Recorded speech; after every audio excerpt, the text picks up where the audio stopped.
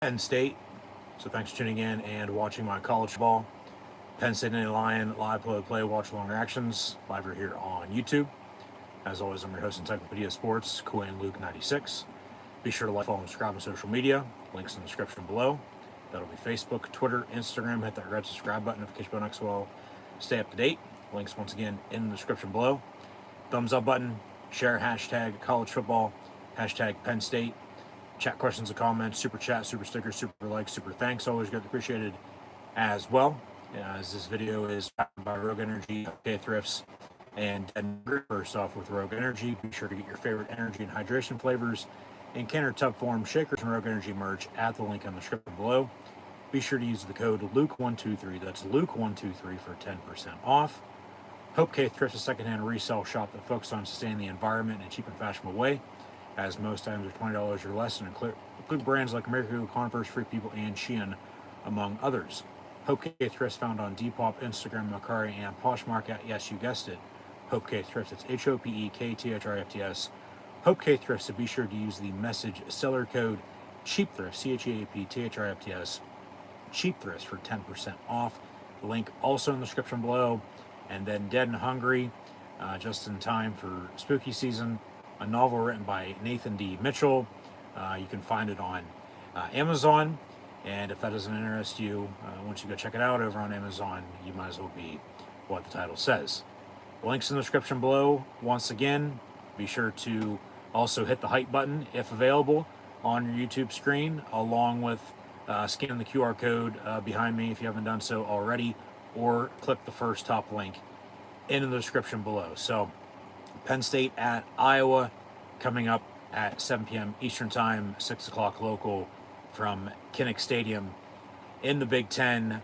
We'll be on Peacock this evening with Paul Burmeister and former Penn State Lion Michael Robinson on the call, as the blue and white will be in their road whites for only the second time this season, but the second time in the past 3 weeks.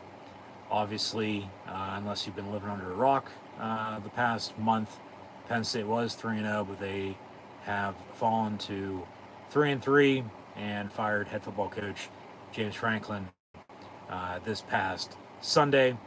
So we're going to dive into that and everything that's happened since. It's been a wild week here in Happy Valley, to say the least. But the show goes on. There's still football to be played, as Penn State will be at Iowa tonight before their second and final bye week of the season next week, before they will then go on the road once again in 2 weeks' time at Ohio State, and then play the whole entire month of November, and then we'll see from now until then what happens. Obviously, that's why they play the game decided on paper. It's decided on the field, but take care of business. The rest will sort itself out. But yeah, Penn State fired James Franklin this past Sunday. News broke about 2 p.m. Eastern Time. It was almost halftime during the 1 o'clock NFL games when the news broke, and Penn State has officially moved on from the 11-and-a-half-year head football coach James Franklin, who was 104-45 at the helm of the blue and white. And like I said, we're going to get into everything in a minute, but hence sort of why we're on earlier than usual. So an extra pregame before Penn State Iowa here tonight, and then hoping for a win, obviously, as always. But it has been over a month since the Lions have picked up a W, as they're 3-3, but they're 0-3 in the Big Ten, and at Iowa, a tough team, and you know damn well what kind of game you're going to get when you play the Hawkeyes. So yeah, Penn State at Iowa coming up here a little over an hour and a half away from kickoff on Peacock. So once again, thanks for tuning in and watching my live play. Watch along reactions live right here on YouTube with myself, your host, Encyclopedia Sports, Quinn Luke 96, Penn State, Iowa. Be sure to like, follow, and subscribe on social media. Links in the description below. Thumbs up button. Share. Chat questions and comments. Super chat, super stickers, super likes. Super thanks. Always greatly appreciated as well. Check out Rogue Energy, HopeKThrifts, Dead Hungry. As mentioned, hit the hype button and scan the QR code or click the first top link in the description below if you haven't done so already. So, as Mike Reed once said, when the valley's so wide, we stumble and stride. Everything inside wants to give up. But walk on faith and trust in love. Trust in love in the blue and white Penn State Lions. As once again, Penn State has moved on from James Franklin, former Penn State alum Terry Smith, given the interim tag for the rest of the season. So he will be in charge. He is the interim head coach from now until the season's end. But yeah, walk on faith, trust in love in the blue and white. And as mentioned, yeah, if you didn't know because you've been living under a rock or just haven't been paying attention, Penn State started 3-0 last 3 weeks. They've lost 3 in a row. They fell to 3-3. And yeah. Hey, it's Franklin. You're no longer the head football coach at Penn State anymore. So Penn State fired head coach James Franklin on Sunday. Obviously, thank you to him for everything. But at the same point in time, don't let the door hit you in the ass on the way out. Okay? We'll get into some of his comments from earlier today as he was on College Game Day. But if you want more comments from myself about the Penn State James Franklin situation, be sure to go check out a few recent videos here on the YouTube channel, obviously from years past as well, but more so than not as of late with the Penn State UCLA, Penn State Northwestern, and then Pittsburgh Steeler, Cleveland Brown live streams. As obviously we talked about it after the UCLA loss. We talked about it a little bit after the Northwestern loss. Obviously the news broke during the Steeler game this past Sunday at 1 o'clock. So we talked about it a little bit then as well. But then I also made a video after the loss last week, and it's titled officially Frustration with Penn State Football and What's Next Moving into 2026. You can't miss it. It's right here on the channel. So be sure to go check that out as well, as there's more comments from myself in that too. So, and that was before they fired. They have since fired James Franklin, and that officially happened on October the 12th, 2025. And the buyout is in the ballpark of $48 to $56 million. Like I said, you know, leading potentially into departure, that if they have $700 million to be doing a stadium renovation, they have $50+ million to buy him out.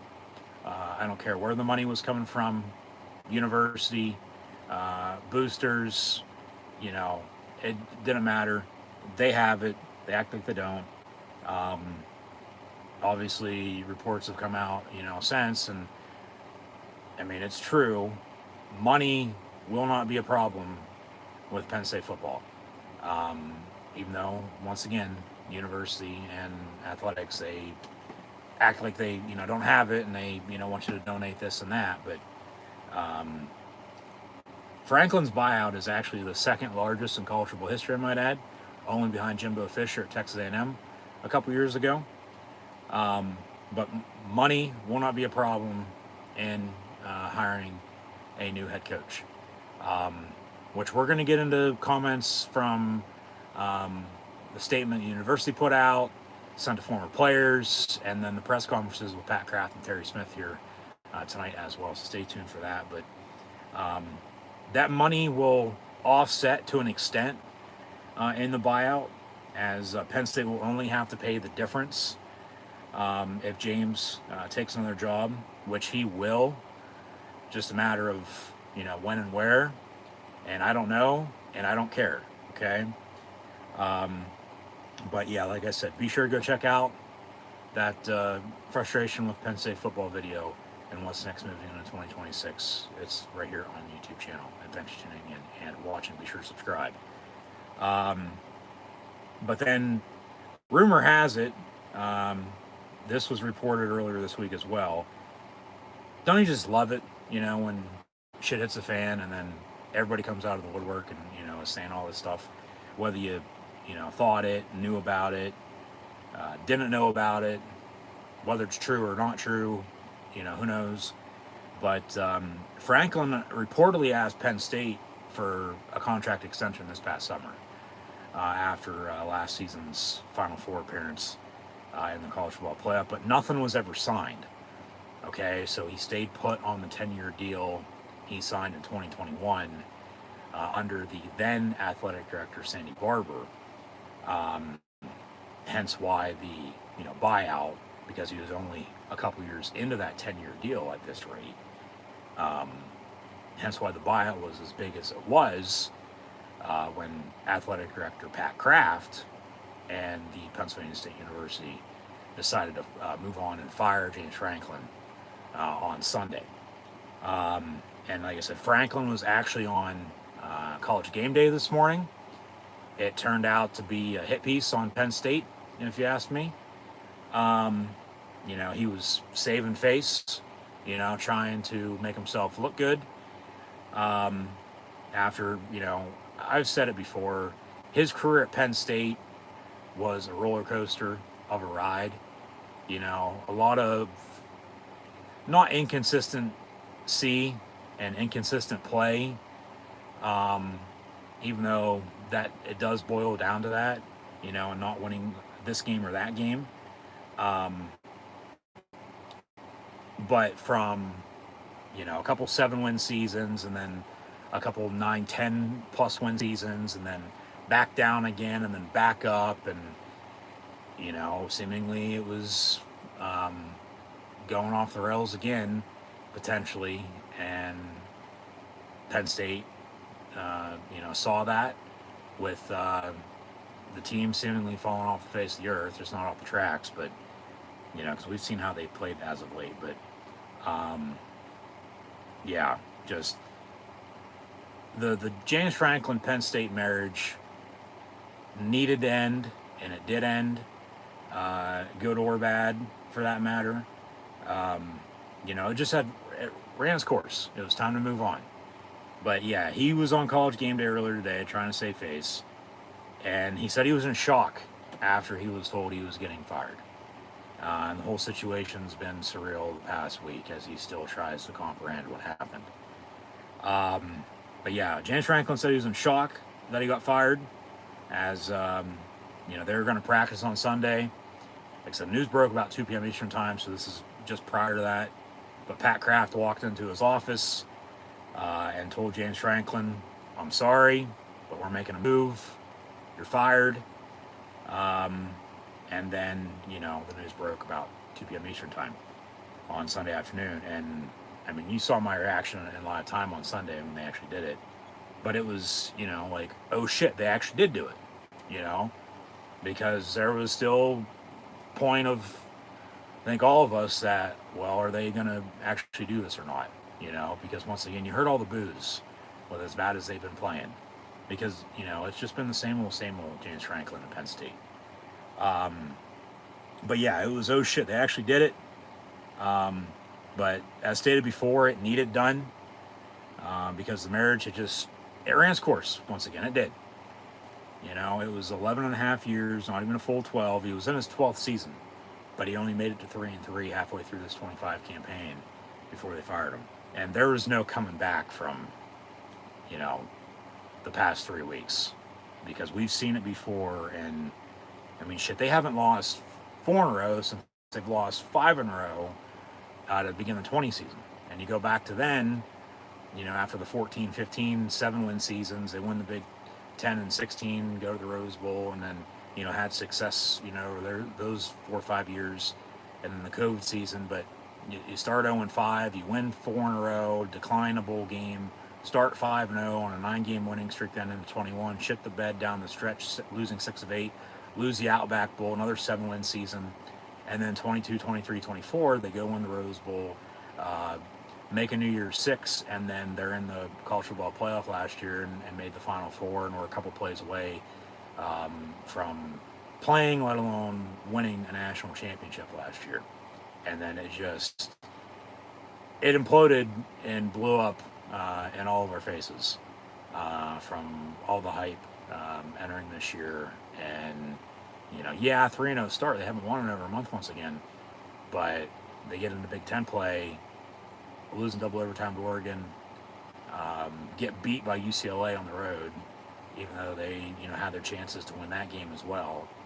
And then, last week lose by a point to Northwestern. But, yeah, like I said, it ran its course. And now they're making Penn State look like, the bad guy for firing them, when the whole talk with James Franklin at Penn State over the past 12 years was he can't win the big game. And now they're changing the narrative in the media, making him look good and Penn State look bad for deciding to move on. Obviously, we'll see who the real winner is in the long run. But back to what James was saying earlier today on College Game Day, saving face once again. Because, like I said, the whole thing just had ran its course. It was time to move on. We'll see who Penn State ends up hiring. We've discussed that. I'm not going to get into that a lot tonight unless we, absolutely have to, or the topic arises. But like I said, you've seen how they played. You've heard the boos. And it was just the same old, same old. But James said his heart breaks for everyone involved, from Penn State and the whole entire university to the football team with the coaches and players that are obviously still on staff and still on the roster. And then I would have to think us fans, but he didn't come out and say that. He just said his heart breaks for all the people involved. So take that for what it's worth. But he's still trying to process how we got here, at 3-3. I think we all are still, no doubt about it. But, like I said, they went all in this season. And it didn't get them anywhere. It literally blew up. And end of story. James Franklin said he's grateful for his time at Penn State, with winning with integrity and class, which is obviously, what you would like. But then we all know, because they're acting like Franklin got us out of the dark times. No, that was Bill O'Brien in 2012 and 2013, I might add. And then Franklin took over after he left to go back to the NFL. All right, yeah, Franklin from 14 until now did make Penn State relevant again to an extent. But Penn State is Penn State, okay? Like, I can't state that enough. It doesn't matter who's coaching, who's playing. Penn State is Penn State, and we'll get more into that with Terry Smith now as the interim. But James Franklin then said, and like I said, we'll see, who's right in the long run, whether, Penn State is for firing him or, he's still going to have success wherever he goes, which he probably will, if I'd have to guess. He's just that, used car salesman, and it's bullshit out of his mouth, and kiss ass this, kiss ass that. Just he knows what to say and when to say it. That's what, with recruiting, he could recruit. It was always in-game decision-making with James Franklin, okay? And then that hence boils down to, why probably they couldn't win, all those big games, whether top 5, top 10, top 25, whatever, angle you want to look at it from. But James Franklin then said, this earlier this morning on College Game Day, they made a big deal about it. They did. He was actually live on scene. It wasn't hey, I'm calling in, I'm via satellite, FaceTime. No, he was at College Game Day today, down south in the SEC, where he came from before he came to Penn State. But he said he's going to go win a national championship now somewhere else, because the goal is, still the goal to do just that. So obviously, good luck to him. We'll see who wins out in the long run. But with him saying that, in my opinion, that's his final word to Penn State, to Nittany Nation, to everybody that supports the blue and white, and a fuck you to Penn State. Sign James Franklin. That's what he's saying. Like, you don't know what you got until it's gone. And maybe so. I don't know. But the shit we've seen with Franklin as the head coach, you got to give him credit, yes. But then you also, because of how bad it has been, let alone become again, and like I said, it was just time to move on. And like I said, Penn State, we know how social media is nowadays. Everybody thinks they're right and has an opinion, or with their opinion. But Penn State did put out a thank you, Coach Franklin post on social media after the news broke on Sunday. But then they turned the comments off. I wonder why. But, yeah, they're making, Franklin out to be the good guy, Penn State out to be the bad guy. But what's new? Anytime, the media gets a chance to shit on Penn State, they're going to do just that. We've seen it time and time again. Reasoning aside, but, with that, they're saying that Franklin was unfairly fired by Penn State. No. Joe Paterno was unfairly fired by Penn State. We are Penn State, okay? But in the meantime, the show goes on, okay? There's still football to be played. So I said, this rate, it doesn't matter who's coaching, who's playing. Penn State is still Penn State, okay? And Terry Smith was named the interim head coach. So obviously, for the glory of Old State, they are heroes, they are winners, they are Penn State football with the black shoes, basic blues, no names, all game. Hail to the Lions. Fight on state. We are Penn State. So James Franklin is no longer the head football coach at Penn State, and that's all I have to say about that.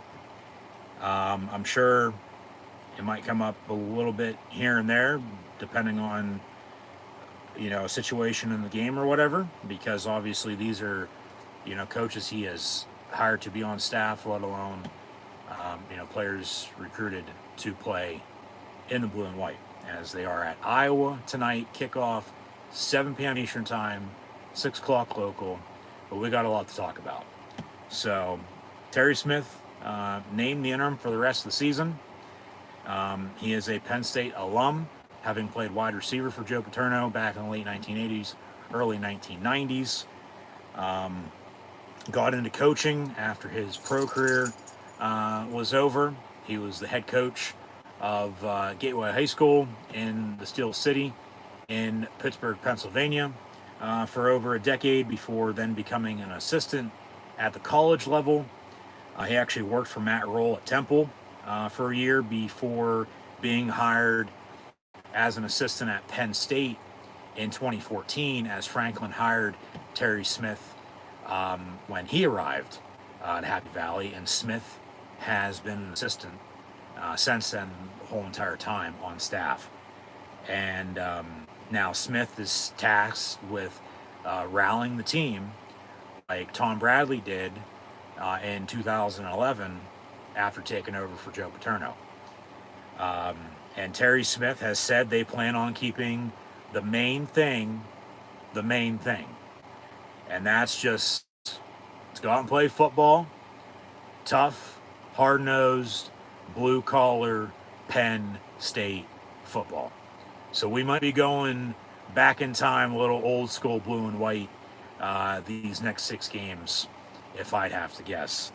But before we move on, I would like to read the transcripts from the statements issued by the university to this week's press conferences. And they are statements on leadership change, obviously, on Sunday when they made the move, and then the statement that Penn State sent to former Penn State lettermen, former Penn State players, and the Pat Kraft press conference and the Terry Smith press conference. So we'll get into those now, and then we'll get into a preview after that, for tonight's game. So obviously watching these games at noon and 3:30, but a 7 o'clock kick, 6 local once again, Kinnick Stadium in Iowa City with the blue and white Penn State Lions and the Hawkeyes. So thanks once again for tuning in and watching my live play. Watch all interactions live right here on YouTube. So the first statement I want to read is the Penn State announces change in football leadership as associate head coach Terry Smith to serve as interim head coach for the remainder of the season. This was on Sunday afternoon, October the 12th, 2025. And I quote, University Park, Pennsylvania. Penn State has made a change in the leadership of its football program. Vice President for Intercollegiate Athletics, Patrick Kraft, announced today associate head coach Terry Smith will serve as interim head coach for the remainder of the season. Kraft will lead the national search for the next head coach. So Pat Kraft, as the AD in charge, will lead the national search to find the next head football coach for Penn State. Obviously, it's got to be approved by the university with the board of trustees and the boosters as well. So timeline, I mean, I would have to think they're going to have somebody hired by, late November, early December, right after the season ends, just with, how the schedule is in college football nowadays. But in the meantime, there's still 6 games to be played. So, I mean, Pat Kraft did say, before I continue reading the statement, that Terry Smith, as the interim head coach, will be considered for the job as well. So we'll see, what happens. They still got to play football. But back to this, Penn State announces change in football leadership. And quote once again, James Franklin concludes his tenure in University Park after 11 plus seasons with an overall record of 104-45. Yes, tying him for the second winningest coach in the history of Penn State football. As remember, he is still tied with Rip Engel for second all time with 104 wins in Penn State football history, only behind Joseph Vincent Paterno with 409. Back to, and quote, Penn State owes an enormous amount of gratitude to Coach Franklin, who rebuilt our football program into a national power. Said Kraft, he won a Big Ten championship, led us to 7 New Year's Six bowl games, and a college football playoff appearance last year. However, we hold our athletics programs to the highest of standards, and we believe that this is the right moment for new leadership at the helm of our football program to advance us towards Big Ten and national championships. Franklin has coached 18 All-American selections, 32 national major award winners or finalists, and 59 NFL draft picks at Penn State. In his first 14 years as a head coach at Penn State and Vanderbilt, Franklin mentored 116 players reaching the NFL ranks, including 8 Penn State first-round draft picks. I am grateful for all that Coach Franklin has done for Penn State football and the university over the past 11 plus years. We thank him for his dedication, and we extend our best wishes to him and his family as they move forward in their next chapter. That was said by the Penn State president. Our commitment to excellence extends across every facet of our institution, including athletics, and I'm looking forward with great anticipation to this exciting new chapter for the Nittany Lions as we continue to build on that standard. Pat Kraft said, again, Penn State football is an integral part of our university and is an important part of the lives of millions of our fans, community members, and alumni around the world. We have the best college football fans in America. We are Penn State, a rich tradition of excellence, significant investments in our program, compete in the best conference in college sports, the Big Ten, and have a state-of-the-art renovated stadium on the horizon, which is set to be completed in time for the 2027 season. So whoever they hire then would be going into their second year at the helm. But Pat Kraft also said, and quote to end this, "I am confident in our future and our ability to attract elite candidates to lead our program."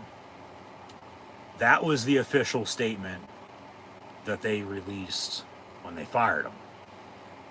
This is what Penn State said to football letterman as Penn State details the firing of James Franklin in a letter to past players. Email to former Penn State Lion football players and letter winners at Sunday, October the 12th, 2025, 1:56 p.m., about 2 p.m. Eastern Time, the news officially broke. Penn State Athletics Director, so they did let Franklin know, obviously. He told family, he told the team before the news broke. And then they sent out an email to former players and letter winners as well. Yeah, email from Penn State Lion football to former players and letter winners Sunday at 1:56 p.m. Penn State Athletics Director Pat Kraft wrote directly to the Penn State football family to inform them of the firing of Franklin.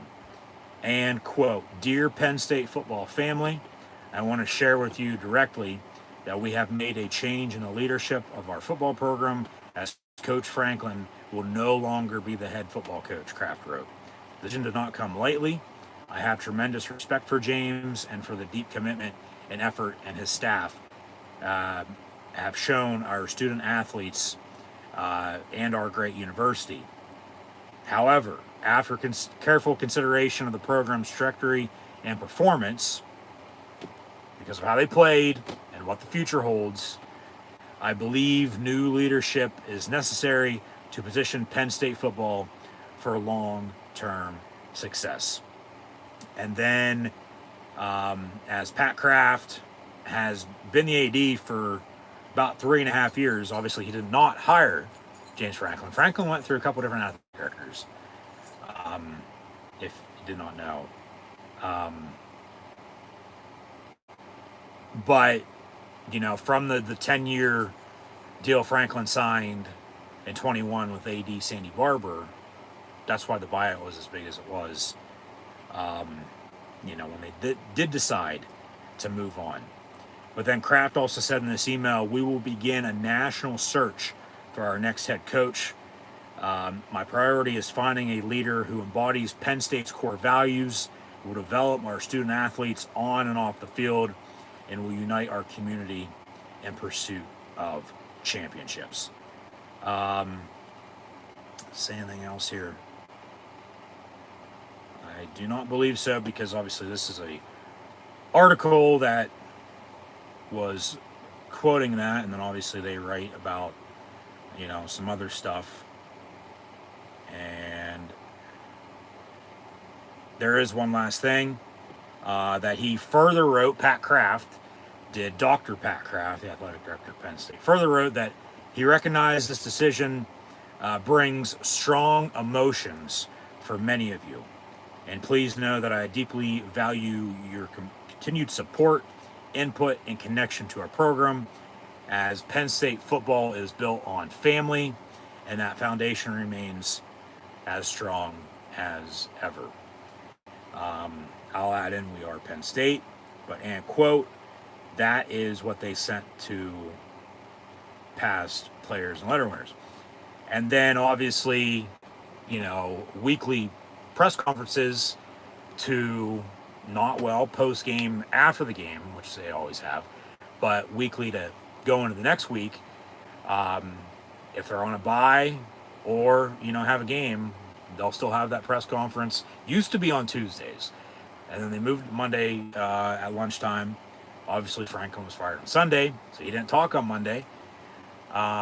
So they had Pat Kraft speak first, and then they had Terry Smith speak as well. So these are now the two press conferences from this past Monday, October the 13th, 2025, one day after firing James Franklin. So these are transcripts. And first off with Pat Kraft before Terry Smith, and quote with his opening statement, he said, "Good afternoon, everybody. Thank you all for being here. As we discussed in yesterday's announcement, leadership change within our football program." He then went on to say, "Let me begin first by saying James Franklin is a tremendous man, husband, father, mentor to countless student athletes, and a good friend who has always carried himself with dignity and represented Penn State football with absolute class. Beyond the wins and the accolades, James has been a trusted ambassador for this university and a friend to the Penn State community. We are all incredibly fortunate to have had James Franklin lead our football program for over a decade, and we will be forever grateful to him and his family. We wish them nothing, and I mean this, I wish them nothing but success in the next chapter of their lives." But then, however, with that being said, at Penn State, we hold all of our programs to the highest of standards and our shared pursuit of the excellence. My job is to elevate everything and make hard decisions for what's in the best interest of our athletes, our programs, and our department, as football is Penn State's backbone. Okay? Penn State University runs and thrives off of the football program, no doubt about it. They do. We've talked about it before. Penn State's gotten extremely good at wrestling, winning national championships left and right. Men's ice hockey has come around. After a Frozen Four appearance last year, they're going to have the first ever hockey game at Beaver Stadium this season in early 2026. Obviously, Penn State with volleyball as well has always been good among all the other athletics, but Penn State is a football school. Athletics, with the academics coming first, because Penn State has the largest alumni association in the world. We are Penn State, and we are very, very smart. I'm sure everybody out there knows at least one Penn Stater. Whether you like him or you don't, I'm sure you at least know one Penn Stater in your life. But football is Penn State's backbone. It is. And it's about damn time somebody publicly from the university, said that. Because it is true. How Penn State football does, that runs into everything else. But Pat Kraft press conference, football is our backbone. We have invested at the highest level, and with that comes high expectations. Ultimately, I believe a new leader can help us win a national championship, and now, right now, is the right time for that change. So then Terry Smith will serve as our interim head coach. Terry's a proud Penn Stater, as we all are. Penn State proud. And he helped build this program as both a player and a coach, and he understands what it means to wear the blue and white. And I am confident, and I can tell you that he will pour his heart and soul into this role, and our players and fans deserve nothing less. And then I'll echo that with what Terry Smith had said, and we'll get into his statements in a little bit. Because you could tell Yeah, he was nervous, but he's pumped up, and I think they're going to bring the fire. I do. Um, we'll get more into that in a little bit as well. But the search, Pat Kraft then said, we'll conduct a national search. Our next coach will be someone who embodies everything Penn State stands for: integrity, accountability, toughness, humility, and an elite motivator. We'll find a coach who can achieve excellence at the highest level, doing with it confidence and conviction, and recruiting will always be a pillar here. Well, you got to have players, so I would hope so. But I will say, for everybody concerned about recruiting right now, with players on the team, let alone, players in the next couple years' classes, whether they're still committed, decommitted, going to transfer, whatever the case may be, recruiting will work itself out.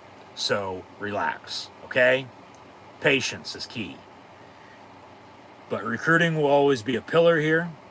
We want someone who can attract elite talent, retain players in the NIL era, obviously with name, image, and likeness, and paying players nowadays, and then make Penn State a destination. Well, Penn State is Penn State. But Pat Kraft also said this is also about the modern era of college football, because shit has changed. And our next coach needs to be able to maximize elite level resources, which they have. They have the money, no doubt. They act like they don't, but they have the money. Attack the transfer portal, which, James came around to, because everybody over the past couple years had to get with the times in that regard, with the recruiting and the transfer portal aspect to it. Because remember, when you transfer back in the day, you'd have to sit out the following year. Nowadays, you can transfer and immediately play. And obviously, everybody's getting paid to do so. But then also can develop at the highest level. And the next thing he says is what I've been saying to everybody who has asked about who Penn State should hire. And it's about fit, okay? And be sure to go check out that video, as mentioned, on who I think should be and hopefully will be the next Penn State head football coach in a matter of, weeks and maybe a little over a month. But Pat Kraft said this person has to fit Penn State. They need to represent the toughness, the blue-collar work ethic, and the class that defines this institution. So, to me, with what he was saying there was, here's my number one guy, and from what I've heard, that is who the university wants and who the boosters also want to hire. I'm not name dropping any names, but be sure to go check out that video. If you know, you know, and we are Penn State. But Pat Kraft said we want someone who honors our tradition but isn't afraid to evolve. Someone who understands the weight of we are. And we are Penn State right now has another level of meaning with everything going on, as Penn State's been through hell before. And they've fought adversity and they're still standing. Penn State will be A-okay. They'll be fine, okay? But we want someone who honors our tradition but isn't afraid to evolve, as mentioned. This is Pat Kraft speaking, and quote once more, someone who understands the weight of we are and leads us forward with a vision of championships. The right coach will rebuild the unity and pride that defines the historic program, and they will ignite the fan base around a shared belief that we're capable of greatness and we're going to do it in the right way. And we are the best program in the country. And obviously, we know the Penn State way. Okay? I don't need to get into that. But Pat Kraft also said, we have made significant investments in this program. We compete in the best conference in the country, and we have the best fans and alums in the country. With a renovated stadium on the horizon, I have nothing but confidence in our future and our ability to attract an elite leader for our Penn State football program. And then Pat Kraft said in closing, before then they open it up to questions, finally, to our fans, alumni community, we all need each other. And it's true, okay? We all need your support, and all of our focus, let me repeat, as Pat Kraft, all of our focus should be around all the young men in the Lash football building right now who wear the blue and white. As we have a lot of football left, which is true, have half the season to go. They're 3-3 with another 6 games to be played in the regular season, and they deserve every ounce of our support. And quote, and that is true. We remember how 2012 was, and Michael Motti and Mike Zordich brought the team to come together with sanctions, and they went out and busted their ass and wore the blue and white proudly and played Penn State football when nobody gave them a fucking chance, and they finished 8-4. Okay, 7-5 in 13, which was O'Brien's second last year at the helm before he went back to the NFL, and then Franklin took over in 14. But yeah, like I said, there's still football to be played. There's still coaches on this staff. There's still players on this team, and they got a game about to kick off in less than an hour now at Iowa. So once again, thanks for tuning in and watching. Be sure to like, follow, and subscribe on social media. But we'll know over time who the real, true Penn State fans are. But then they open it up to questions. And Fishley was asked 1, 2, 3, 4, make it 5, 6, 7, 8, 9 questions. The video is online of this press conference, as they always are. And it was about 45-50 minutes, if I recall, because of the two press conferences. Obviously, because normally it's just the head coach speaking for about a half hour. Regardless of how long the open statement is, they only ask a certain amount of questions. So I wanted to count, see how many it was for Pat Kraft. It was officially 9. And I mean, you can go watch it. I'm not going to get into full word for word on this, but some of the questions entailed just the structure of the buyout, and he didn't get into that. But then, when did you reach the decision? And then, considering their relationship, how difficult it was. And Pat Kraft was fired up. He was emotional at times. And I mean, rightfully so. He had to make the tough decision to do so with firing James Franklin. Because now you're in a position, well, you got to hire somebody, which they will. And then one way or another, people are either going to like it or not. But he was very transparent. It was a, sign of fresh air compared to how Franklin, would talk. Because you can tell, at least I can with reading people, on whether you're telling me the truth or not, or if you're telling to me straight, or if you're beating around the bush. And he was out and, just, what do you want to know? With all the questions that were asked, other than obviously he didn't get into the details on the buyout. But, you know, we've seen in, you know, the media what that is, and, you know, all that with the money.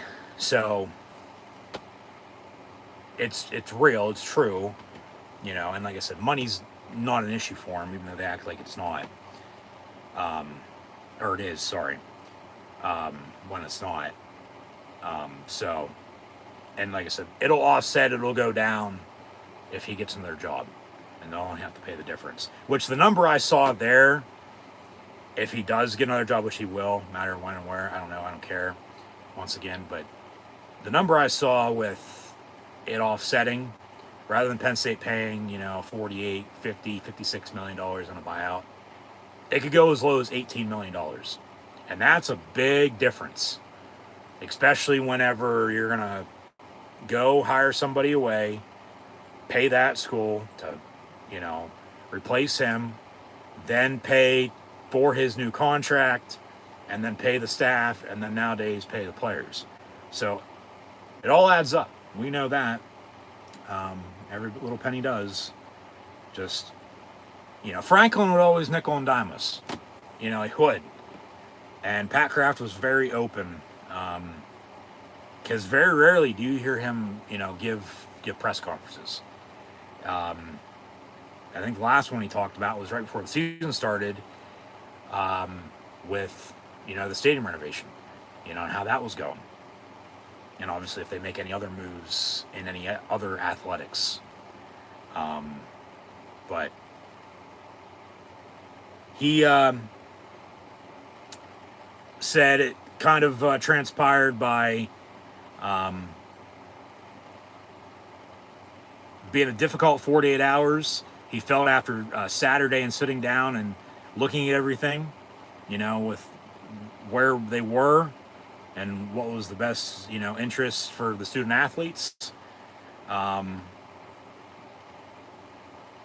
where the program was going moving forward, that this time, you know, we just had to make that hard decision.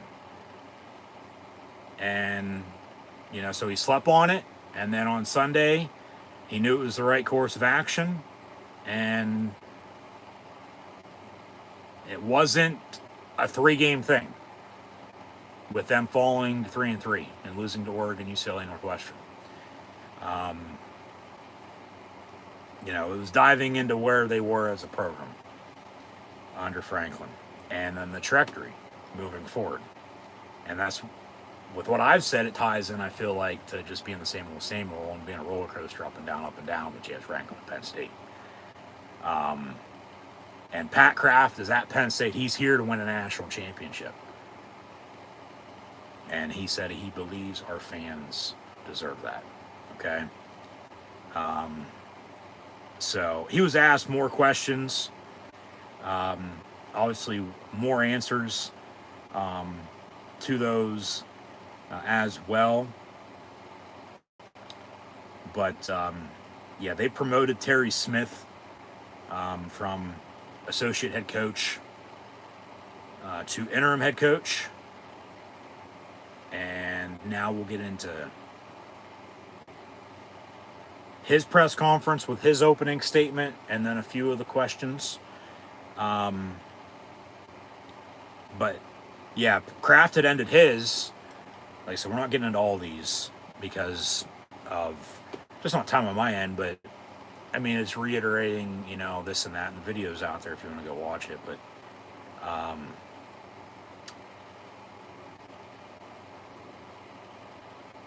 from, once again, the statement they put out, him saying what he said on Monday, and everything else that I think we've all seen on social media, true or not, it's just, let's go play football. All right?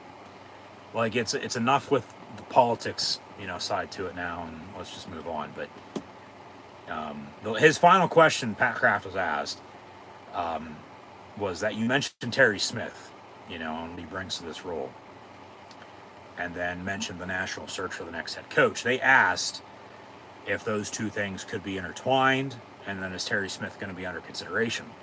And he said, absolutely. So don't be surprised if they run the fucking table 5-1, 4-2, rather than 3-3 and finish at 6-6. You know, as everybody's under consideration, he said. But they go 6-0. Terry Smith's going to get a very strong look to be the next head football coach at Penn State. Not interim, but a full time. But then there's always, well, when the interim does well, they should promote him. They don't, hire somebody else. It might work out that way, but then also, well, if you promote the interim, it might not work out for him either, and then you're back in the same boat. You know, again, let alone you make a hire, you know, from moving on from the interim, and then you're back 2, 3, 4 years later from now and doing it all over again too. So, but yeah, he said absolutely everybody is under consideration. So Terry Smith's going to be a candidate, it looks like.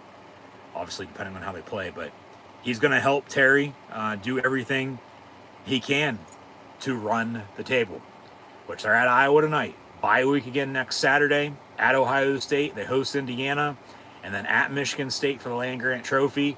Hosts Matt Roll in Nebraska for Senior Day, and then at Rutgers.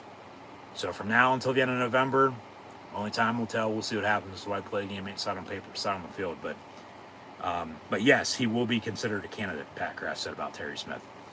So now Terry Smith, in the meantime, his first weekly press conference as the interim head coach for Penn State leading into the Iowa game. So, and quote, his opening statement was, good afternoon, and first off, I would like to thank Coach Franklin for an incredible 11 plus years of service, dedication to this program, to our student athletes, and that he's known Coach a long time. He brought me here. As Terry Smith played for Joe Paterno in the late 1980s, early 1990s. Like I said, Terry Smith, head football coach at Gateway High School in Pittsburgh for over a decade. Was an assistant at Temple with Matt Roll in 2013.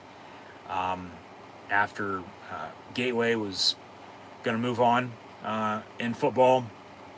But Franklin hired Terry Smith in 2014 to be the cornerback coach. And then he became associate head coach, and now he's interim. But yeah, Terry Smith's been at Penn State for as long as James Franklin was at Penn State. And we entered this year in year 12 together. I learned so much from him as a parent, father, coach, how to run a world-class program.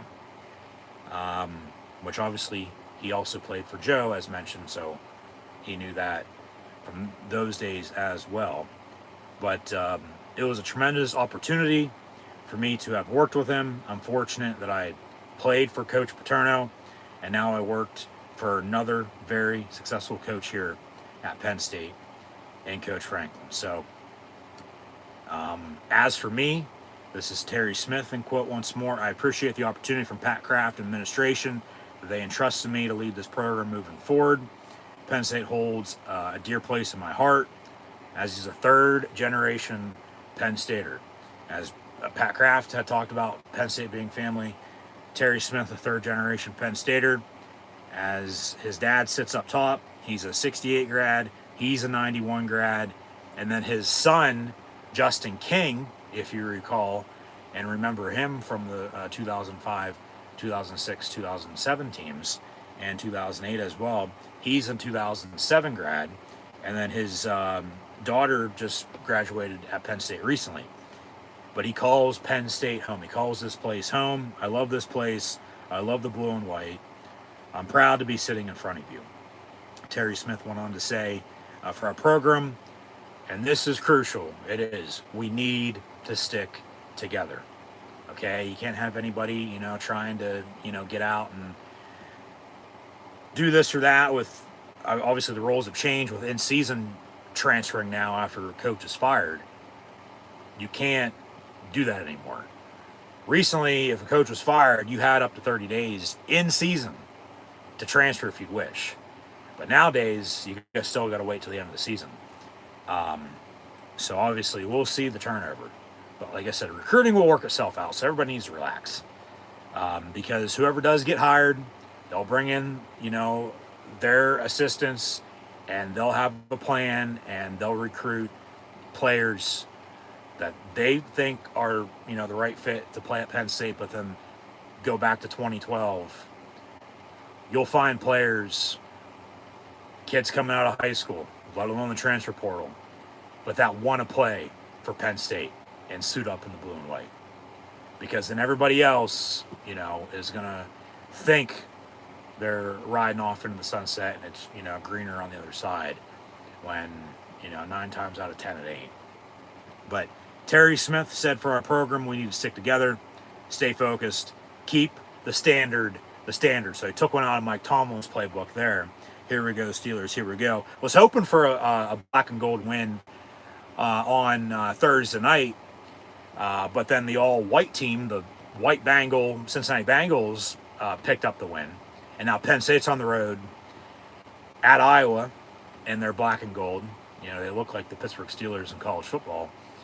And Penn State's in all-white. So hopefully the all-white team wins again tonight, when the black and gold team probably should have won the other night, but turnovers did them in. And thanks to anybody who tuned in and watched that live stream, but thanks for tuning in and watching this evening as a little over a half hour away from kickoff with Penn State and Iowa on Peacock. But Terry Smith said, yeah, for our program, we need to stick together, stay focused, keep the standard, as nothing changes with the expectation. As Pat alluded to earlier, we need to get back to enjoying ball, okay? Being tough, gritty, and passionate about Penn State football.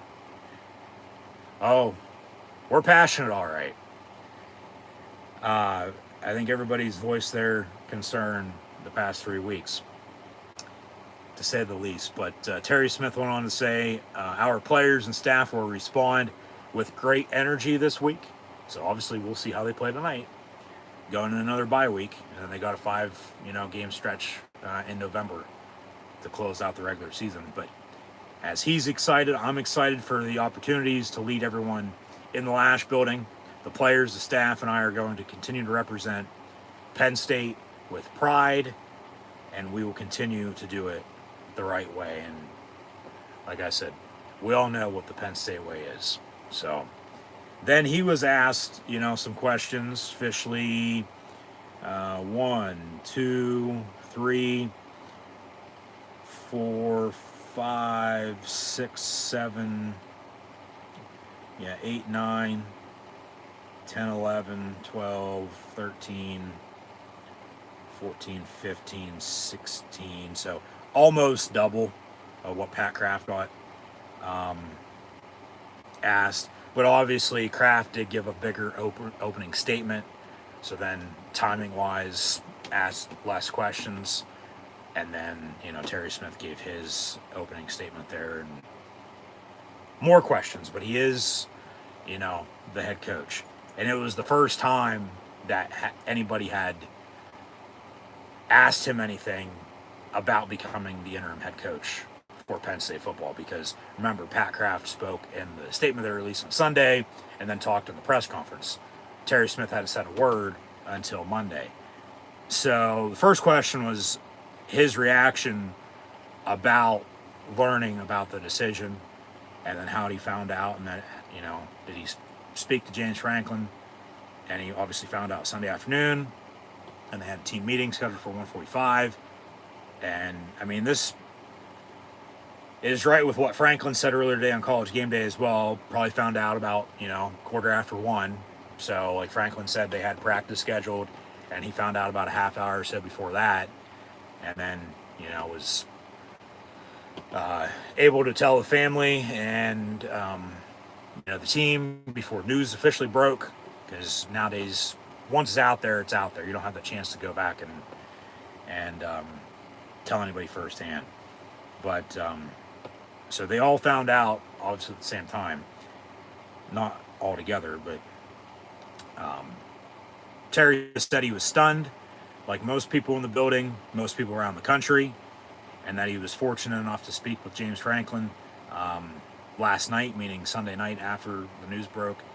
Heartfelt conversation.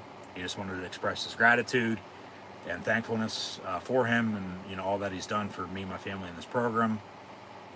And he said he took us out of a dark era and got us to be a relevant program again, and we don't take that for granted, which is true.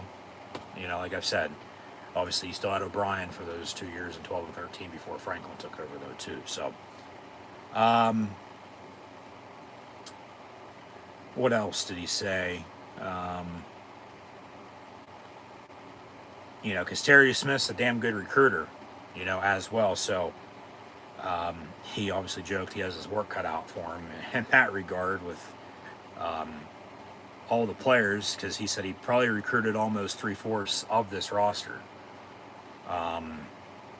And a lot of the committed guys that have since decommitted, he recruited those guys too. But we're just going to continue to press forward, and press on and have the happiest, not Christmas yet, since Bing Crosby tap danced Danny fucking K, but, obviously continue to press on and have the happiest second half of this Penn State football season here in 2025. And we all know the expectations of being here. As Pat made it clear, we're going to be successful. As we always have been, and it's the only way we know, because Penn State is Penn State.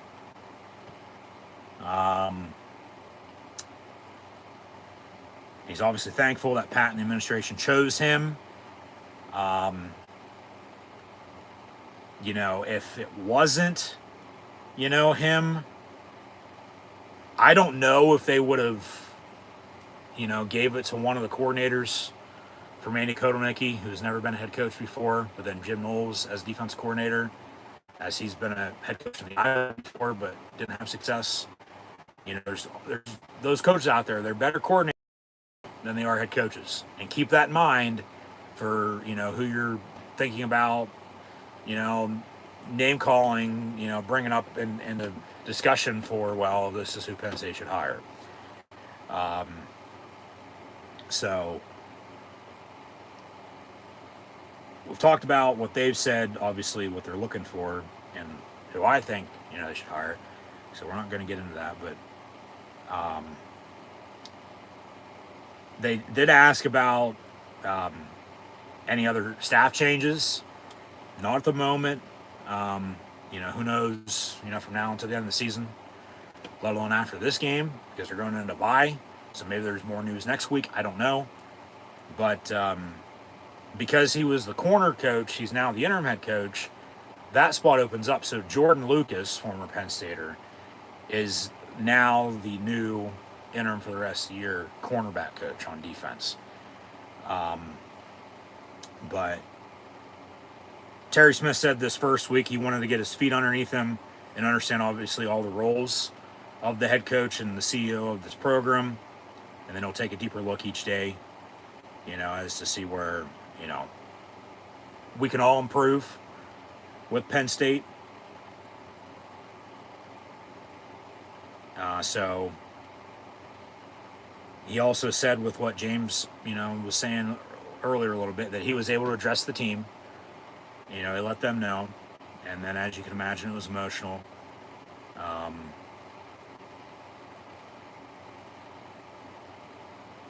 From whether you liked him, didn't, whatever the case may be, like I said, he did do as much as he did, during his time here.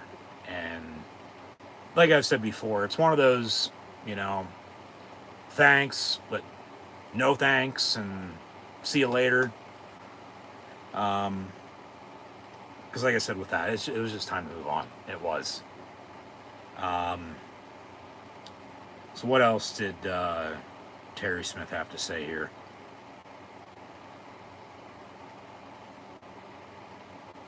Obviously, Drew Aller's name got brought up because of the injury. And as Franklin announced in his post-game press conference last week after the loss to Northwestern, before he was fired on Sunday, that Drew is done for the season. We'll get more into that in a little bit with the lower leg injury. But Terry Smith did not have any other updates other than he was out for the year. And he did have surgery this past week, so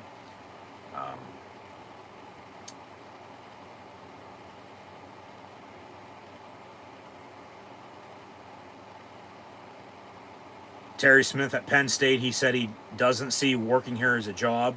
He said he loves waking up every morning and going to work.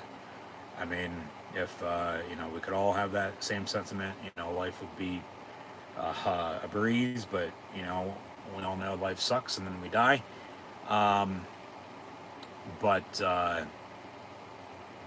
Drew's out, so Ethan Grunkmeyer gonna be the quarterback, and they're super excited to see him go out there on Saturday night in about a half hour or so. And just some other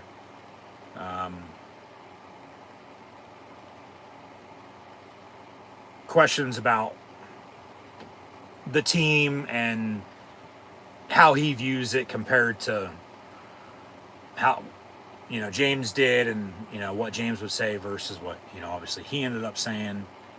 Because like I said, he's got a big task for the rest of the year. He's got to keep this team together, and like he said, they got to stick together, and they got to rally, and they got to just find a way to win. I don't care if it's by a point, 2 points, 3 points. It's 2-0, 6-4 again with Penn State and Iowa. Hopefully on the winning end, 21 years later here tonight. Just find a way to win. But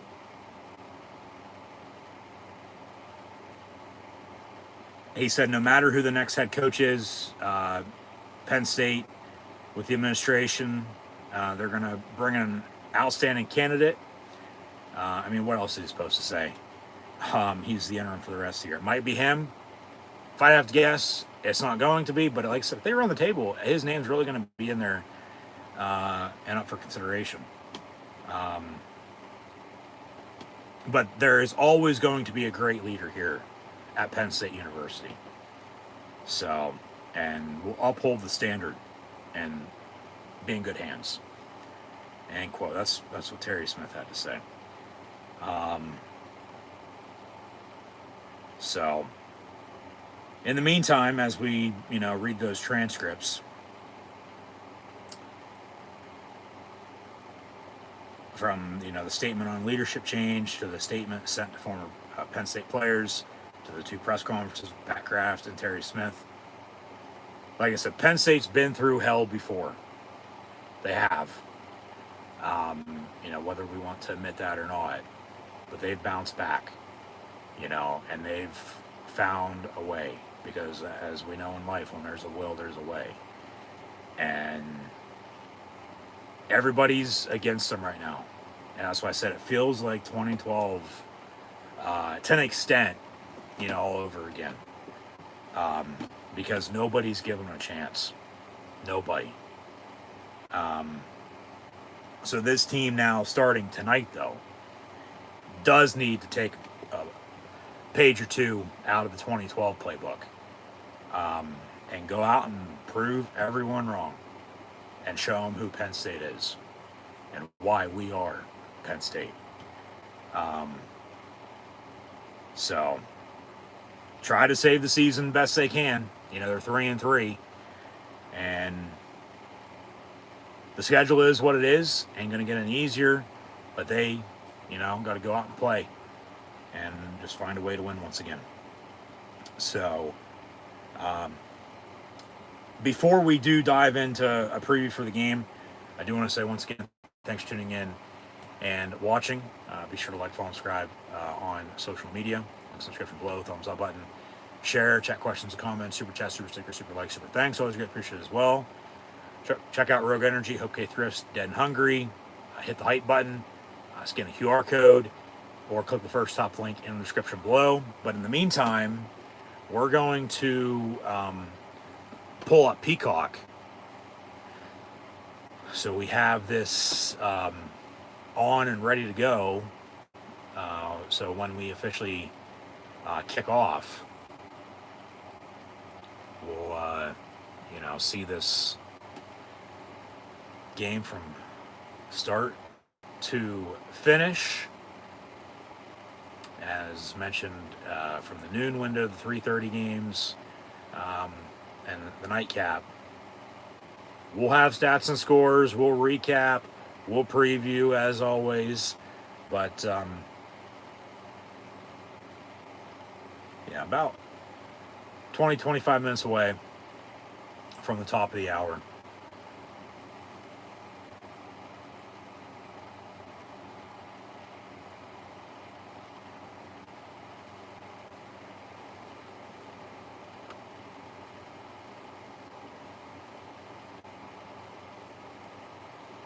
As they have a game currently on Peacock at 3:30 here, also in the Big Ten. But they have it up and running for Penn State and Iowa. As they say, coverage will begin shortly. As we're in the digital age, you know, from cable to satellite, obviously the fuzzy 3-channel TVs way back when, but streaming nowadays, you know, Netflix, Hulu, Disney Plus, ESPN Plus, obviously Paramount Plus, Peacock, Amazon Prime, HBO Max. I mean, there's a bunch of streaming services out there.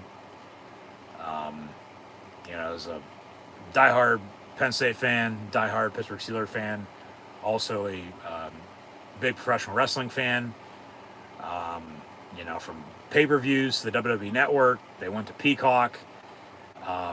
Obviously, just switched to the new ESPN app with the ESPN Unlimited.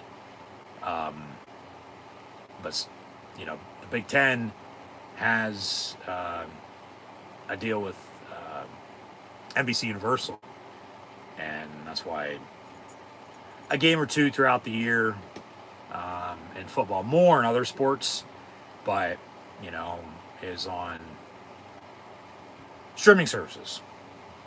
You know, obviously no more ABC, ESPN.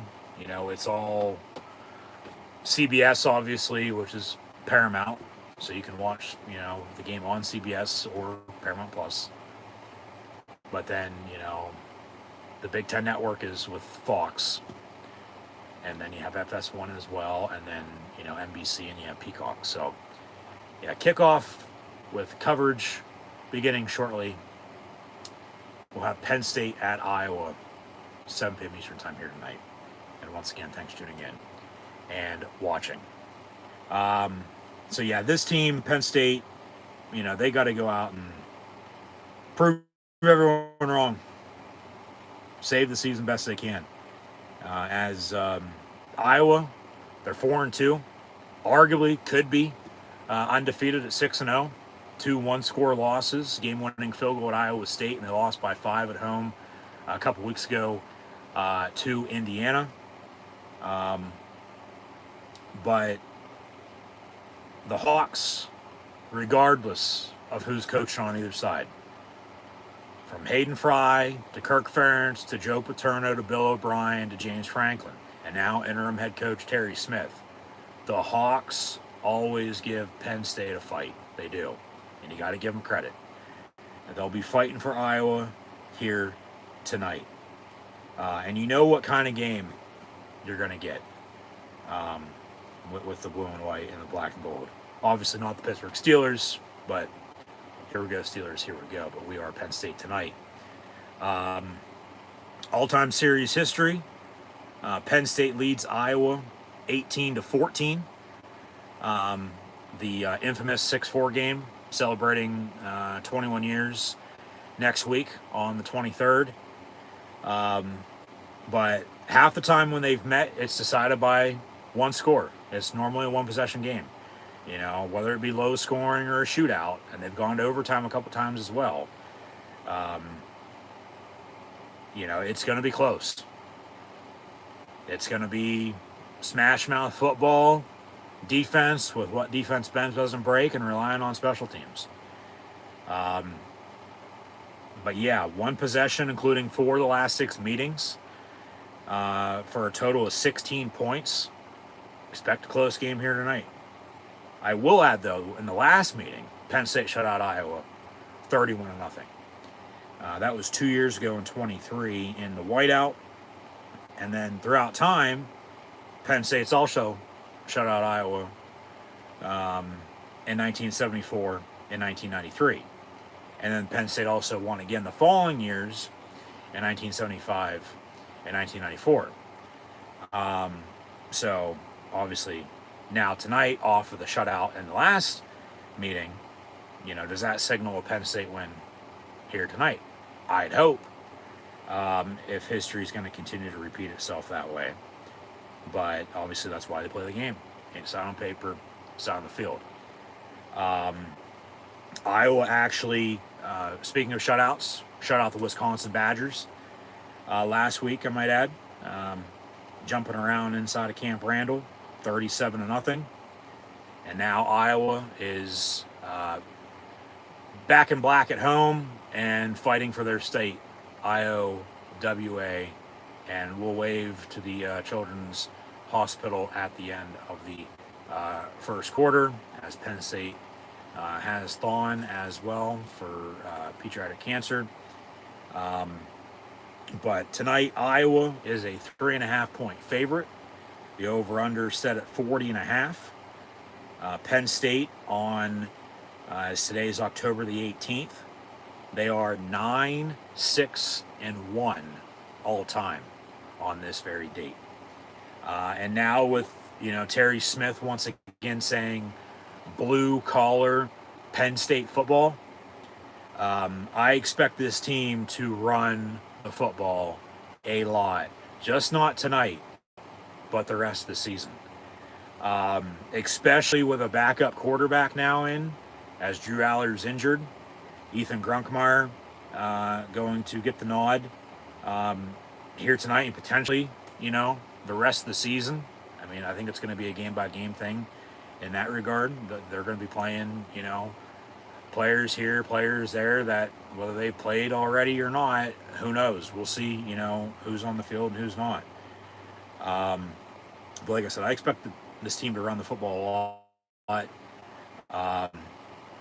With backup quarterback Ethan Grunkmeyer, it'll be his first career start because Drew Aller's out with the lower leg injury he suffered last week. And like I said, he's already had surgery. And he's just not obviously done for the rest of the season. But his Penn State career is officially over for the time being as well. I mean, he is a fourth-year senior. Remember, he played in 10 games as true freshman year, and then he's been a 3-year starter the past 3 years. But, we're past the halfway point this season. So a medical redshirt for Drew Aller is probably out of the question. Who knows, though? And then also Penn State with, the coaching change. And if he does come back, does he come back to play for Penn State? Does he go elsewhere? But Penn State's used to have an Ohio kids as their quarterback throughout time. And they'll move on from Drew Aller now because of the injury, and Ethan Grunkmeyer from OHIO as well. He'll get his first career start tonight. So keep it simple offensively for Grunk. That's the main thing, along with getting off the field on defense here tonight. But run the ball on offense with the fat man, Katron Allen, and Nick Singleton. Get some, quick passes going. Play action as well. Check down to your tight ends. Take what the defense gives you. Okay? Just drive. Work the sticks. One play at a time. But then, Iowa is damn good on defense. They're top 10 in the country with only allowing 246 yards per game.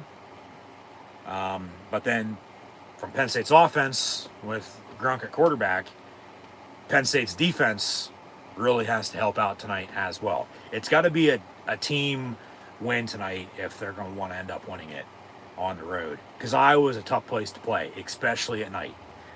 But the Penn State defense, they just got to make stops, okay? Get the hell off the field.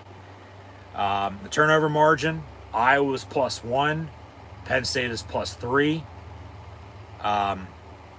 Obviously rely on special teams as well here tonight. Take your points while you can get them. You don't know what you're going to need, later. And then, play the field position game if you have to, if it comes down to it.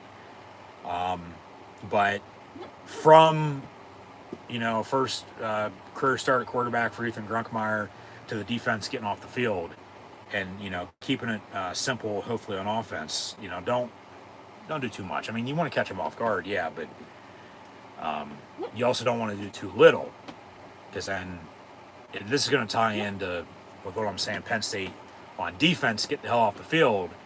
I think penalties and clock management with time of possession are going to be the two main things we're going to be looking at here tonight. Obviously, other than scoring points, because that's what matters. You got to score, to win. What the hell are you barking about? Enough. Knock it off. Stop. Come here. Come lay down. Probably the goddamn neighbors. We all know how that is. Anyways, I'll digress. But yeah, I think penalties and clock management with time possession are going to be the two main things here tonight, because both Penn State and Iowa are ranked top 10 in avoiding penalties. Iowa's just not first in the Big Ten; they're first in the country in avoiding penalties, with only about 20 penalty yards per game.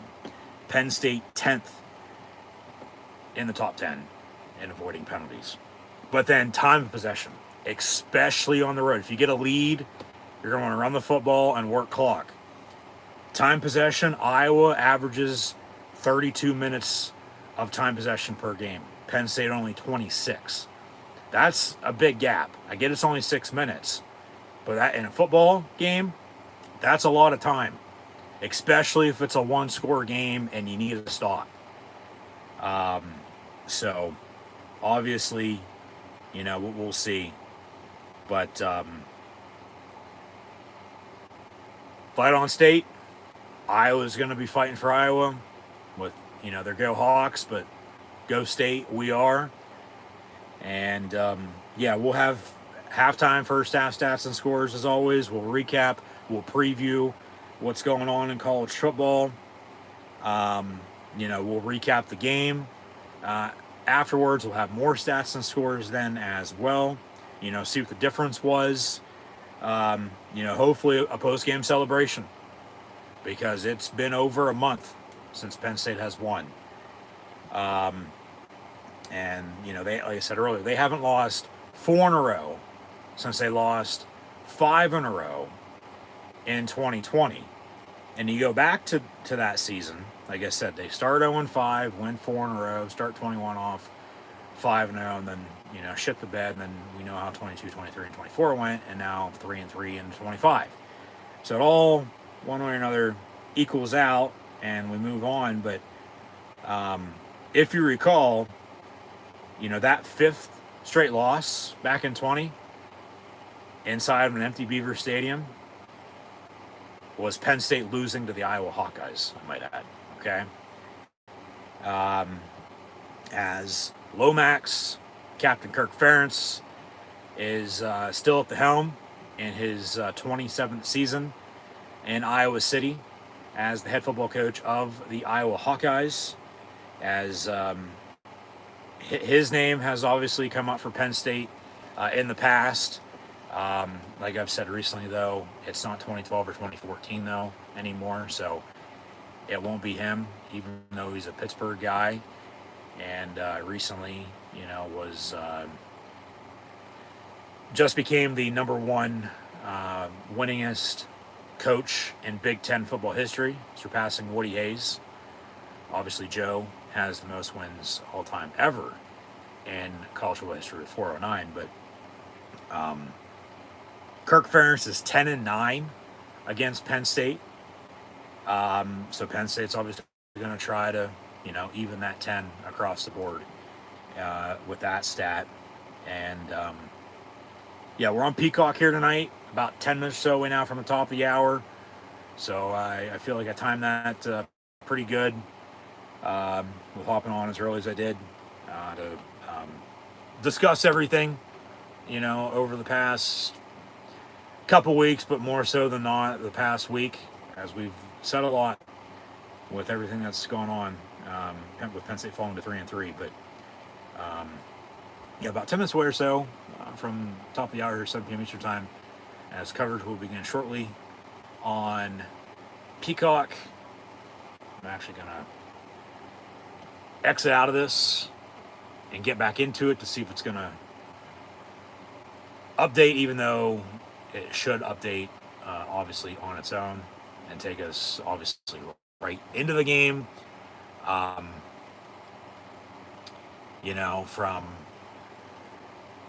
NBC's 3:30 games to Peacock's 3:30 games.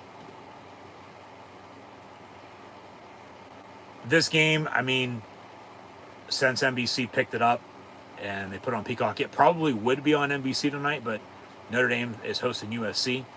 So that's NBC Saturday Night Football. And Penn State, Iowa gets pushed to Peacock. But, I'm just going to wait for kickoff here and go from there. A&F for Iowa. America needs farmers, for sure. Like I said, we'll wave to the Children's Hospital at the end of the first quarter. And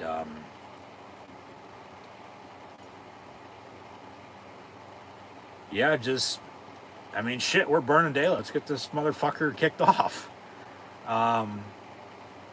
Penn State hasn't won in over a month. Hoping for a win here tonight at Iowa. And really just excited to see how they're going to play, coming off of everything. And how they rally, as a team. Because there's no I in team. There's not. You're either going to win or lose as a team. So, I'll leave it at that. But, we'll have stats and scores, recap preview as always. And then get into, obviously, next week and the next month a little bit later on.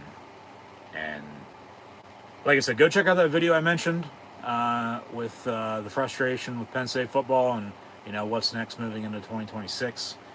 As I, discussed Penn State football with getting to 3-3 and, what they should do and need to do. And they did do it. Fire James Franklin. But then what's next? So I talked about potential coaching candidates and replacements. Be sure to go check that out. And I'll leave it at that. And we're just going to wait for kickoff now.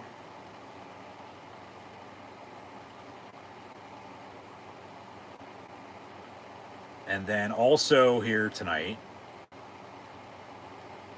with, like I said, from the noon games, the 3:30 games, these night games, watching Penn State, Iowa. But then there's also a few other top 25 matchups tonight as well. Talked about Notre Dame hosting USC. It's coming up at 7, as is with the Senior Bowl in the SEC with Tennessee at Alabama, as they're in Tuscaloosa taking on the Tide.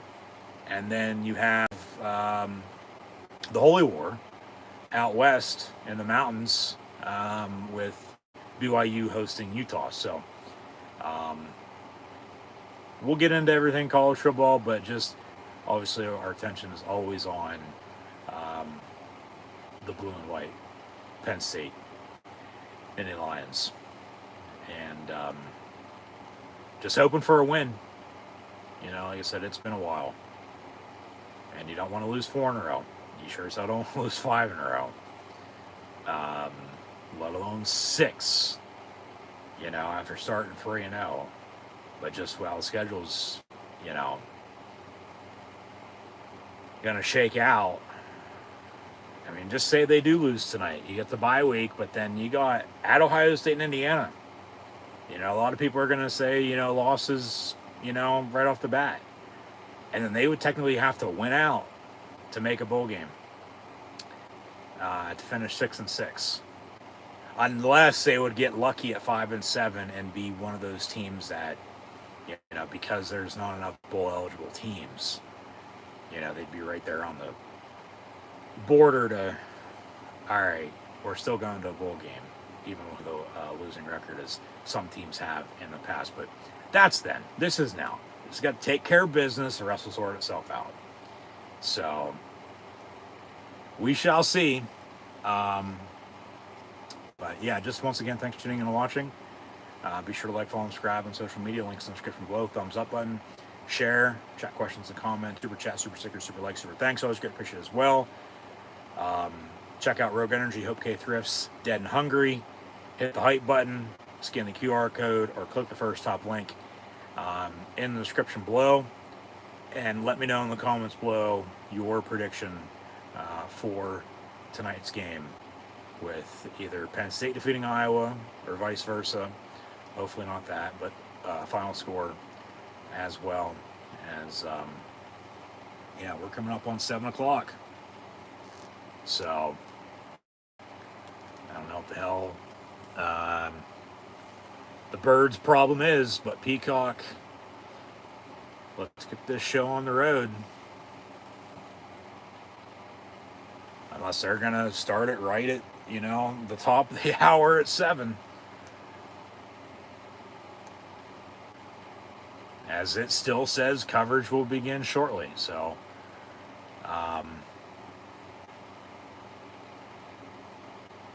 waiting for coverage to begin. And, you know, like I said, to kick this game off. So, but yeah, Iowa always gives Penn State fits. It's always a damn good game. You know, they're closer, you know, than you think. You know, they're very, very similar. Just, it's that old school football. And especially with Terry Smith saying, you know, basically back to the basics, and, you know, we're going to be tough and hard-nosed and, you know, blue-collar with Penn State football. Like I said, I think they plan on going old school and just, obviously you got to win the line of scrimmage. You know, you got to be able to block, to run the football, protect the quarterback, which, you know, hopefully they do, especially with Grunkmeyer getting his first start. But then you also on the defense line, got to get after the quarterback. You got to stop the run. You got to force pressure. You got to create and capitalize off turnovers. And then obviously relying on special teams as well. You know, I don't know why they haven't allowed Ryan Barker to kick, you know, a lot of field goals this year, but they just haven't, regardless if they've been in the situation or not. And, you know, so like I said tonight, especially on the road, first time starting quarterback, you're taking your points, I'd hope, you know, when you can get them, because you don't know you're going to need to lead. So 6:59, let's go.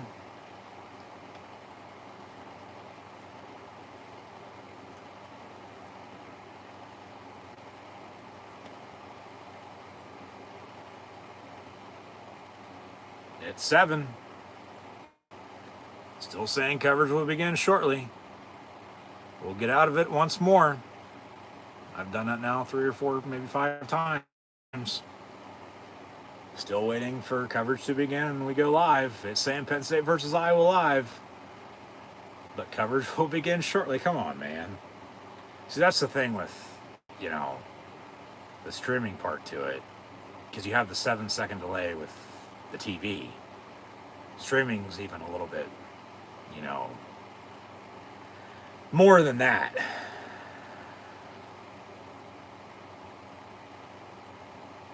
So there we go.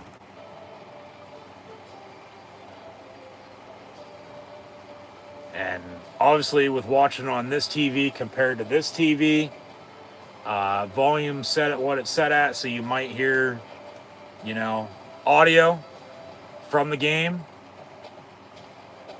in the background along with some dogs barking. But there is Pat Kraft with the interim head football coach of the Pennsylvania State University, and Terry Smith, as the Iowa Hawkeyes are back in black and about to take the field.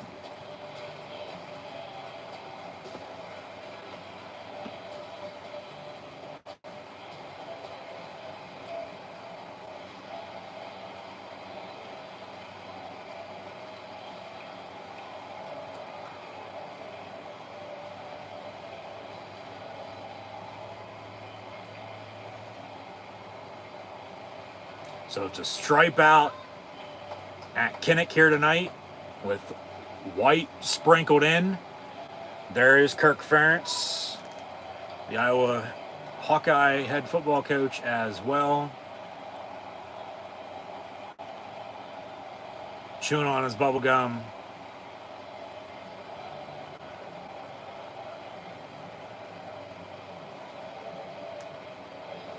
And still nothing from the announcers just yet. I don't know if they're having audio issues or what the case is, but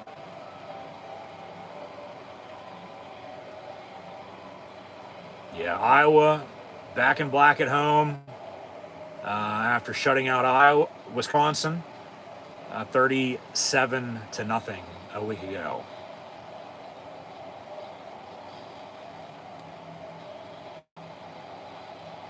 Penn State at 3-3.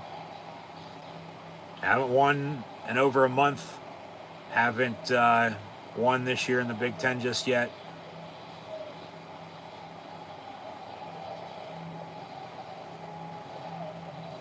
And let's go. We are Penn State.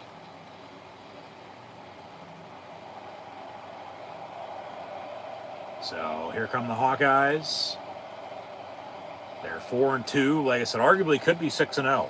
They lost on a game-winning field goal at Iowa State in the Cyhawk, and then lost by 5 at home recently to Indiana. And now we go to the announcers, and they're talking, but there's no sound. So I don't know if anybody else is having this issue, or if it's just me. But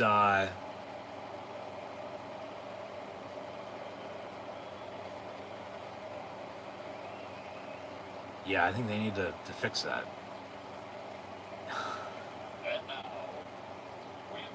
So we have the on Peacock game about to kick off. National anthem in the meantime. Shout out to our troops, Army, Navy, Air Force, Marines, and Coast Guard. Thank you for your service. But we have the band playing now, but the PA announcer audio compared to the broadcast, as they are showing off some pregame warm-ups in this pregame video package to kick this thing off. So yeah, we're gonna, as always on my end, call it as I see it. But, yeah, there is no audio from the announcers. In the meantime, here come the blue and white. Penn State about to take the field, as the captains will lead them out.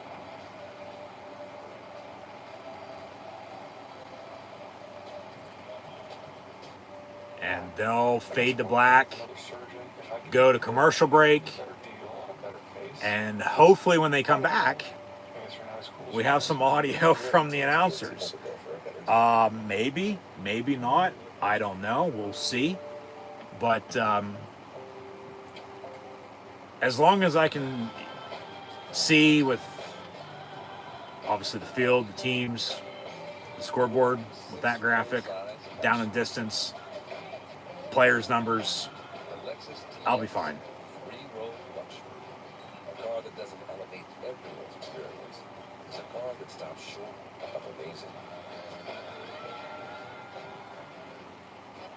I mean, maybe I clicked on a setting that, I don't know, I didn't know about. They can shut the fucking announcers up.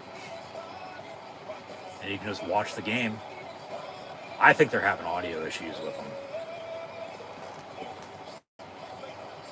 It's always something, you know. Knock on wood on my end. But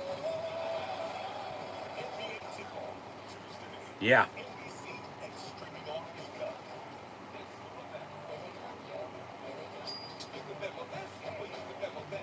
So just awaiting kickoff here. And we'll have Penn State at Iowa. So once again, thanks for tuning in and watching. Be sure to like, follow, and subscribe. Links in the description below.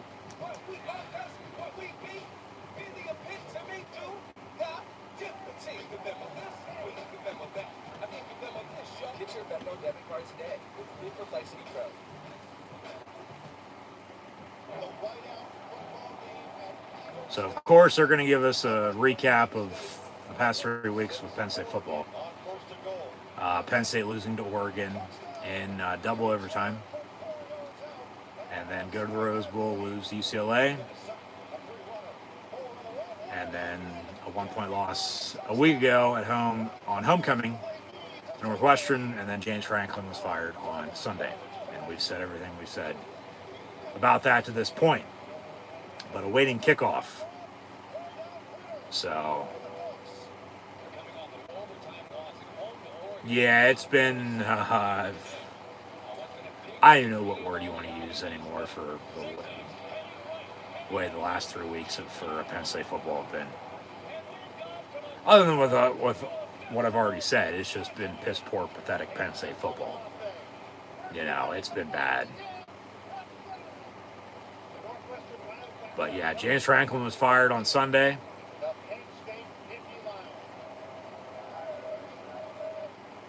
As you heard all the boos and the fire Franklin chants, James Franklin got fired on Sunday. And now the announcers have audio. So yeah, Terry Smith's the interim. And he's actually giving a pregame interview on field. Was the last thing he said. Empty it. Go fucking ball out. Let's go. We're going to shock the world tonight, he says. We are Penn State. You can tell there's a fire inside, ready to burn. Yep, run the damn ball. Anxious to see Grunk play. It's going to be a show tonight, he says. Hopefully they can back that up. But we are Penn State. And once again, thanks for tuning in and watching. We are on Peacock. So if you don't have Peacock, and maybe that's why you're tuning in and watching, be sure to subscribe. We have Penn State football live play all season long. So it's a nice night in the Heartland. Even though it's going to be raining in Happy Valley tomorrow and on Monday and cool down and be snowing here before too long as they spell Iowa. At least they know how to spell Iowa, unlike Buckeye fans and their state, OHIO. But IOWA is hosting the blue and white. As there's the Nittany Lion on the sideline. Said, stripe out for the Hawkeyes here tonight. As Penn State's on to kick off. Gabe Owusu, big 99. To kick it deep. So Penn State will get the ball back to begin the second half. But in the meantime, we're underway and we are Penn State. And the first game since James Franklin's firing. Touchback on the kick, 1st and 10, Hawkeyes. So yeah, Gronowski from the FCS level, South Dakota State. I mean, fits Iowa well. Like I said, you know what you're going to get when you play Iowa. It's going to be a run game. It's going to be bend but don't break on defense. And they're damn good on special teams. So empty the clip, though. 1st and 10 Iowa from the 25. Let's go. Come on, State. Come on, boys. Handoff. 2 yards up the middle. And Dom DeLuca with denied Dennis Sutton on the stop. And they'll have now a 2nd and 8. As Paul Burmeister and Penn State legend Michael Robinson are on the call this evening. So, 2nd down for the Hawks. Penn State's first trip to Iowa City in 4 years. They haven't won inside of Kinnick since before COVID in 2019. Empty set and pass far side incomplete. It'll be 3rd down. 3rd and 7 coming up. 14-17 to play in this first quarter. And thanks once again for tuning in and watching. So, like I said earlier, defensively for Penn State, get the hell off the field here tonight. They can do that with making stops, maybe get a turnover or two. You know, offensively with Grunkmeyer at quarterback, you get the run game going. You know, quick passes, play action, check downs. Just move the ball. I mean, score points. Take them while you can get them. Find a way to win. 3rd and 7 Iowa. Over the middle on the slant. It's incomplete. Almost. Well, it is picked off. Nice one-handed grab by Zakee Wheatley. And Penn State's got the ball at the 34-yard line. 49 seconds in. You got to capitalize off of it. You got to score. It's a way to start the game. With A.J. Harris and Zion Tracy on the coverage. It looked like it was going to be caught for a 1st down, but then deflected up into the air. And a one-handed snag by Zakee Wheatley. Run the goddamn fucking football. Run it down their goddamn throat. Run, fat man. Let's go.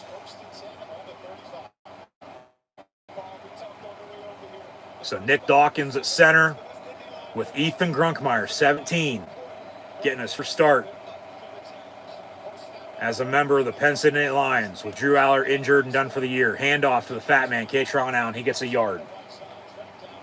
If that. So 2nd down.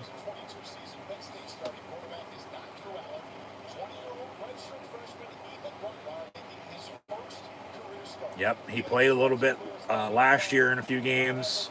Played a little bit earlier in non-conference, but I mean, from what I've heard, they really like him. They do. So we'll see. But 2nd and 10 out of the gun, about 35-yard line, left to right across your television screen right on a dial. And they pass to the tight end, Luke Reynolds, 85, in the flat bottom of your screen near side. And he gets a good 5-6 yards, and they got 3rd and manageable coming up. So, I mean, convert, but you're already in field goal range. If, you know, you got to settle for 3. I'm kicking it, taking the points. It's points off of turnovers. You know, that might be a difference later on. But you get the pick, you get a short field. No doubt about it, you'd love to score a touchdown. They say 3rd and 5 here for Penn State. Ball at the 30-yard line. And out of the pistol, they'll hand off fat man far side. He'll cut back, but he's only going to get a yard. Kick it. Take your points. Kick it. Ryan Barker, come on down. Where are you at? Kick it. Kick the field goal. Telling you, take your points. Offense out there in the meantime, at least lining up to go for it. We'll see if they try to draw them off sides. Obviously, it's 4th and 4. Maybe get a 5-yard, penalty.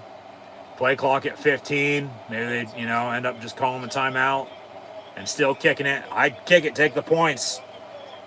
But from the 29, 5, 4, 3, 2, timeout.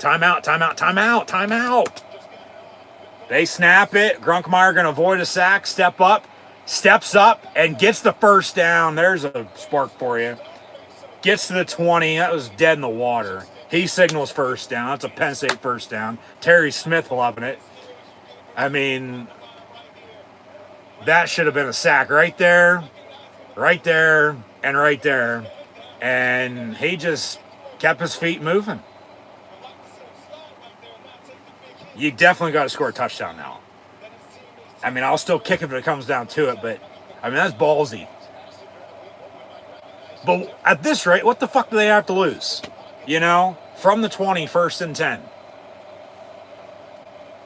They'll hand off again up the middle. Fat man lowers the shoulder, and he gets a good 7, if not 8 yards. Give it to him again. He's had a touchdown.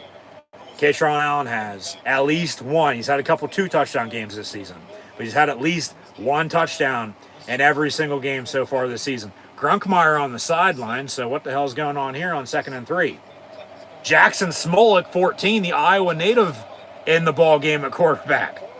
10:42 to play in the first. And he'll keep it on a quarterback run. And he's going to be tackled right there at the marker. I don't know. Did he get it? They're going to give him a first down. They're going to be 3rd and inches. Grunkmeyer going to come back in. So, hey, you got to run a 2-quarterback system. By all means, do what you got to do. Find a way to win this game. As Hudson was in motion. But then, you know, Smolik had a very bad injury last year. Still 3rd on the depth chart, but he's from Iowa. Maybe because they're at Iowa tonight. Hey, you're going to be playing a little bit. Here's a package for you. From the 10, 1st and goal. Grunkmeyer looking to throw. Going to step up over the middle in the end zone, incomplete. Intended for Kyron Hudson, the USC transfer.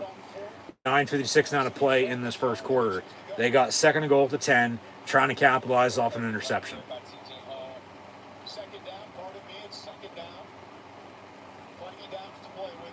Come on, boys. Punch this in.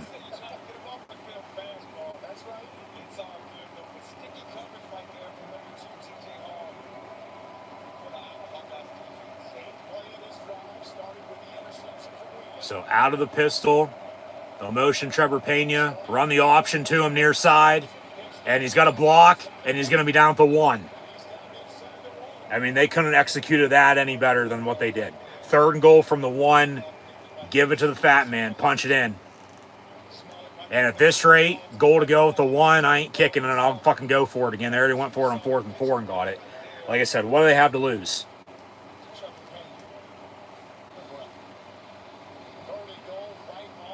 So 3rd and goal from the 1. Ball going to be middle of the field, I believe. Right hash. Right hash. They'll toss, fake the toss, come back, and it's incomplete. Intended for one of the tight ends, I believe Andrew Rapley at 87.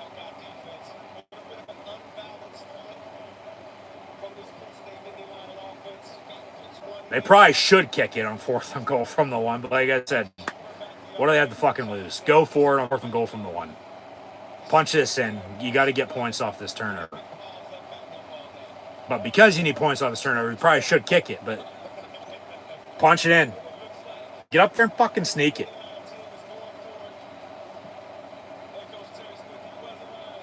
Let's go old school fullback dive. Play clock winding down again. They're going to call timeout. And they'll snap it. Hand off. Fat man. I don't think he got it. I don't think he got in. Grunkmeyer probably should have kept it for himself. So down at the half-yard line. There's a flag on the play, though. There's a flag on the play, though.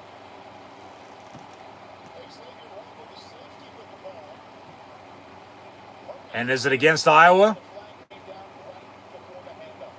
Be half the distance. Probably still replay the down. Still be 4th and goal. Maybe an automatic first down. Offside on Iowa. Half the distance.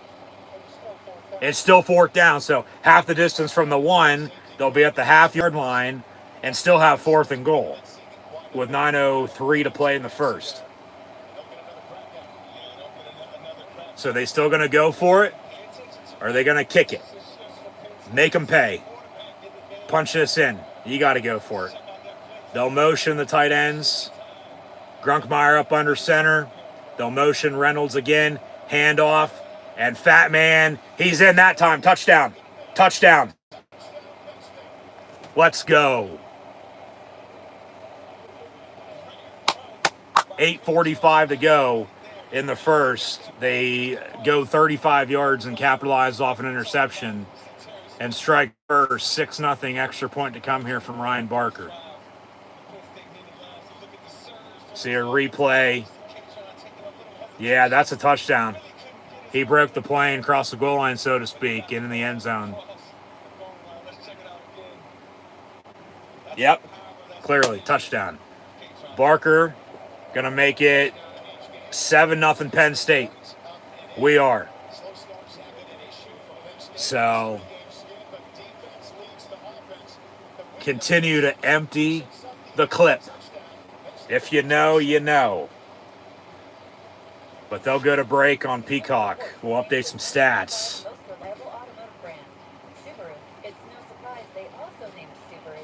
Get back out there on defense and, keep playing, man. Just, keep making plays.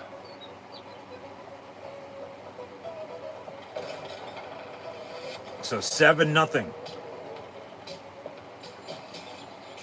And a couple fourth down conversions to capitalize off an one-handed interception. On third down, I might add, by Iowa. Or they would have just punted, and then Penn State would have had to drive, a good portion of the field. But Grunkmeyer 1 of 3, 5 yards on that drive.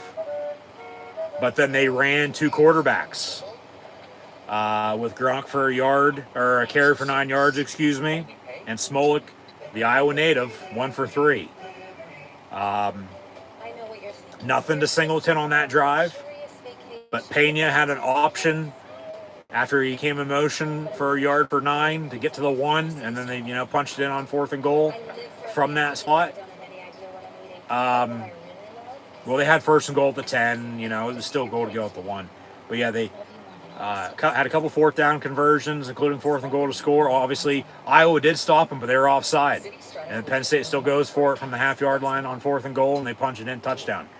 So Katron Allen, the Fat Man, has 4 carries, 9 yards, and a touchdown from a half-yard out, as Luke Reynolds has that 5-yard catch from Grunkmeyer on that drive, and Ryan Barker's extra point up and good. I wonder if James Franklin's watching tonight's game. Who cares? Penn State leads Iowa 7-0, and like I said, defensively, they'll be back out there here in a minute, and like I said, just continue to make stops. Thanks once again for tuning in and watching. Be sure to like, follow, and subscribe on social media. Links in the description below. Thumbs up button, share, chat questions and comments, super chat, super sticker, super like, super thanks. Always greatly appreciated as well. And hit the hype button if available. If it's on your YouTube screen, hit hype and scan the QR code or click the first top link in the description below.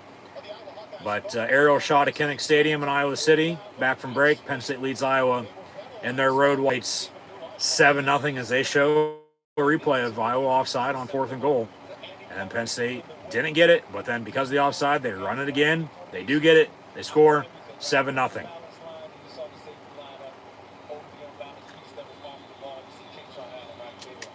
And Big 99 gave Owusu on a kickoff. And we'll have another touchback.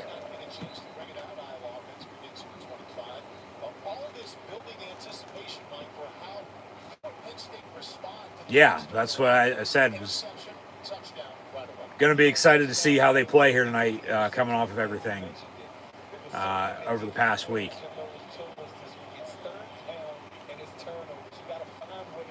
So 1st and 10 here for Iowa from the 25-yard line. Come on, boys, let's go.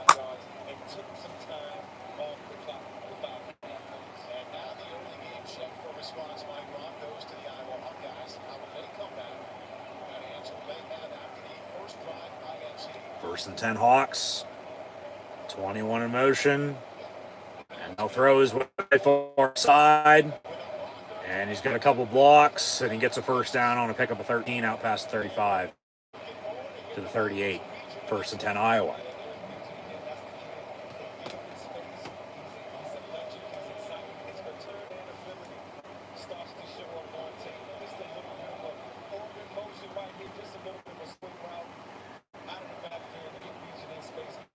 Good blocking, maybe a hold on 5. I don't know. 8-1-4 and counting play in the first. 1st and 10.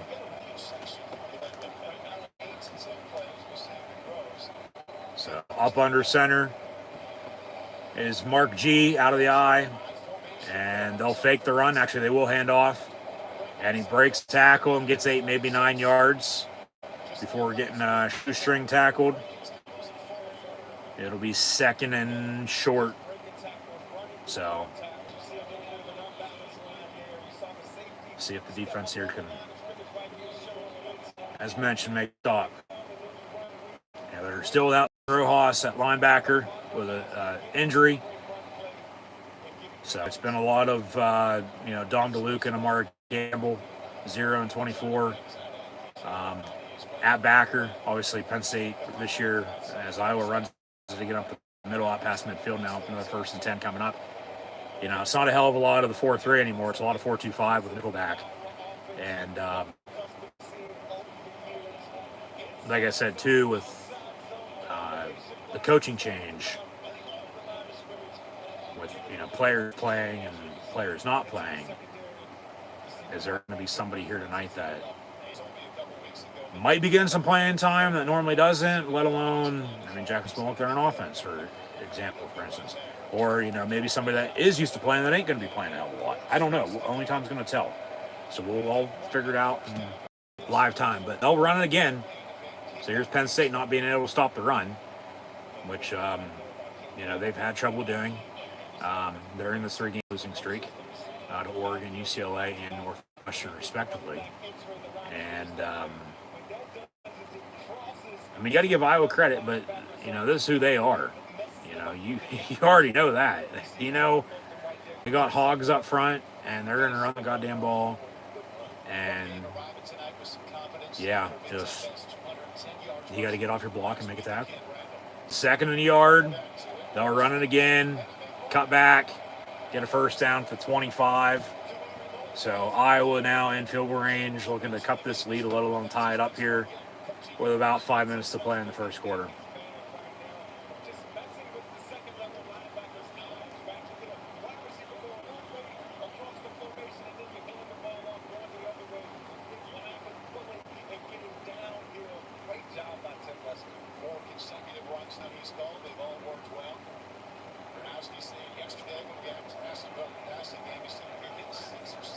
So 1st and 10, Hawkeyes from the 25.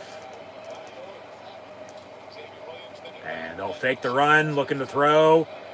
Zion Tracy almost sacked, and that's intentional grounding. That's intentional grounding. Where's the flag? There's nobody in the area as he threw it away. They'll just say incomplete, 2nd and 10.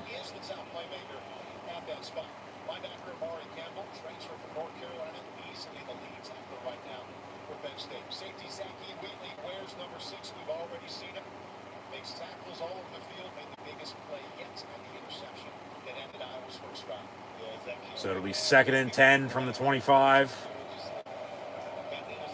Trips in a bunch, top of your screen, out of the pistol. Iowa will get back to the run and get about 3, good 4 yards there. So 3rd and manageable coming up now for them. See if the Penn State defense here can make a stop, force a field goal, and still, hold a lead rather than potentially being tied, and then, get back out there on offense and do something. So 3rd and 6. 3rd and 6 from the 21. And they'll fake the run, going far side, out of bounds, incomplete with A.J. Harris on the coverage. No penalty. And, they'll kick the field goal. So you can hope for a miss. But Iowa, they're always normally pretty good at special teams. They say timeout on the field because of an injury or something.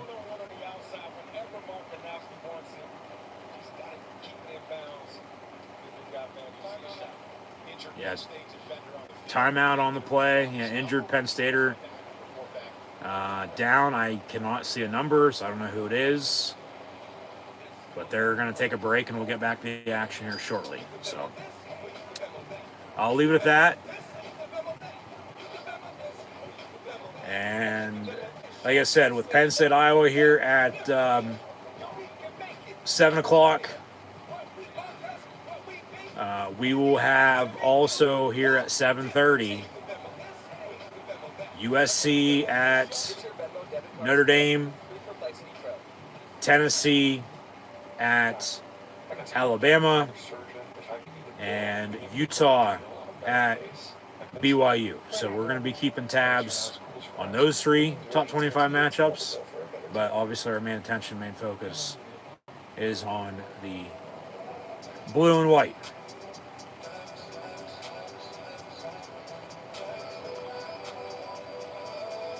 And Penn State going to force a field goal here, holding the 7-0 lead.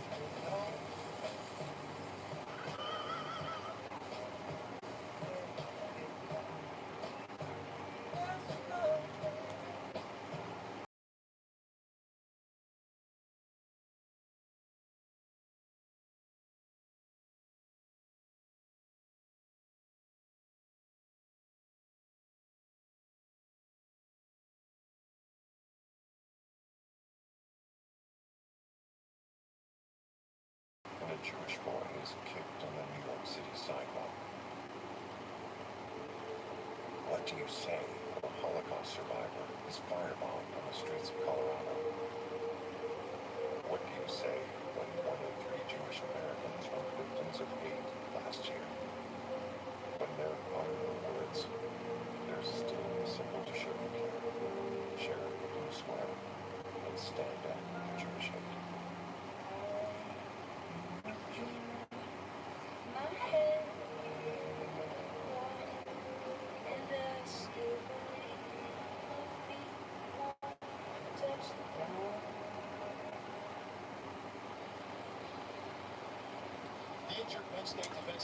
Xavier Gilliam, 54, was the injured Penn Stater down that D tackle on defense.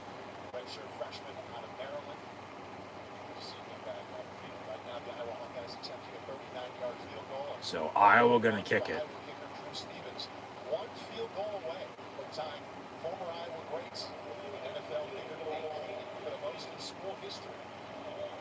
Wow.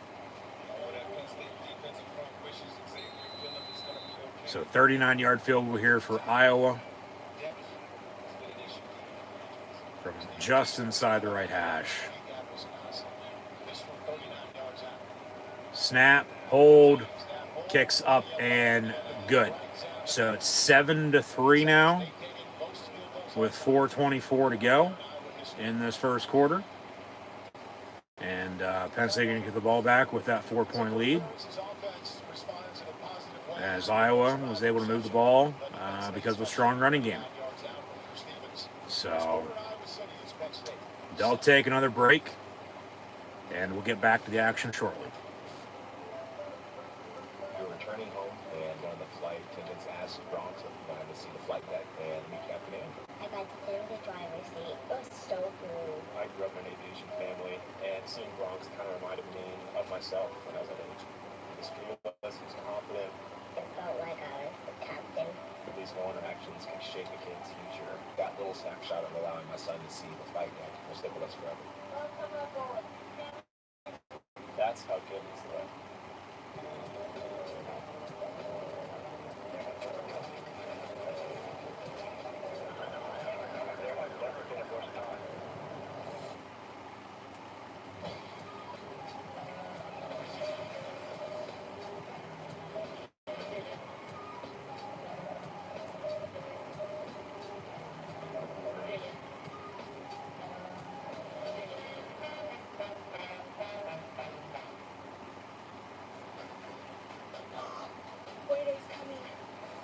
Bear's big sale is back.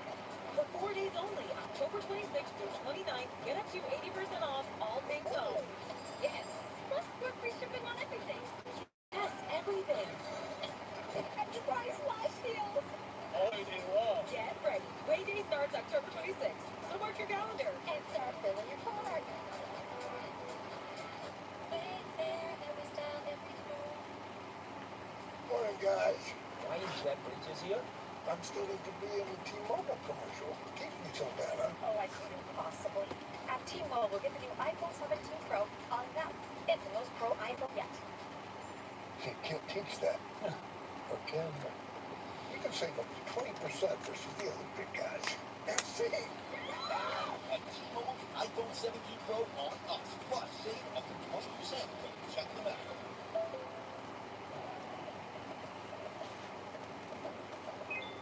Superstitions, Matt? Hey, Carly. It's a good thing Discover makes it easy to be a good temp there. Totally. I get cash back on my rally cap. Cash back on my favorite glove. Cash back on my lucky shamrock. Cash back on my game day chicken wings. Cash back on my one cleat. Even earn cash back on my lucky belt knife. You win. Next round's on me. Earn cash back on every purchase with Discover. The official card of Big Ten. Tonight, don't miss an all-new Saturday Night Live, hosted musical guest Sabrina Carpenter. It's an all-new SNL Tonight. Watch it live coast to coast on NBC and Peacock. Mike, remember the old co-hosts? Yes. On SNL? We got a co-host in your house. Okay. The coordinator, not like we should do it right here. I have to give an assistant back in the truck for that. Wow, job, man. Over the break. Quite an evening here in Iowa City. Temperatures over 70 and handball signs are scored out. So Iowa on to kick off. Stevens just kicked a 39-yard field goal. It's 7-3. Penn State back deep to receive. And a return from the 10-yard line. They muff it, pick it up, and brought down right away. God damn it.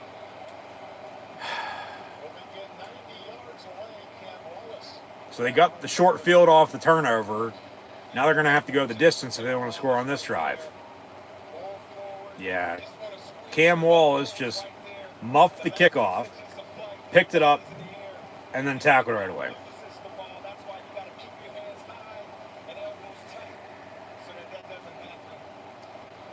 So now the defense is backed up.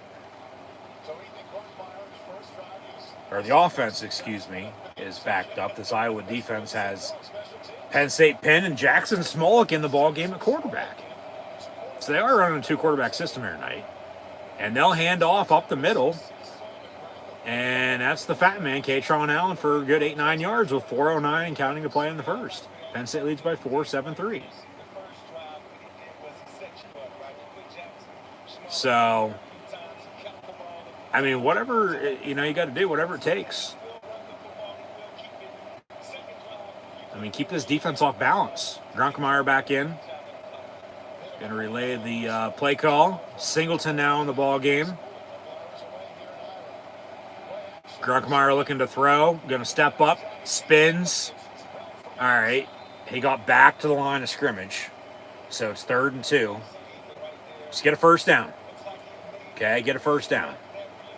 Don't, go 3 and out here real quick and then, the defense is right back out there because I'm like, with what I was saying earlier about, time possession. Iowa way better at that than Penn State is. And they have, that drive, they had a strong running game. So from the 18, 3rd and 2. And they'll run the option with Smolik, far side. He ain't going to get it. 4th and a yard from your own 19, you punt.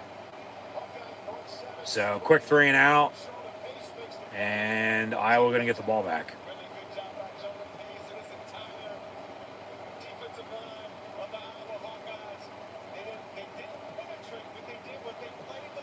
I mean, they're really running the option, not, like as a trick play. I mean, that's 3-4 plays already on, the handful of plays they've had it on the 2 drives. That's a block in the back. Iowa on the punt return out past midfield, 40 to 35. So now they got a short field to work with.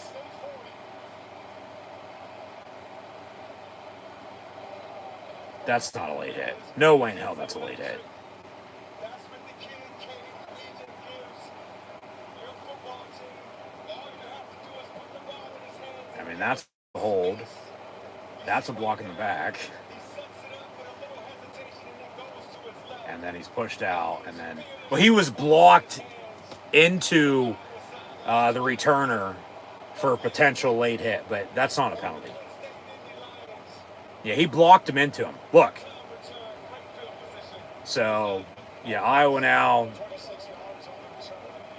short field to work with, 1st and 10. He pushed him out. He pushed him out on the block.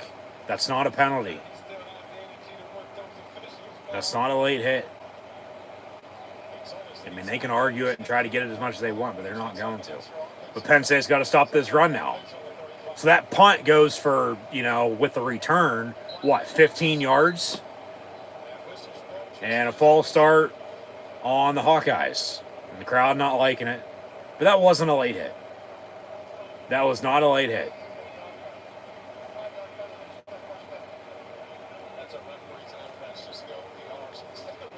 Look, he pushed him into him. See? That's not a late hit. If anything, it's a penalty of 46, not 52. But they missed a hold. They missed a block in the back on it.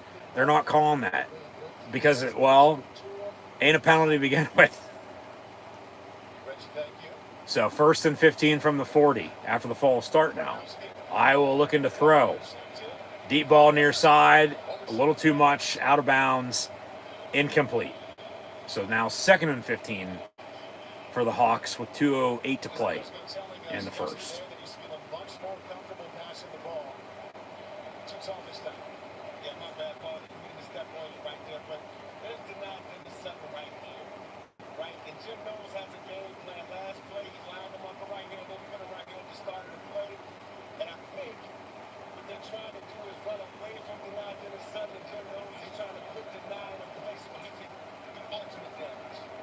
So 2nd and 15. Quick bubble screen, far side, complete. But Penn State's going to wrap them up after a 2-yard gain. Campbell, Wheatley, Keon Wiley, 32 with A.J. Harris also in the area. 3rd down. Come on, boys, get off the field. But, 3rd and 13, they don't get a first down. They might go for it. They'll probably kick it again, and take the points. But then, you're still only up 1. You hope not to give up anything here, but after that punt return, and as much as it went for, 38-yard line, you get a sack, you can force a punt. But they, like I said, get anywhere from, 8-10 yards here, they'll kick it. But that's a hold, come on, over the middle, it's caught. Short, though, with A.J. Harris on the tackle. It'll be 4th and 2. Iowa going to go for it this time. They're going to kick it. Like I said, it's like, all right, they're probably still going to give up a field goal after, automatically after that.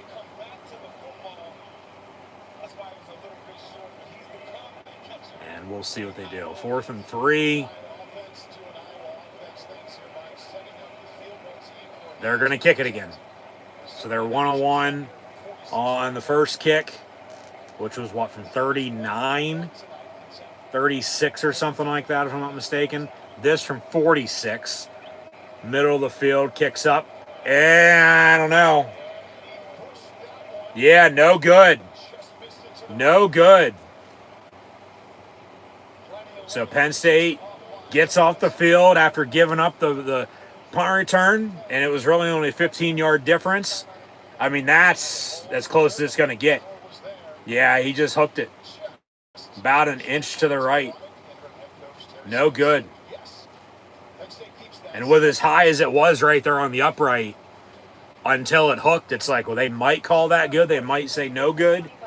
It's just a judgment call. And the refs looked at each other, and then no good. So Penn State able to catch a break there, and they get the stop. They get off the field, and they still hold the 7-3 lead. So, Penn State has the interception. They get 7 points off of it. Obviously, you know, long field on the second drive. They had to punt on a quick 3 and out. But then the defense, you know, stood their ground, even with a, you know, short field behind them because of the punt return. So I said it was like a 15, 18-yard difference on the punt and then the starting, you know, point of that drive for the Hawkeyes because of the punt return. And there was no late hit out of bounds on that. Even though Iowa wanted it, they didn't get it because it wasn't a penalty. Even though they have an offside called against them and a false start as well. They've gone deep a couple of times, but a little too much out of bounds. And so, I mean, obviously watch that the rest of the game. But the corners are being smart about it. They're using the sideline as a friend. You know, it's an extra defender for you.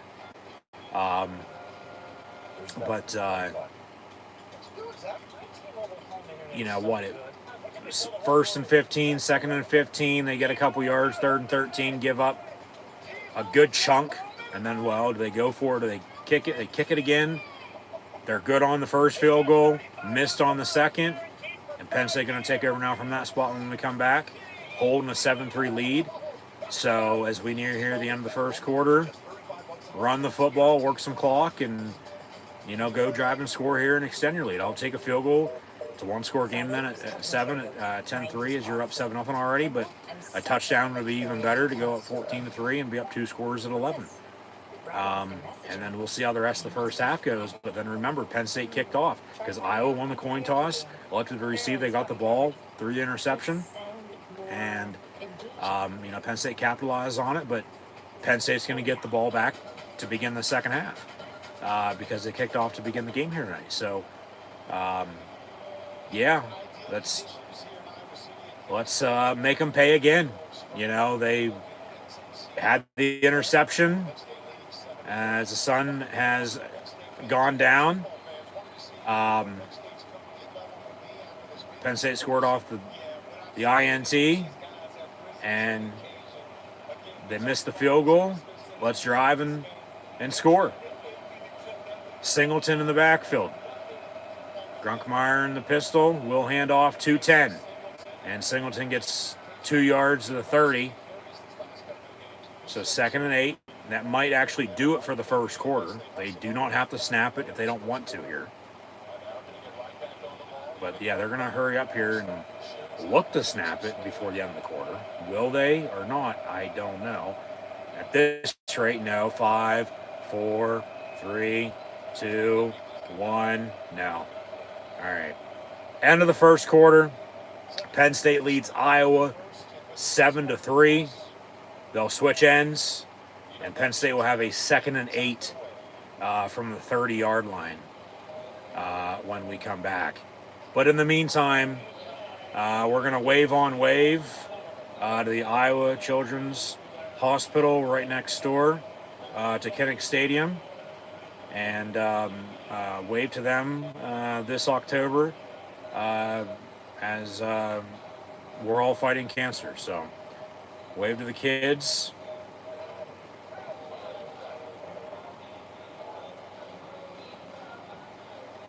As Penn State also takes part.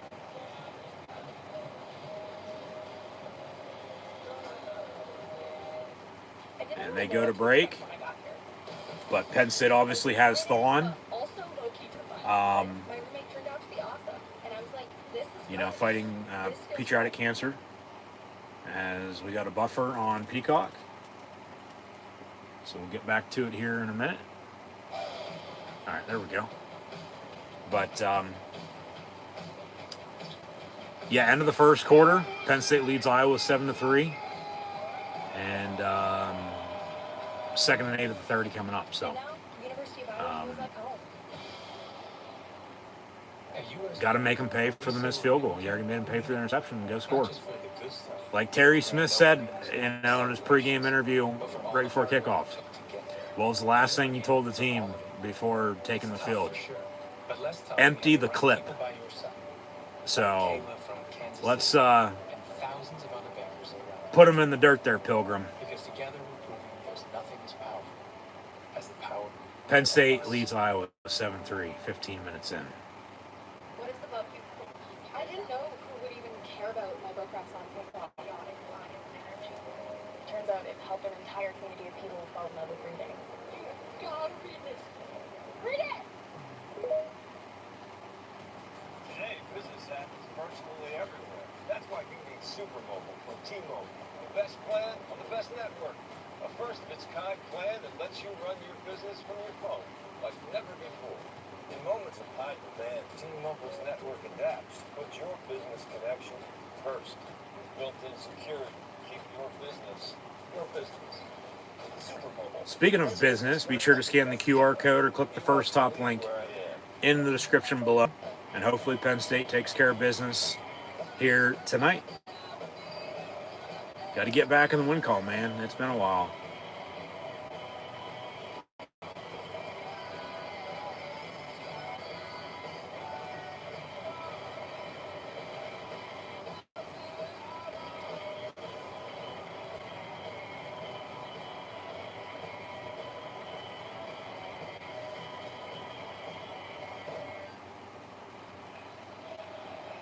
Penn State in the headlines for everything that's happened here. Really, in this last season, you go to the end of the college football playoff, they almost made the final. A lot of those players back ranked number 2 to start the Yep. season. They started 3-0. Took care of business against teams they were supposed to. Almost beat Oregon at home. They let them. Now another buffer. Come on, Internet. There's always something with technology. It's working perfectly fine up until now. Get away in overtime. All right, there we go. Disappointing This game. They lost at UCLA. They lost little at hiccup, Northwestern last little week. buffer. Hopefully no disconnect, reconnect. And in his place, interim head coach, his longtime associate head coach Terry Smith, talked to him yesterday and I said, how about one positive from this week? He said, these guys want to play for Coach Franklin so much. He brought each one of us here inside the building, and we each failed him. We have to own that. But now our job is to right the ship and write the next chapter.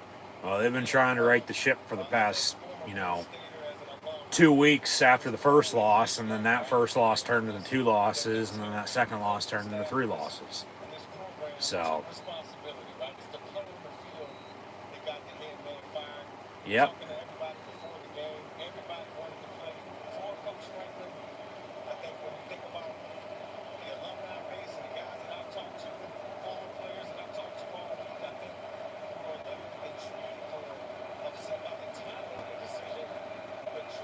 From the 30, they check it down over the middle. It's incomplete. So, lucky that didn't get picked off. But third down. Yeah, that's what I said. Just with everything that's been said this week and earlier today, let's kick this thing off and play, Like there's still a football game to be played.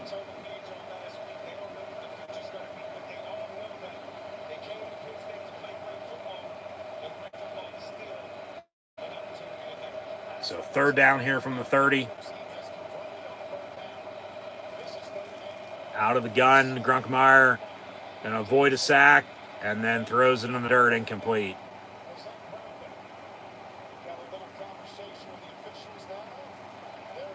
And they say intentional grounding on Penn State. And it'll still be 4th down anyway. So they'll punt, and Iowa going to get the ball back. So, yeah, that's the thing. He's just, you can tell he's nervous running around. But that's why they got to get the run game going, because then it's just going to open up the pass. Yeah, that's grounding or something there. I'll live with that. But Gabe Owusu, as he kicks off, doesn't kick field goals, he punts. But then Iowa fair catches it at the 35. 14:41 to go in the half. So even after the last punt, and they give it the punt return, Iowa missed the field goal. So see here what they do on this drive. There's an overwhelming sense of guilt because we feel like we got our coach fired. Dawkins said change is always interesting to process, but we're doing the best we can, leaning on routines and focusing on each other. And as for today, as you mentioned, Dawkins told me a Yeah, a win would mean a lot for sure. They can get that, monkey off their back for, losing 3 in a row. Sigh of relief, like, all right. And then you go into the bye week, but you keep working. And then they go to Ohio State in 2 weeks. Tackle for loss. Be second and about 12. Second and 13, make it.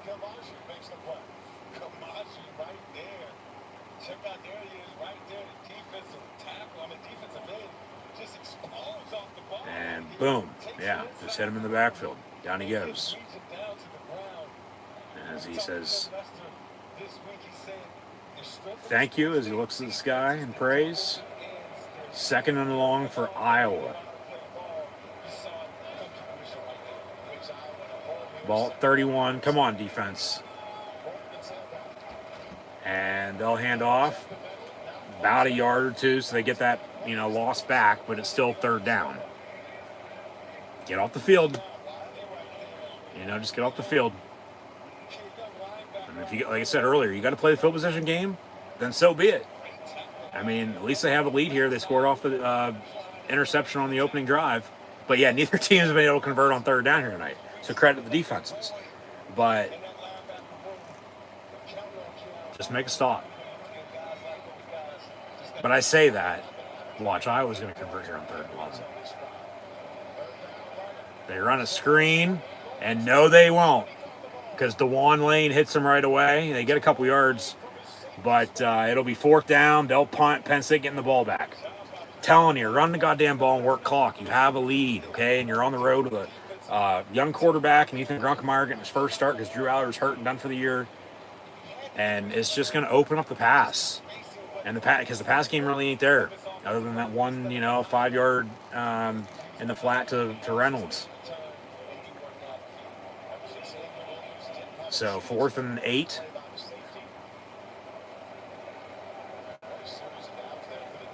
Penn State back deep to receive. It's Devontae Ross, who at Troy torched Iowa when he was a Trojan. So does signal fair catch there. Penn State going to have the ball. 1st and 10 at the 10 when we come back with 12:30 to play in this first half. And, I mean, offensively, they are running a 2-quarterback system. But Grunkemeyer has been the only one to pass. They've run Jackson Smolik. I mean, Beckham Kritz is also on the roster at quarterback. But, as a true freshman for him, I don't even know if he's dressed. He is on scholarship, so he's on the travel team, on the travel squad, to be there. But I don't know if they'd want to go that deep and, do that. But, they're, I think, shocking us a little bit with, running Smolik as much as they have. But then it's also, they got to keep this defense off balance. And, I mean, I'm sure that's something Iowa probably wasn't ready for. And then it's, just in game with, from your pregame, prep to what are you going to change during the game. Not so much at halftime, but just depending on how the game goes. And, you work out of that. So, big hit there on the commercial. But I got some work done with another surgeon. If I give you the bill, I mean, why not take a shot? Go deep, That'll really get their pass game going. Because then that'll really open up the run game then, too. So, I mean, they're going to have to go ways again here. It's, 1st and 10 at the 10. And other than the, interception that they got in the short drive they had off of that, 35 yards and a couple 4th down conversions, the drives, that they've gotten off of, the kickoffs or the missed field goals or the punts, they haven't been able to move the ball. So, showing off some old highlights in this series. Like I said, Penn State leads 18-14 all time. But it's their first trip to Iowa City since 21, which was a top 5 matchup. They actually haven't won at Iowa since before COVID in 2019. But there's the 2017 game. But I think other than the overtime games in the early 2000s, the game that everybody brings up, obviously, no doubt about it, is the... And we're not, more than a couple points away. One less for Penn State and one more for Iowa when we'd be there, but the infamous 6-4 game back in 2004. Like I said, celebrating its 21st anniversary next Thursday. But on 1st and 10 here for Penn State, they run the fat man, Katron Allen, again, and he gets a couple yards, 2nd down and 5 coming up.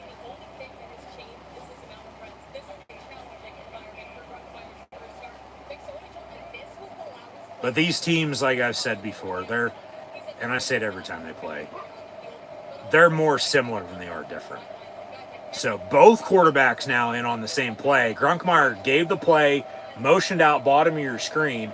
Smolik in the gun will hand off to the fat man for 3 yards, and they got a 3rd and 2 coming up. 11:45 and counting to play in the first half. So 7-3, 3rd and 2. Convert. Just keep this drive going. You just can't be going 3 and out, 3 and out, 3 and out. As I was just saying, the only time they've done anything is off the interception. Other drives, they can't move the ball.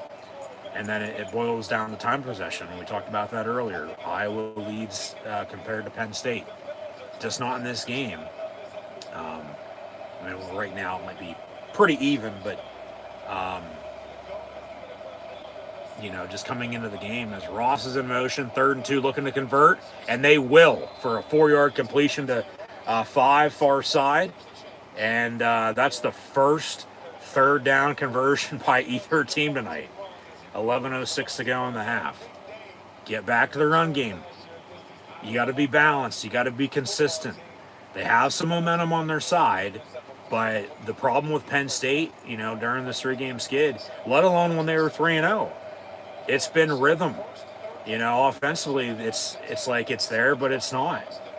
They've been inconsistent. From the 22, 1st and 10, Grunkmeyer looking to throw. Near side, it's caught again. Trevor Pena, 1st down, Nittany Lions at the 35. Keep it going. Keep it going. One play at a time, but move the sticks. So, we've talked about the Penn State wide receivers, the 3 transfers they brought in, from 1, Kyron Hudson, to 5, Devontae Ross, to 8, Trevor Pena, from USC, Troy, and Syracuse, respectively, and what kind of wide receivers they are. And on back-to-back plays there, they go to 5, Ross, who's the speedster, Pena, he's your all-around, wideout, but Hudson, 1, he's your, big-bodied wideout. But then it's, who's having a good game today, because the other ones might not be doing a hell of a lot, and then it's flip-flop the next week, or whatever it might officially be. They're all 3 there, but during a 1-game full 60, it's like really only one of them's doing something, the others are just playing. But they, with an inexperienced quarterback as well, that's the thing with the tight ends, because they're still trying to replace Tyler Warren. They're going by committee. But you have Luke Reynolds, Khalil Dinkins, and Andrew Appleyea. I would think I'd be throwing some short, quick passes and some checkdowns here. Over the middle, Grunkmeyer complete at midfield. And, okay. Kobe Howard, the true freshman, number 3, they're working him in at wide receiver here tonight, too. I wasn't expecting to see him, but he's one along with Smolik, like I was saying earlier. Because of the coaching change, what players are going to be, playing potentially a little bit more versus what players aren't going to be playing, as much as they normally do. Because with those other 3 wide receivers, as I was just saying, from Hudson to Ross to Pena, your 4 and 5s have been Liam Clifford, the Little Red Dog, Sean's little brother, and also Tyseer Denmark. But on 1st and 10 from midfield, after the completion to 3, they'll hand off to 13, and the fat man Katron Allen gets 3. So they got a 2nd and 7 coming up. But yeah, Kobe Howard, a true freshman. They've been talking a lot about him, but he has yet to see the field this year. And he's, playing in his first game here tonight and just made his first catch 2 plays ago. 8:18 and counting to play in the half. Penn State 2nd and 7 at the Iowa 47. Grunkmeyer's pass far side complete. Luke Reynolds for about 4 yards. 3rd down and 3, give or take, coming up. Convert again. Work the sticks. One thing at a time. And work this clock as much as you can.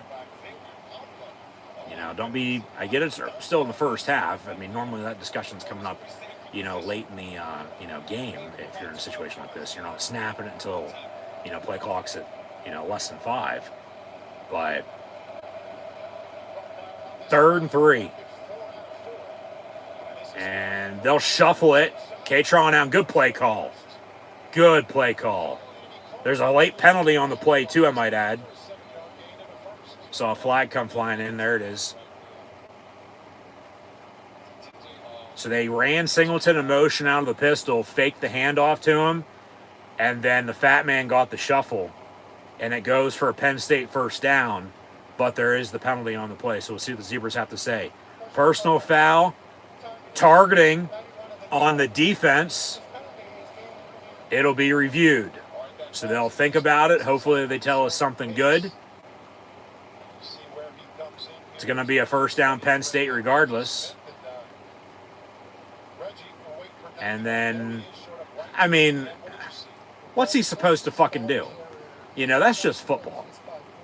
But by the rule, and they call targeting on the field, that's probably going to be targeting after review, and he'll be thrown out if I'd have to guess, and he'll miss the rest of the game.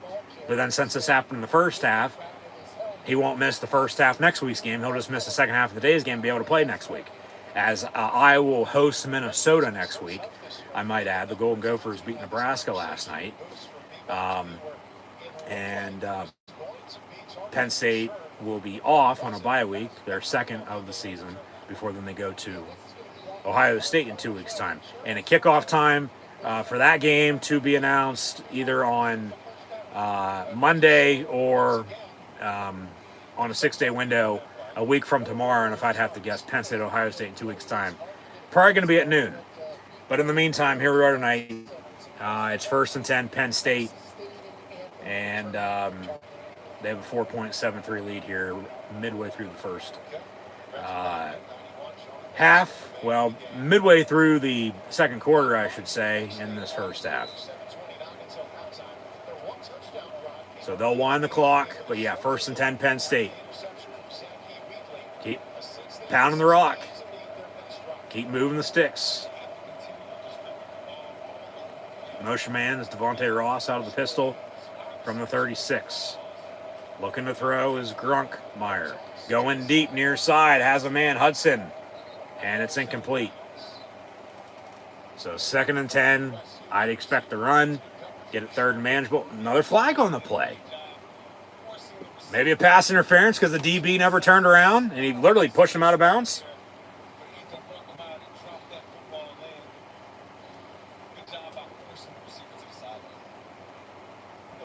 Or did they pick it up?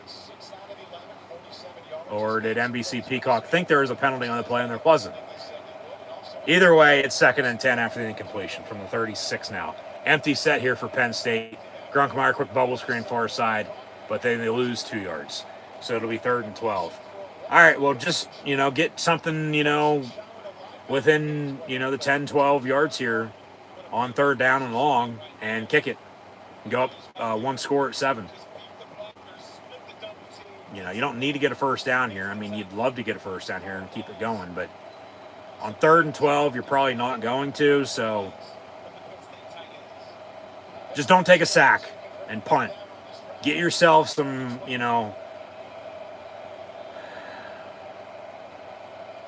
whether it's 6, 7, 8 yards up the middle, just get something and kick it. I'll take the points. And don't turn it over either. They go deep, and nobody's there. So Iowa's saying they picked it off, but he's out of bounds. And now it's 4th and long. And you definitely got to punt. I mean, play call wise, rather than going deep there, why not, like I said,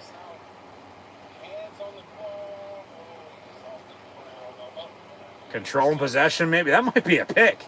That might work out better for Penn State. Throwing the pick, he's down inside the 5. Obviously, because they're not kicking a field goal here from the 38-yard line. It'd be 56. Here's a whistle. They're going to review that. So, incomplete pass, previous play is under further review. That might be a pick. It might actually work out better for Penn State, though. You know, because then it's Iowa ball at the 5-yard line. You know, they're pinned deep as coverage will resume shortly on Peacock. They go to break. You know, compared to punting, and then it's down in the end zone, and it's a touchback out to the 20. I mean, I want to say this, but I think I'd be okay with Penn State throwing the interception there. You know, and it's 1st and 10, then Iowa at the 5, but then the defense has to get a stop. So we'll see here what they say, but previous play in the meantime is under further review, so I'll leave it at that. They're thinking about it. Hopefully they tell us something good. I mean, it's not like they got yardage and they are going to kick it and then it's still intercepted. I'd be saying, well, no, it's incomplete, no doubt. It looks like an interception. It doesn't look like an interception. But anymore, I don't even think anybody knows what an interception is. So, let alone a catch, for that matter. So, yeah, Penn State on the punt, but like I said, it might work out better if it is picked.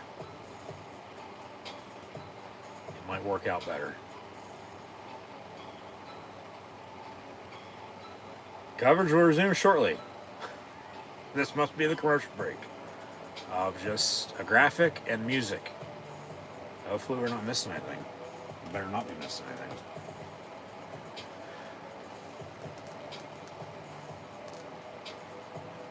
And that's what the streaming, you know, to the live event is still just, it is what it is. There's nothing you can do about it, but like the streaming part to it with watching this on demand and then binging it, that's totally different. But a live event, it's like, you know, there might be hiccups here and there, but just as long as we get through, that's what matters. But yeah, knock on wood, hopefully nothing wrong on my end with technical difficulties, because those absolutely suck. All right, we cut back from break. Fight, right foot on the ground. Caught it. It's an interception for Iowa. Inside the 5, so Penn State will not punt. They turn it over. I mean, obviously Penn State did capitalize off the interception from Iowa on the opening drive. Iowa's going to try to, you know, even that out. But now it's, like I said, it's the field position. It's like Penn State punts. It might have been a touchback. Like I said, it might work out better this way. They did turn it over because Iowa has the ball 1st and 10 now at the 4-yard line. So stop them on defense. And they stuff the run. No gain on the play. And then if you can get the ball back, you're going to get the ball back hopefully with a, you know, short field to work with. Still before halftime. Under 6 now to play in the first half. 2-minute warning coming up, and both teams have all 3 timeouts remaining as well. They'll run it again. They get a couple yards. It's 3rd and 5.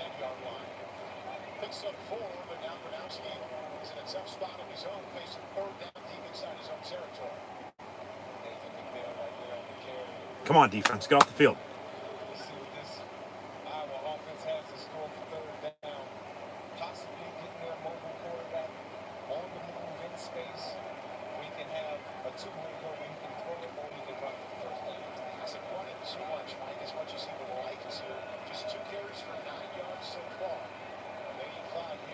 Third and 5 for the Hawks. 5:10 to play in the half.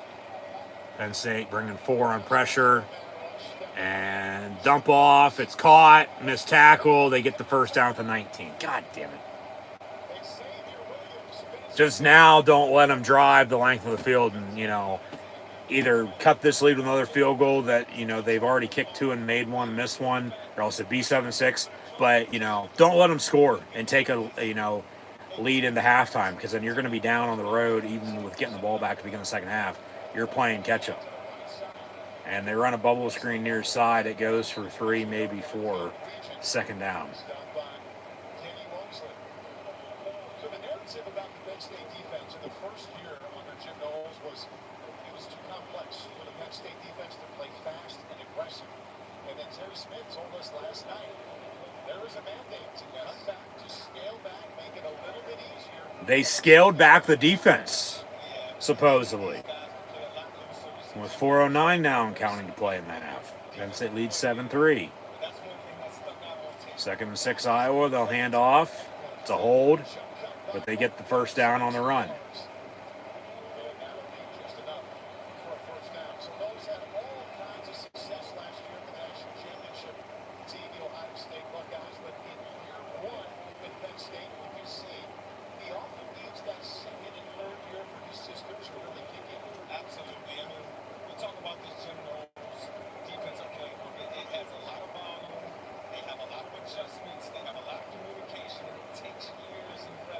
So from the 30, 1st and 10 Iowa. And a 5-yard run up the middle.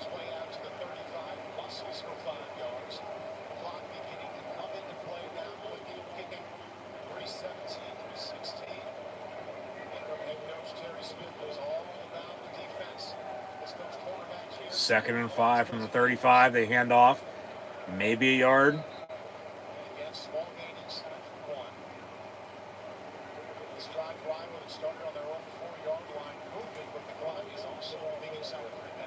Third and 4. If you can get a stop, you're going to get the ball back before the 2-minute warning with timeouts as well to, you know, maybe get a 2-for-1 and double dip before halftime. And then coming out of the half, because you're getting the ball back to begin the second half. Need a stop here, though, on 3rd and 4 defense.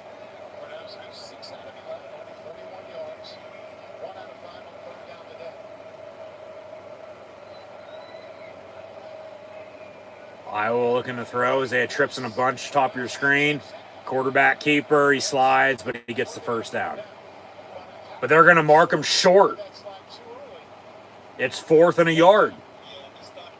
Because they're going to mark him down where he started to slide. Which that's what it is.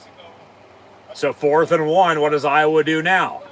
Well, in the meantime, they're going to let it go down to 2 minutes and then decide on what to do. I mean, first down to 4th and 1, I don't know. They say 4th and 1, so it's 4th and 1. So Iowa will have time to think about it. 2 minutes timeout. They also have all 3 timeouts left. You can say the same about Penn State. Nittany Lions 7-3. So 2-minute warning. They'll take a break. They're probably going to look at that in the meantime. So we'll get back to it here in a minute, but I mean, your guess is as good as mine on what they're going to say. But if Penn State's getting the ball back, well, first off, if it is 4th down, does Iowa go for it or do they punt? You know, because they're still in their own territory. But they're looking to get points before halftime because they might not, you know, get it back for a while.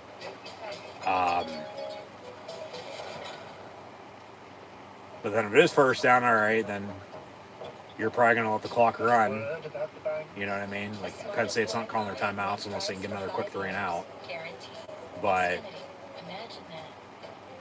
see here at 2 minutes and it's 4th down coming up, or if it is 1st down, but if it is 4th down, they're not going to have to call one of those 3 timeouts. They'll keep all 3 and get the ball back under 2 minutes and, you know, hope to score before halftime. And then, like I said, you get a 2-for-1 and double dip because, you know, they're going to get the ball back to begin the second half. And I mean, at that rate, you're hoping to score, obviously, but, you know, really just kick it. And that goes back to that last drive. Remember, they threw a couple deep balls and it was picked off, and then it worked out better, but then they still get a couple first downs. Iowa does. But if they would have only got a couple yards on that 3rd and long, they could have kicked the field goal, you know, and already had a 7-point lead, as they did at 7-0, but, you know, 10-3. And then, you know, still potentially double dip and then you're up, say 13-17, max of 24 with 2 touchdowns potentially, but you still only have the 7. What do you say when a Holocaust survivor is firebombed on a But yeah, we'll see if it's first down or 4th and yard and what Iowa does and go from there. But if Penn State can at least get 3 points before halftime, if they get the ball back, I'll take it. You're up 10-3 then. And then it's still back to, well, even with not kicking on that last drive because it was a little too long on the kick, it could still be 13-17, to whatever, early third quarter.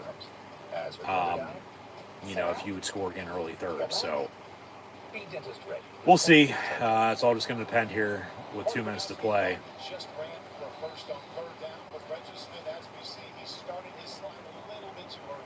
All right, so they're going to say, yeah, short, 4th and 1.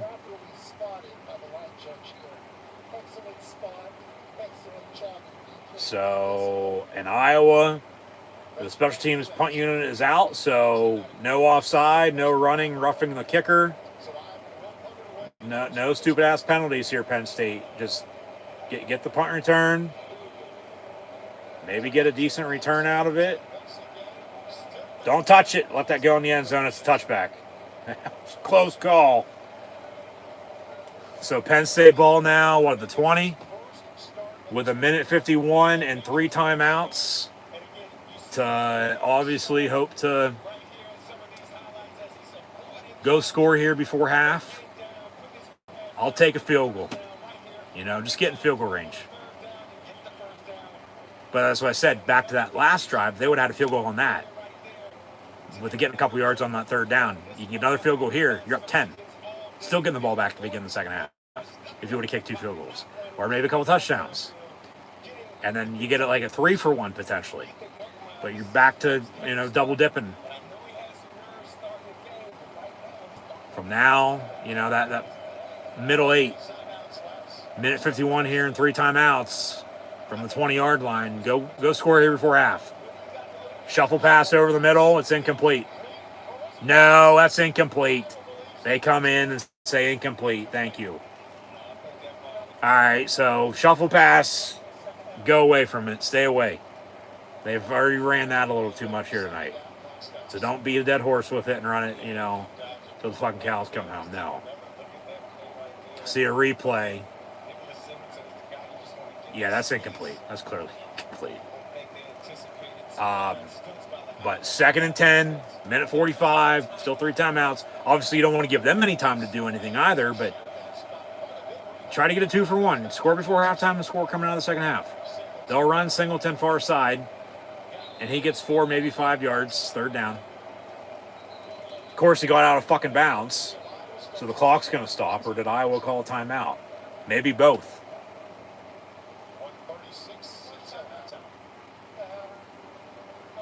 So Iowa did call a timeout, but I believe he still got out of bounds. So the clock was going to stop anyway. So, it is third down, though, coming up, so maybe they just wanted to try to get the ball back. But then they can still try to get the ball back, if they stop them here on third down, call 1 timeout, still have 2, but if they call another timeout after third down here, they only have 1 because they just called 1. Because it looked like he got out of bounds to me. I don't know. But, yeah, you're looking to convert, and then they're not trying to stop the clock, and then you will be, and still trying to hopefully score, I'd hope. So, yeah, just if not, all right, whatever. But then it's don't give up anything to them before halftime, and then you still hold the 7-3 lead, and then you're still getting the ball back to begin the second half. And then it's just one of those low-scoring defensive showdowns, and not a hell of a lot's gone on since the opening drives. But yeah, 7-3 here, Penn State, third down, with under 2 to play in this first half. Call it a pursuit. Something we want. Some part of us that once was ours. With vitiligo, it's a pursuit for pigment, and it is on. Opzelura is the first and only FDA-approved prescription treatment for non-segmental vitiligo, proven to help repigment skin over time. It's your choice to go after what's yours and help restore that pigment with a steroid-free cream. Opzelura can lower your ability to fight infections. Tell your doctor if you have or had an infection, TB, hepatitis B or C, blood clots in your legs or lungs, heart attack, stroke, cancer, high cholesterol, are a smoker, or pregnant. Opzelura may cause serious lung infections, certain cancers, immune system problems, blood clots, and low blood cell counts. Major cardiovascular events or death occurred in those 50 plus taking oral JAK inhibitors. The most common side effects were acne and itching where applied. Repigmentation is possible. Ask your doctor about Opzelura or book a virtual appointment at opzelura.com. Pursue it. Hey, we're getting close. The NBA tips off a new era on NBC and Peacock. Rockets, Thunder, and Warriors and Lakers Tuesday on NBC and also streaming on Peacock. Lots to look forward to this week. Thinking about the NBA, anytime we can show Daryl Dawkins at the old Spectrum took this. Not just any kind of dump. Breaking the glass. Chocolate Thunder. And Nick is snapping the ball here for Penn State. Third down. Got to convert. Let's go. 3rd and 6 from the 24.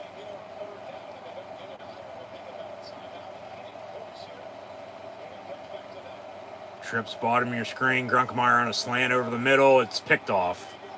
God damn it. And then they're going to have 1st and goal at the 1.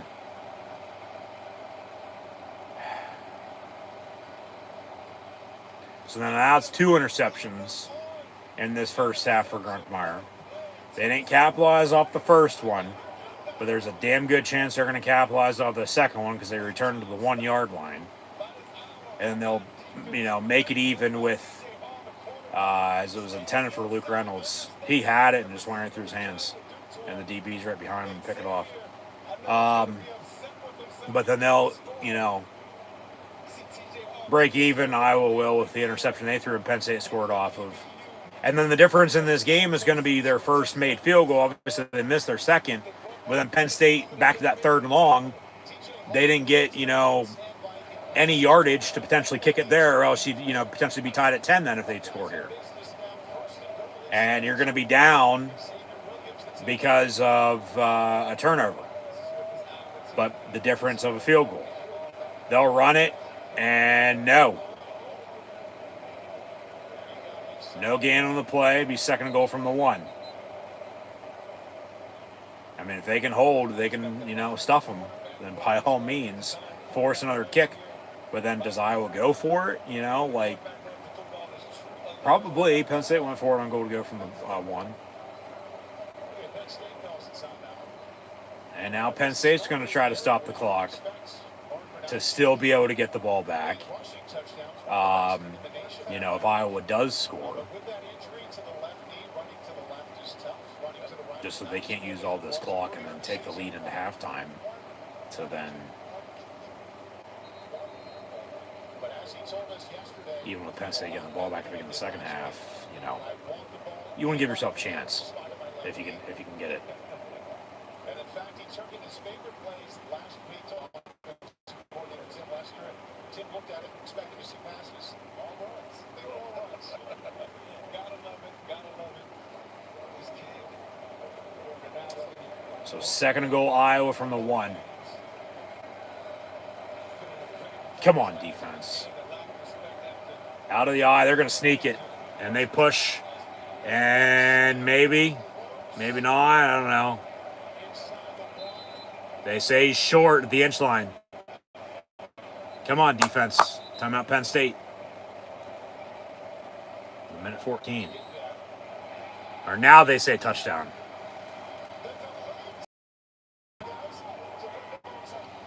So now they score off the interception. And the difference is going to be their first made field goal. And remember, they missed one. Penn State hasn't even kicked any. When they had the chance to do so from a 3rd and long, they don't get any yardage. Could have kicked it then, but was going to punt ended up throwing the pick. It worked out because they got the ball back, but then they threw the interception right back. So they're going to look at that.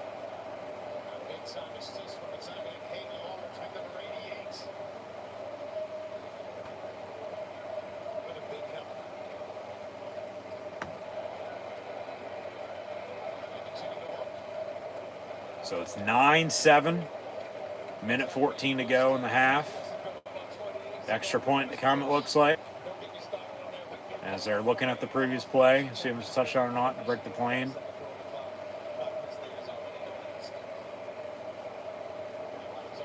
But then Penn State's still going to get the ball back here with some time and timeouts, but now down for the first time tonight. So how do they play, with that, up against them? They say touchdown. Here's the extra point.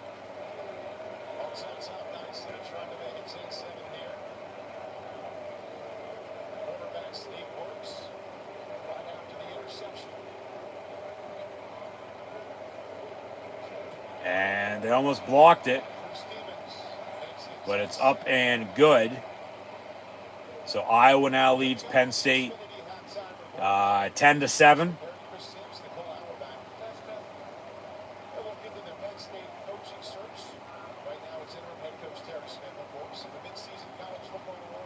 But yeah, Lions going to get the ball back here. Minute 14, 2 timeouts to, go try to tie this game up. Still get a 2 for 1. Tie it up at 10. And, get the ball back to begin the second half and, score then. If you score a touchdown, even better. And then if you got to kick a field goal, score a touchdown then early third quarter, then, okay, 7-11 point, lead then. But you're going to try to hope to obviously just tie this game up now, down 3. Down for the first time tonight in general, whether it's 3 or 7. You're down. So it's 10-7. But just turnovers are killers. Iowa's shooting themselves in the foot with penalties. And then they had the turnover. Penn State capitalized, but now Penn State with 2 interceptions, and luckily they only have 7 off the second. Nothing off the first, only 7 off both of them. So, because it could be a hell of a lot more, it could be a hell of a lot worse. But it's early, still left a little bit played, but as we near halftime, minute 14 to play and a half, 2 timeouts. Do something, go fucking, kick a field goal. They're not really.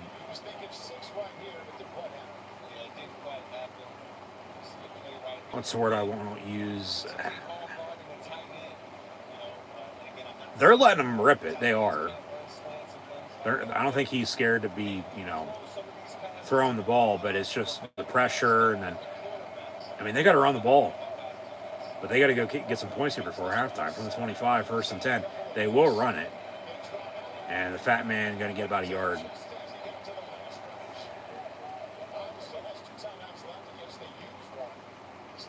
So now Iowa going to call their timeouts to still try to get the ball back themselves. So now it's going to come down to, how many possessions are you going to get here tonight? And are you using your time wisely, and are you scoring?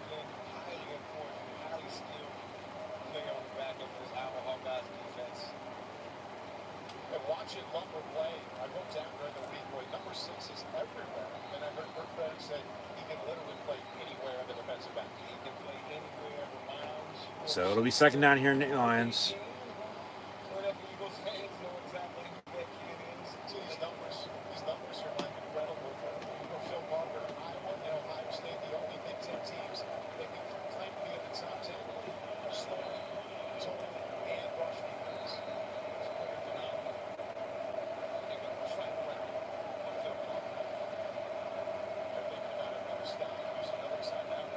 Second and 9 with a minute 7. Gronkmeyer up under center.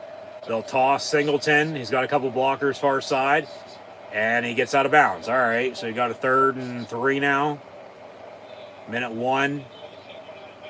But you definitely got to convert, because after getting out of bounds like that, you don't, they're going to get the ball back.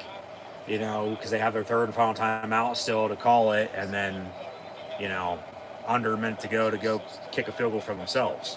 And then you're down, you know, one score, whether it be 3 still, 6, hopefully not 10 at 17-7, but then that's just talk about a swing, you know, because of the interception.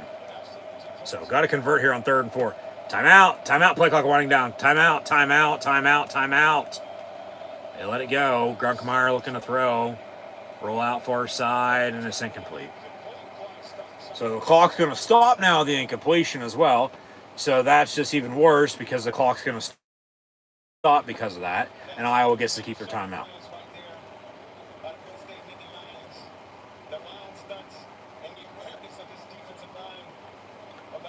So, yeah, just...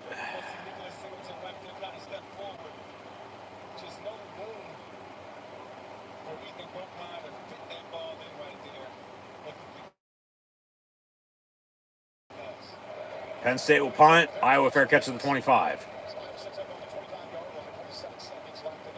So they have a 3-point lead.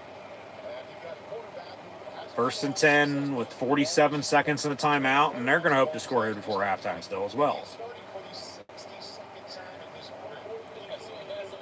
It's just gone really downhill with that second interception.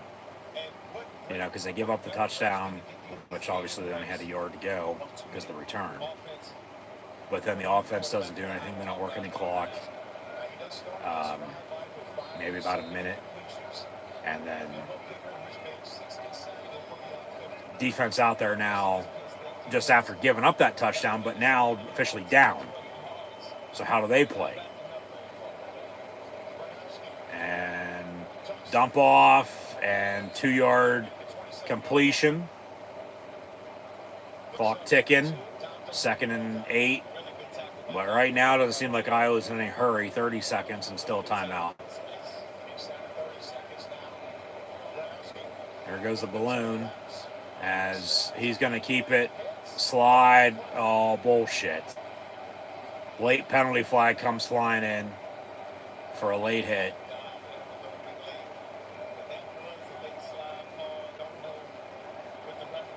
And they're going to say 15 yards probably in 1st down Iowa. So that just sucks because still 22 seconds of timeout. They're going to be closer now to getting the field goal range and kick it. Pick it up. That is not helmet to helmet on targeting. That is not a penalty.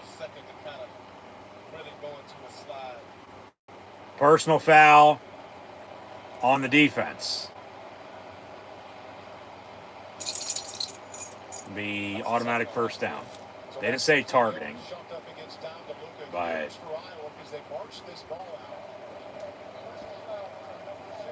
just frustrating, man. What you doing, big dog? What's up, buddy? Huh? Go lay down. There you go. Huh? What's up? What are you barking about?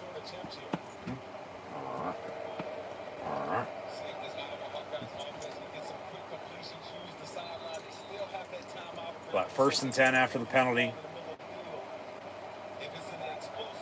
From the 44 and over the middle, it's caught.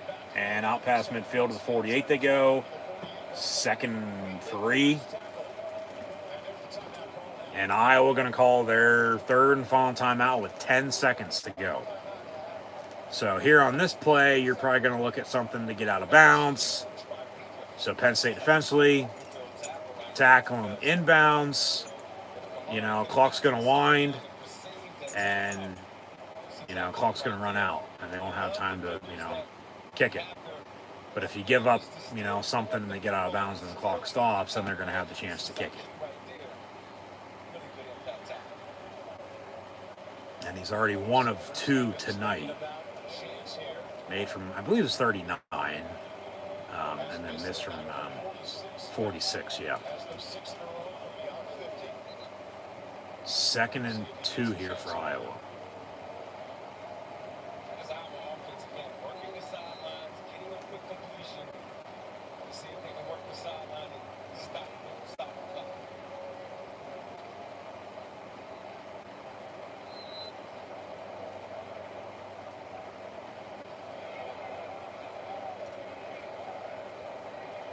Iowa out of the gun, quick pass near side. It's almost picked off by Penn State. Elliott Washington, number 9 on the coverage. So 3rd and 2 with 6 seconds. They're going to kick it from here.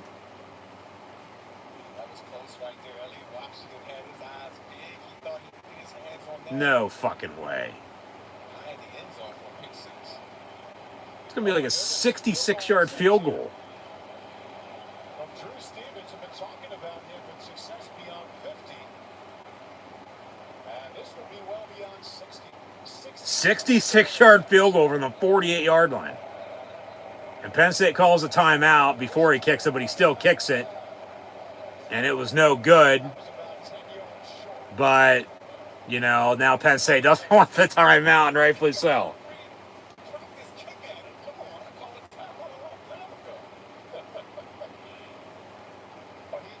So is he going to still kick it again, or is Iowa going to throw a Hail Mary now? Because he was a good, good leg short on it.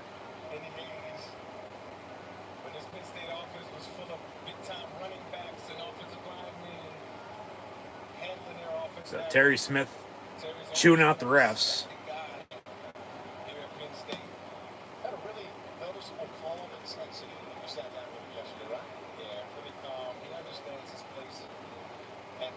Yeah, showing off a highlight of Terry Smith as the Penn State wideout. But Iowa's still going to kick it. A 66-yard field goal to end the first half.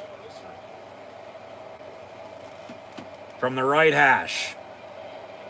And it's blocked. No good. And Penn State picks it up. Elliott Washington going to return it. Touchdown, Penn State. There's a spark for it. Yeah, we wanted that timeout now.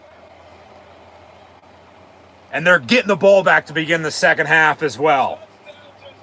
Hell yeah, touchdown. Just what the doctor ordered, right. They block the 66-yard field goal and return it. Holy shit, did that just happen? Who blocked it? A.J. Harris maybe off the edge, and Elliott Washington off the edge just kept running and picked it up and ran into the end zone. And Penn State's on to kick the extra point. And this will do it for the first half. Snap, hold, kick. What a sequence, man. What a sequence of events to end that half. Penn State's up 7-0 from scoring off an Iowa interception on the opening drive. Iowa kicks a field goal. Iowa misses a field goal. They just had a 66-yarder blocked, and it just changed the momentum of this game once again. And Penn State returns it to the house. Touchdown. Extra points up and good. It's 14-10. And Terry Smith interview on the field going into the half.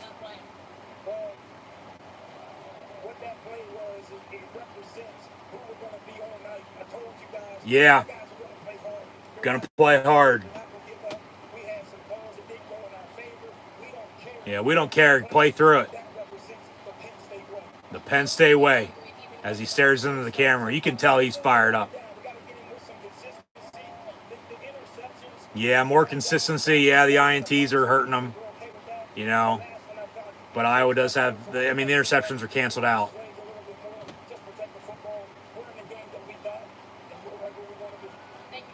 They're right where they want to be. And then he is like, thank you very much. And then he gives an update for radio with Steve Jones and Jack Ham. And holy shit. What a fucking play. They've been blocking punts and kicks this year, man. Special teams has really stepped up. Even though there's still not a hell of a lot in the return game and they're not kicking as many field goals. As of late. But talk about a spark. Like I said, talk about sequence. You know, like I said, they're up 7-0 because of the interception. They give up the field goal. Iowa misses a 46-yarder. And then when it looked like it was good, but because it was too high and it went right, it was no good. It was one of those, just judgment calls on a kick. And they, like I said, the refs looked at each other and it was no good. And then, because Iowa with the running game, as Penn State started to turn the football over, the first interception, Penn State could have had a kickoff or a field goal, on that 3rd and long into 4th and, whatever it would have been, but they go deep, throw the pick. It worked out in their favor because the field position out of it. And get the ball back, but then they turn it over again. Iowa gets the interception return, 1 yard line, they punch it in. And then, seriously, that all just happened with, Penn State right before halftime. Like I was saying, maybe a 3-for-1, maybe double dip. Looked like it was going to be nothing as it progressed. And they still can't do anything. Iowa calls their timeouts, gets the ball back. And that's why I said there's no way in hell he's going to make the 66-yard field goal, let alone give him the chance to kick it. And then Penn State ices him with one of their 2 timeouts left. He clearly missed it. And then they're arguing, well, we don't want timeout, And then that's why I just said, no, they wanted the timeout all right. They show it again.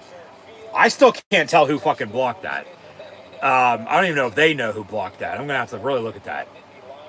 I think it was either 24 or 54. From A.J. Harris to Amari Campbell to Xavier Gilliam.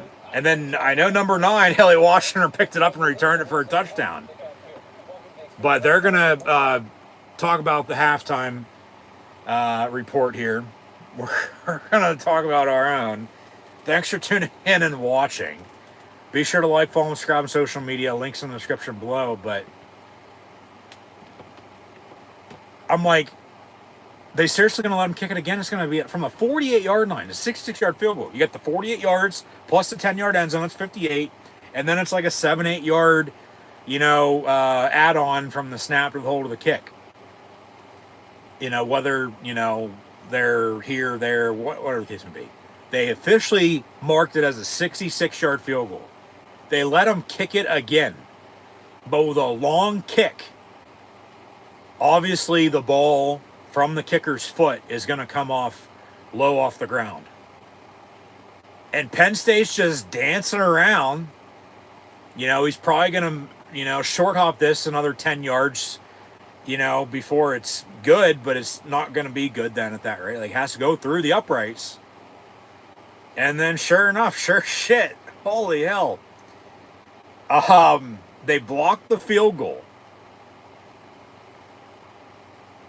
and return it for a touchdown to end the half, get momentum back on their side, score before halftime, and they're still getting the ball back to begin the second half. And Terry Smith as the interim head coach for Penn State football, taking over for the fired James Franklin. He's fired up as a Penn State alum.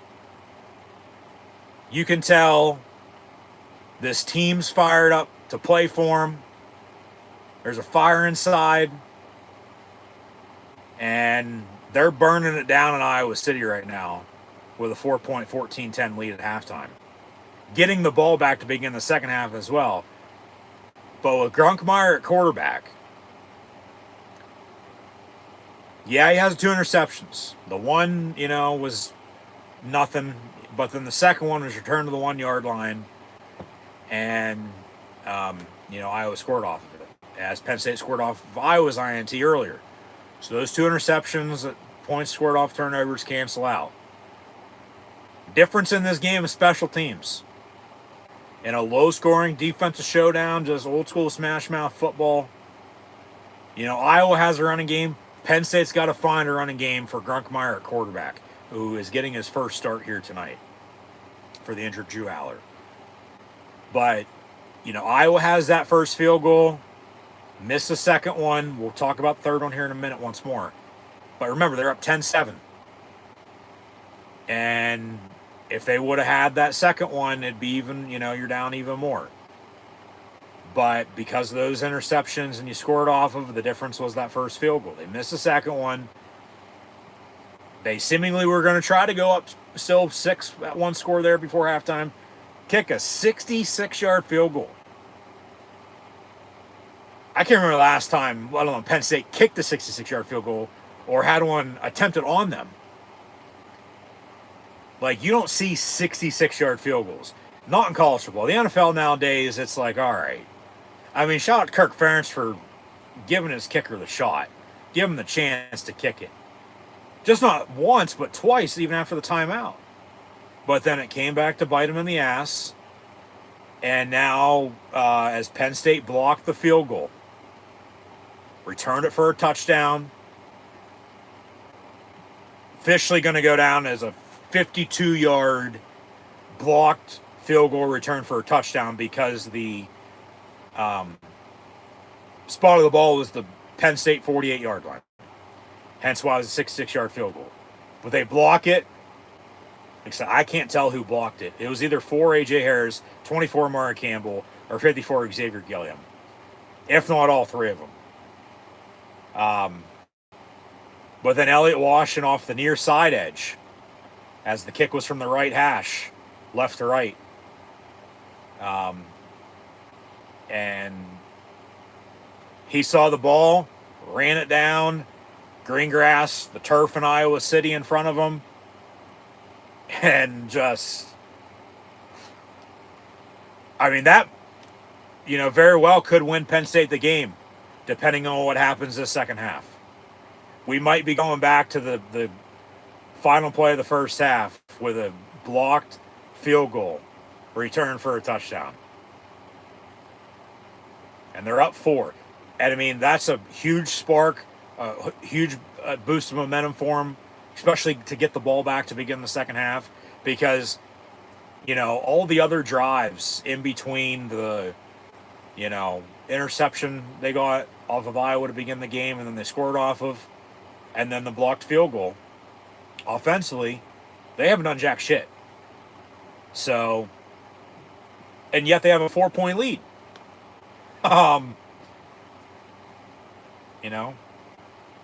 Crazy first half to say the least. Penn State on defense, they got to stop the run. Got to stop the run for sure. And got to get pressure on the quarterback. Force another mistake or two. So, I mean, they'll stay at +1 and +3 in the turnover margin for Iowa and Penn State, respectively.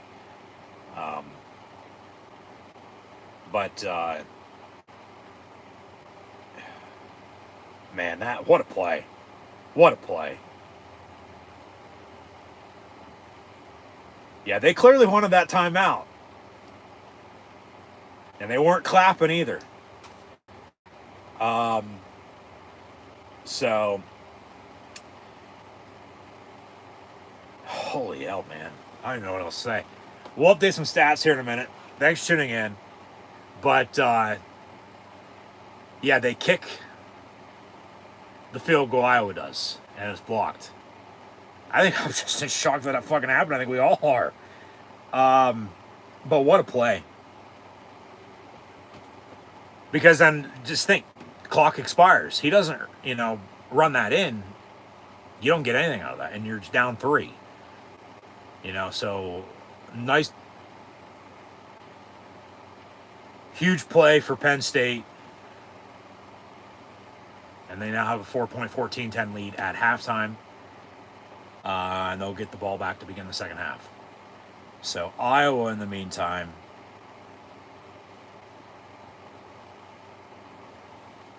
eight of 14, 51 yards, interception for Gronowski. Moulton has 9 carries, 56 yards. Williams leading the team in receiving, 2 catches, 13 yards.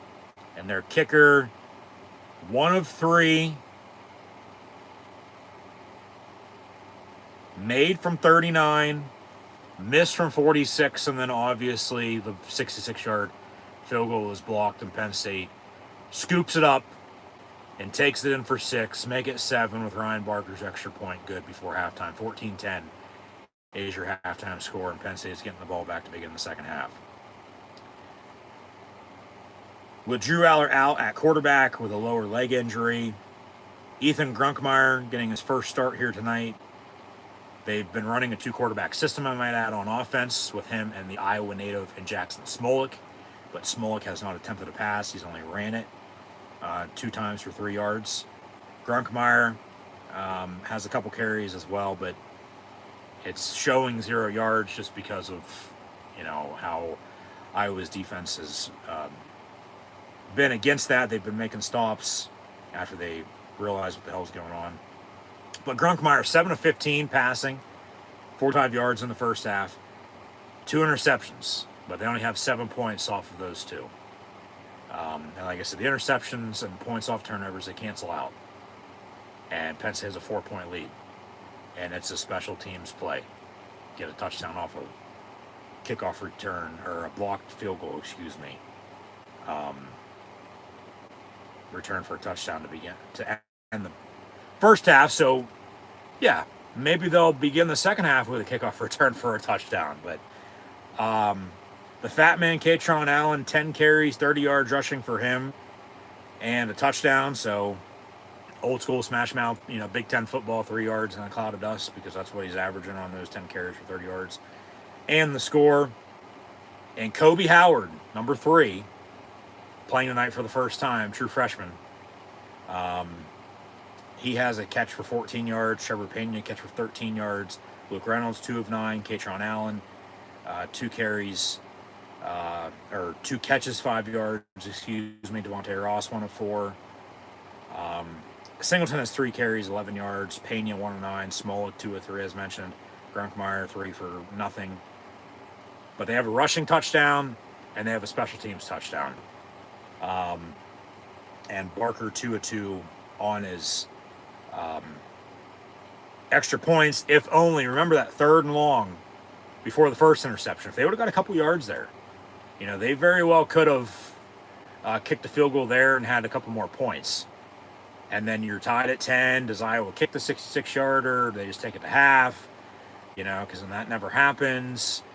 But then if it does happen, and then you had the field goal, you're up 7 then at 1 score rather than 4, but you're still up 4, 14-10, and you're still getting the ball back to begin the second half. So now you're hoping to still score to begin this third quarter, go kick a field goal, make it a 7-point game, go score a touchdown, make it a 2-score 11-point game at 21-10. And run the ball and work clock. Wheatley has 8 total tackles. Also has the interception. Dom DeLuca with 4. They have 1 tackle for loss on defense, but no sacks. And then, like I said, Barker, 2 of 2 on his extra points. And then now overall total team stats.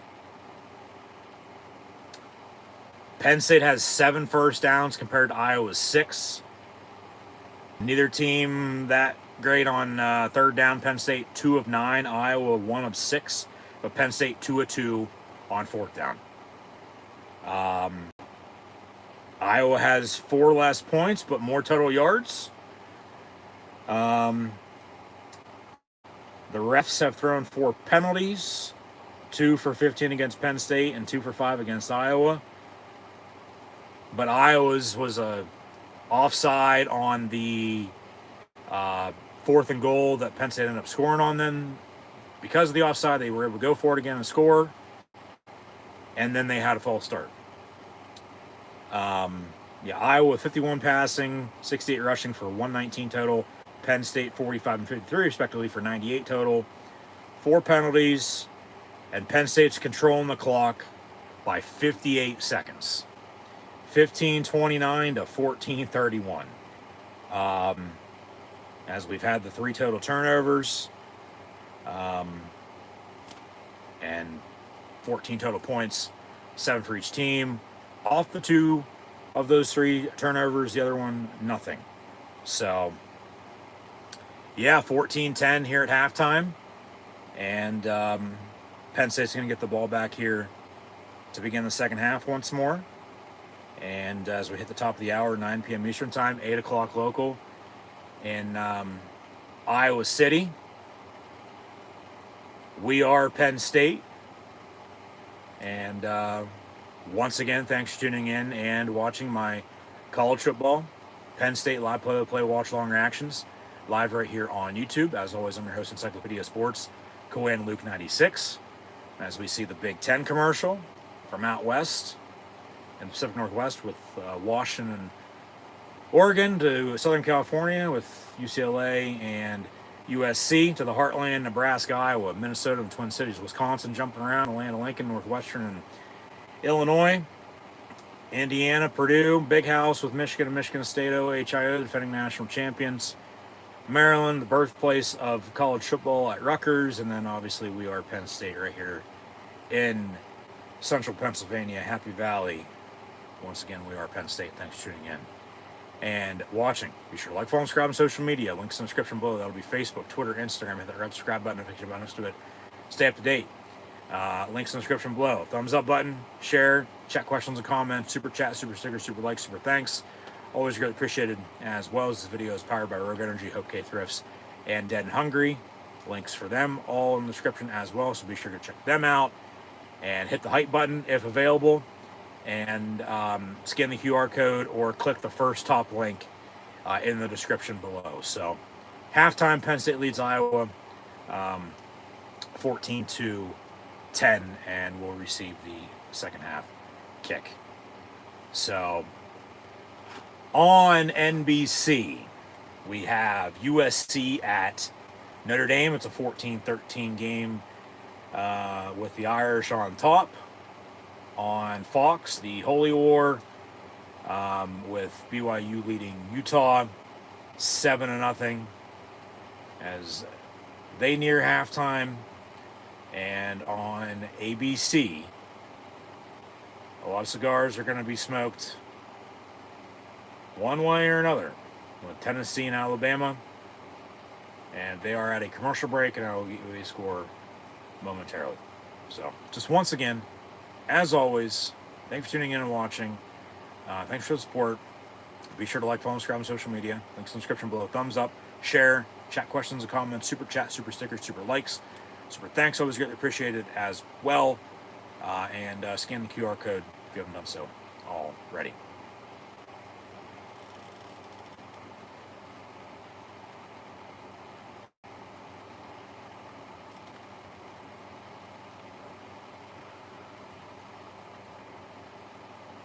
So it looks like in the meantime, we're going to be coming back from break.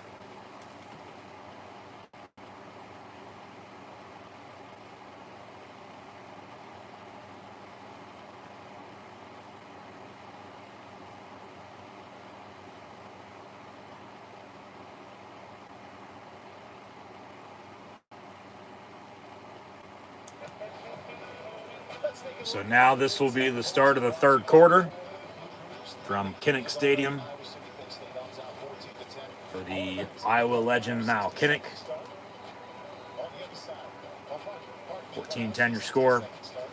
Penn State up at Iowa. But yeah, they got to help out Grunk with the run game. It's got to be more consistent. Don't turn the ball over, you know. But this is Penn State's third straight game, even though they have not won in over a month, but with a block kicker, a punt, and the second return for touchdown, because remember, they blocked a punt at UCLA and got themselves back into that game, but then, you know, they were still down and they still lost, but they're up here 14-10 and getting the ball back to begin the second half. So Alabama's up 16-7 at home against Tennessee, I might add. Penn State on the kickoff return, it'll be down in the end zone for a touchback. So see what Kirk Ferentz had to say.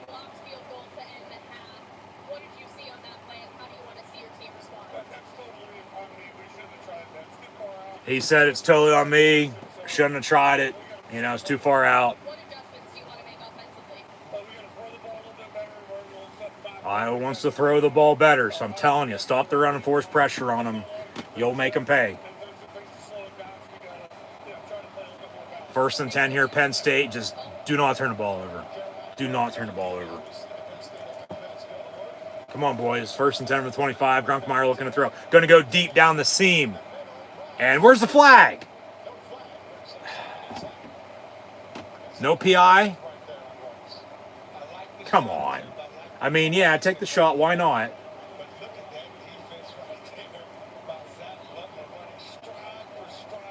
10 for Devontae Ross. I don't know, man.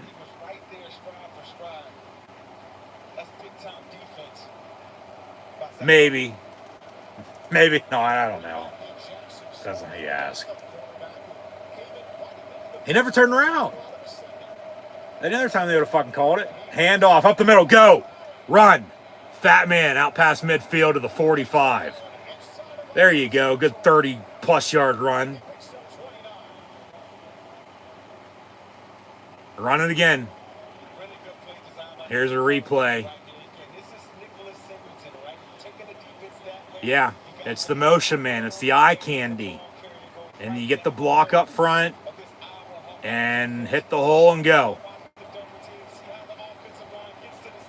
Yeah, Shanahan and Donka on the block that open up the hole, along with Rucci. And the fat man just doubled his yardage on one play. They'll give it to him again. And 3 yards. 2nd and 7 at the 42. Run it again, man. Run it again. So they're, running the 2-quarterback system. Grunkmeyer and Smolik, with whether they're in there throwing it, whether they're running it, whether they're in there handing it off. They're both in there, helping out this offense one way or another. 2nd and 7, excuse me. With Singleton in motion again. And they'll hand off up the middle to the fat man. Katron Allen, he gets a good yard, if not 2. It's all going to depend on that spot, whether they gave him forward progress or not.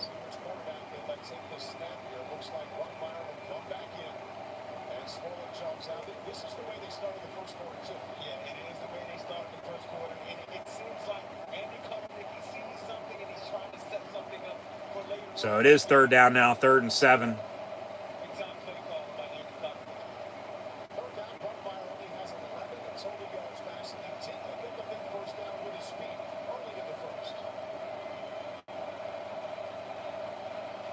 Play clock at 5. Got to go. Snap the ball. Go. 3, 2. They get it off. Grunkmeyer looking to throw on a slant. It's caught. 1st down, Penn State. Devontae Ross. Move the sticks. That's a Penn State 1st down.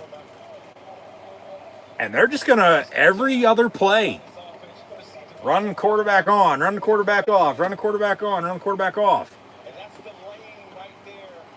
And just keep this defense guessing on, even though Grunk's passing and running a little bit, but Smolik hasn't thrown yet. Smolik's been handing off and running himself. Yeah, so I'm saying maybe throw a pass here with him to, if you're going to do that, to really get him guessing. He's going to keep it himself and he's going to lose yardage. So now they're, I think, probably doing this too much. And Iowa's, they know when Grunk's in, it's a pass or a run, but when Smolik's in, it's going to be a run. It's the same thing as, Trace McSorley to Tommy Stevens to, obviously with Sean Clifford to Drew Aller, but Aller would throw, but then, Aller to Bo Pribula, and Pribula really rarely threw. He'd always in there be running. 2nd and 13, they'll run it again. And now it's 3rd and 15 and 35. So back to another one of those 3rd and longs. And, if they get a couple yards here, they're going to be in field goal range. And then it's back to a 1-score, 7-point lead rather than only up, 4 as you were 7-3. They go deep down the middle again in the end zone. Where's the flag for there? Thank you. That's clearly PI. couple flags. 10 for Devontae Ross. And the big blitz up the middle, and he got it off just in time. So pass interference on the defense. It's an automatic first down. Iowa, the least penalized team in the nation. Yeah, that's what I was saying earlier. They're number one in avoiding penalties, but they have a lot going against them tonight. Yeah, he literally tackled him at the goal line before the ball was even there. And so now Penn State ball, 1st and 10. On a 3rd and 15, you get a big penalty like that. You're going to hope to score a touchdown now, rather than kick a field goal, because you go up 11, which is 2 scores. And then at least you chewed up 5 minutes of clock here, to begin the second half as well. So you have 1st and 10, Penn State at the 20. So it was just a 15-yard pass interference. They toss it, Fat Man, 8 yards far side, 2nd and 2.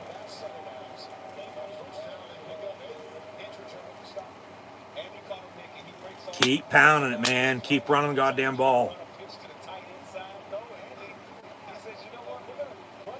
Good block by Drew Shelton.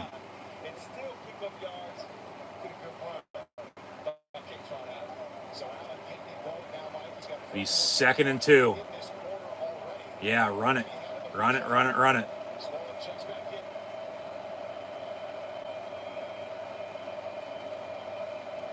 And they will. Fat Man up the middle. 1st and goal. Penn State inside the 10 at the 8. You got to punch it in. You got 4 plays.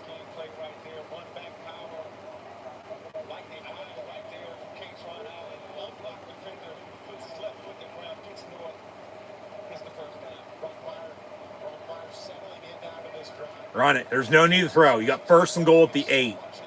Run it.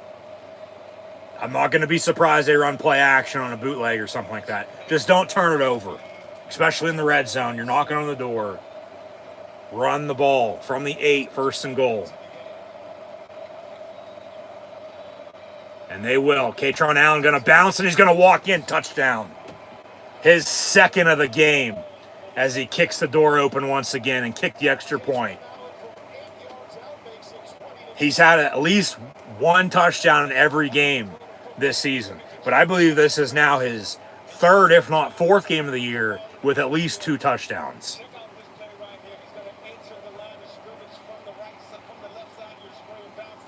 And at this rate, he's going to get between him and Singleton, if he keeps running the ball the way he is, potentially as the extra points up and good, Penn State now leads Iowa 21-10 with 9:25 to go in the 3rd. That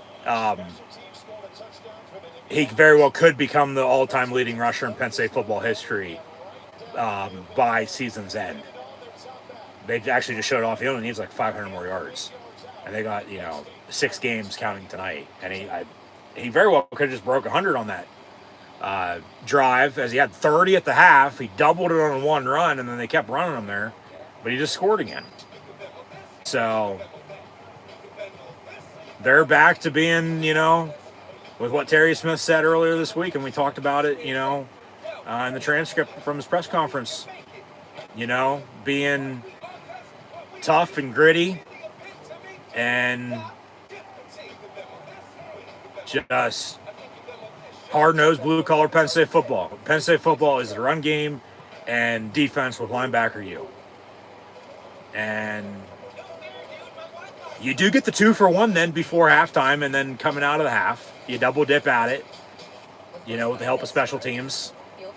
As you scored off of interception with a rushing touchdown, you get the blocked field goal return for a touchdown, and then you score on the opening drive to begin the second half.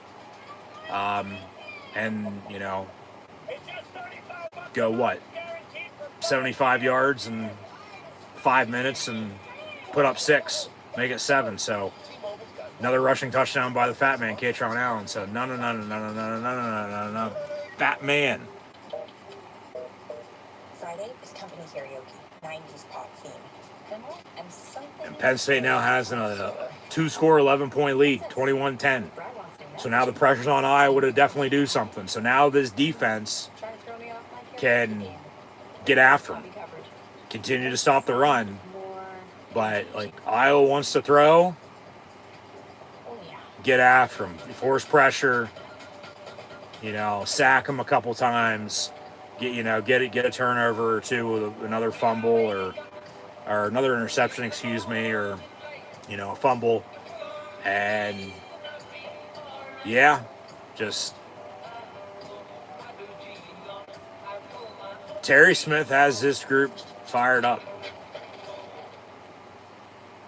They showed up. They've come to play. For the ride of life. So, Well, you come right back to your best player on offense, Allen. yeah, Fat Man's solidified himself as the number one running back for sure. Singleton's that explosive running back that, can be a workhorse if you need him to be.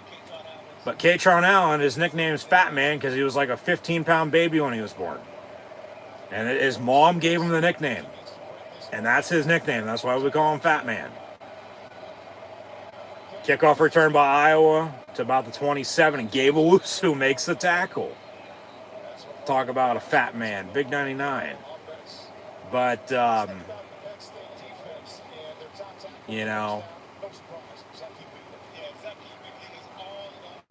Kaytron Allen, he can be explosive, but he's just that bruiser. He's that old school back. Like, he's going to truck your ass because you better get the fuck out of the way. But defense now playing with a lead again. Their biggest of the game at 11. And they got to make a play. They got to make a play. They can't allow Iowa to just go do what they want. They got to go make a play. 1st and 10, Iowa going to run it. And they'll get 5 yards on that run. 2nd down.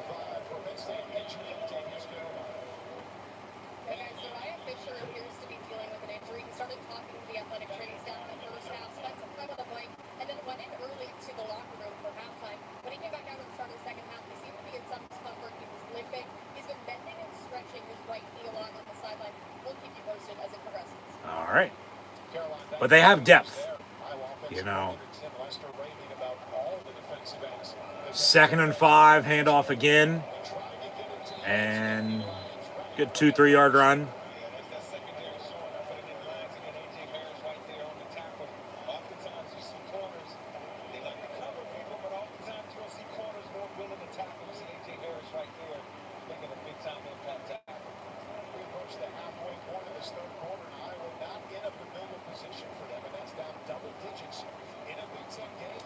So 3rd and 3 from the 33. Come on, defense, get off the field. Let's go.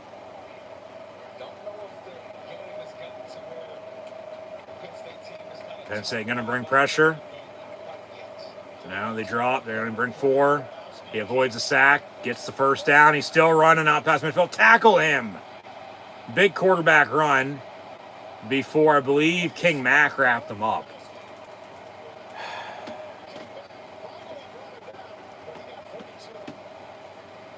Jesus Christ. They probably should have brought the pressure. But then somebody would have been open, and then they would have threw it to him, and then they still probably would have got the big play. Yeah. What can you do? 1st and 10, Iowa.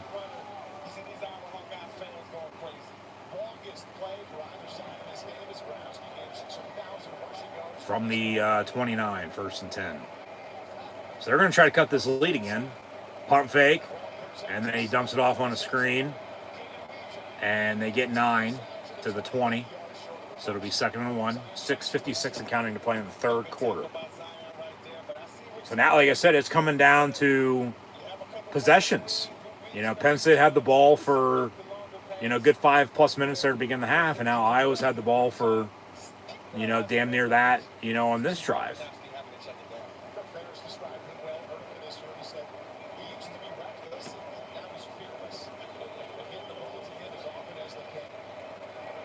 From the 20, 2nd and 1. They'll run it. Lower the shoulder, get the first down as he spins and gets to the 10. So it'll be goal inside the 10 at the 9 now, actually. And it'll be goal to go. So I was saying, you think you can run the football? Well, so can we. So Penn State's got to run it, and they got to stop it. But then watch the play action. You know, they have this defense, Iowa does, right where they want them at.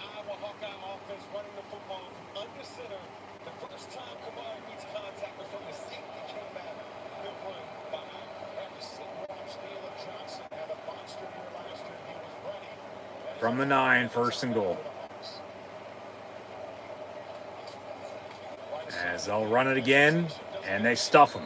No gain, second goal from the 9.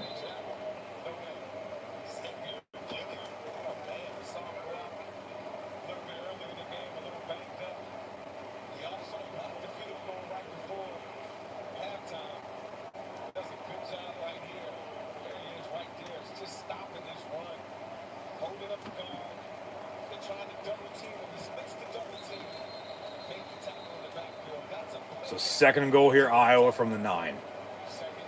I mean, keep them out of the end zone. I mean, force a field goal, and then it's back to a one-score game at 8. Out of the eye. They'll run it again. Cut back on a counter. And gets the 5. So third and goal from there.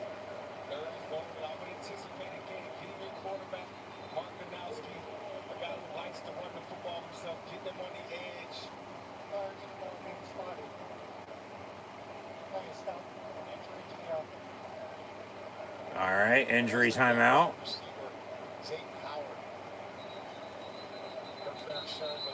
As he limps off. So they'll spot the ball now, and you know,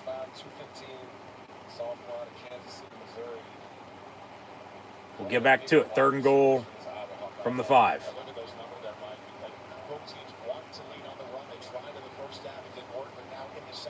Both sides finding to go much better here in the third quarter. Yeah, they just need to go and find their rhythm. That's how the run game hits, right? Both of these teams, the zone running schemes have to get reps. Third and goal from the 4 officially. Come on, defense. Keep them out of the end zone.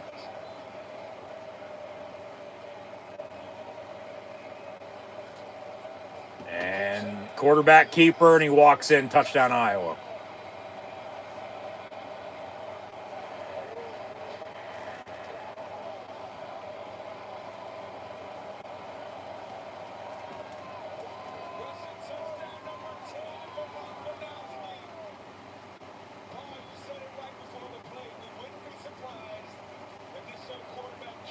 Yeah, because they were running it, and then he fakes the give, and he walks in.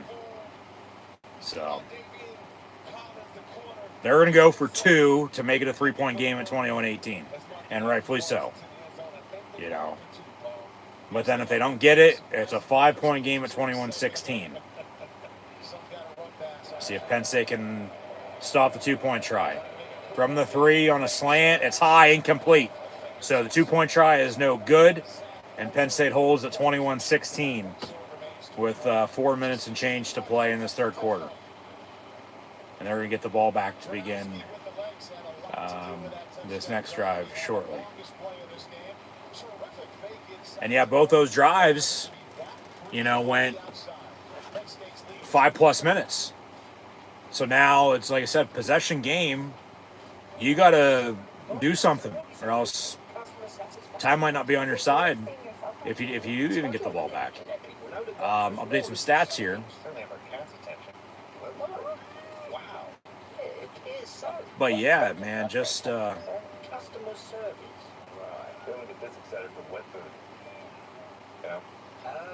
Penn State, hey, run the ball. But Grunkmeyer's probably gonna have to do something. You know, I mean, it's not like they're not letting him throw, but he's 8 of 18 for 56 yards. You know, he has 2 picks, and they scored off of 1. So, as you scored off of theirs. But then the difference still in this game is special teams, and that, you know, touchdown, you know, on the blocked field goal return for a touchdown before half. Because then say you have your 7, and then whether you have that blocked field goal or not, or your touchdown, I think in the second half or not, and only one of those, and not the other, you only have 14 points. You know, Iowa, with the 10, they would just kick the extra point there and make it 17-14. But they went for 2 because you have the 21 and make it a 3-point game, 21-18, but they don't get it, so it's 21-16. But I mean, if Penn State can go kick a field goal, it's a one-score, game at 8, 24-16. Even better though if they go score another touchdown, and it's 28-16, and the largest lead of the game at 12, 28-16. Because you're up 11, obviously at 21-10, you just give a touchdown there, but you got to answer back. You got to respond one way or another here. And like I said, you're on the road, so run the ball and work clock. At least they have a running game with the fat man now, Katron Allen. 16 carries, 83 yards, and not 1 but 2 touchdowns. So keep running them.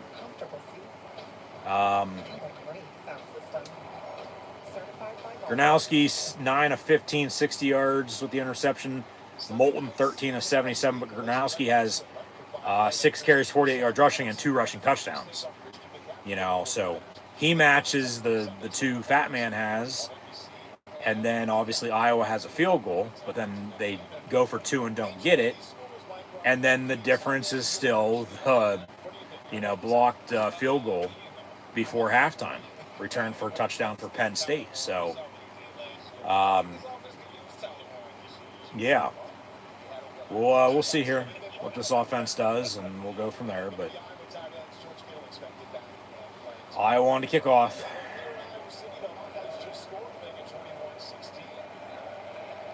And Penn State will return from the 1. Corey Smith to the 25-yard line.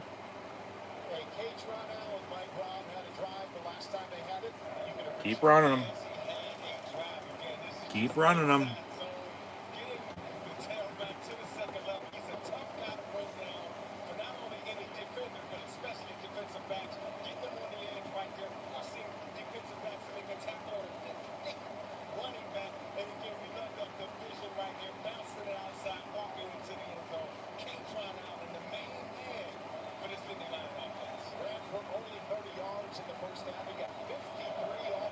They fake the run to him. They dump it off on a screen far side. Singleton and a yard if he's lucky. They might actually pull that dead and don't give him anything. But yeah, no gain on the play. 2nd and 10.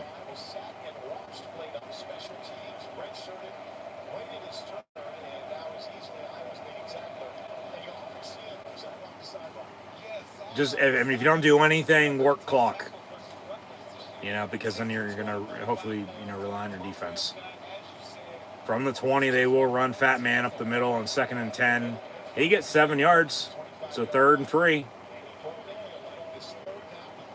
Probably run him again, because you tried to play action on 1st and 10 and it didn't work. But that's the thing. Where are these tight ends at? Luke Reynolds, Khalil Dinkins, and Andrew Rapp, yeah. But then even the wide receivers, for God's sakes. Hudson, Ross, and Pena, and we saw a little bit of Kobe Howard earlier.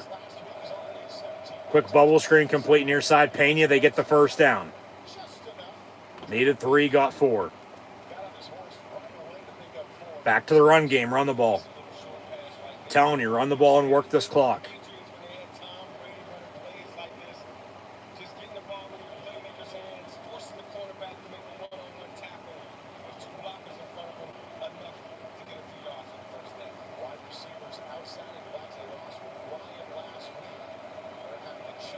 From the 31. 1st and 10. They'll run the Fat Man up the middle. Katron Allen for good 6, if not 7 yards again. Keep running them. Get another first down. Work the sticks. Work clock. Good block by Dinkins.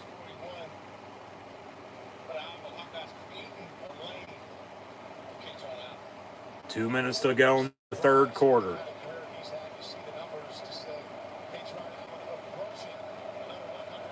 Yeah, Smolik in the ball game at quarterback on 2nd and 4. And they'll run it. Probably should have kept it for himself, but hands off to the fat man again for a yard. 3rd and 3.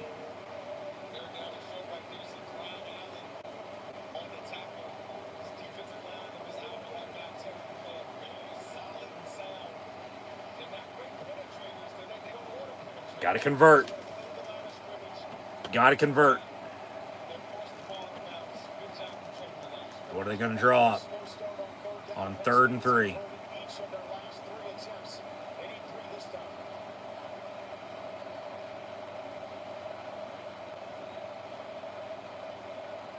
Pump fake on a bubble screen. Wanted to go on a slant, roll out near side. It's caught, but then he's about a yard short at the 40.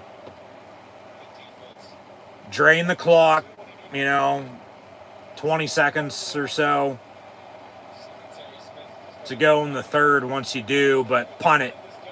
Punt it from your own 40. On 4th and a yard, punt the ball and play field position. Do not get cocky here. Maybe try to draw them off sides. They're 2 for 2 on 4th down tonight. But punt the ball and play field position. 4th and 1 from the 40. And a direct snap, and he's not going to get it. God damn it. They tried to catch him off guard with the quarterback looking, to the sideline for a sign, and they snap it to the man in motion.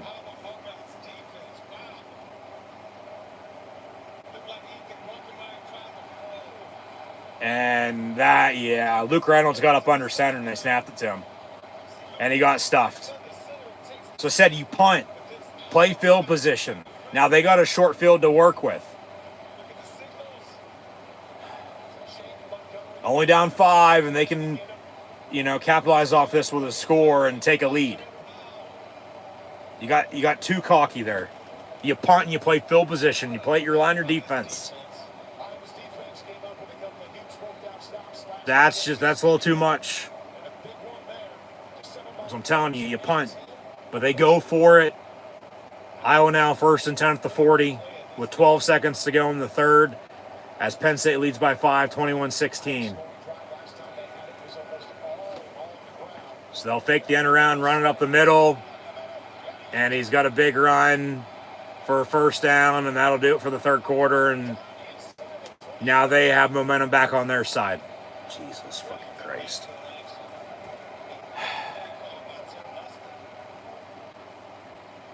You punt. You play field position.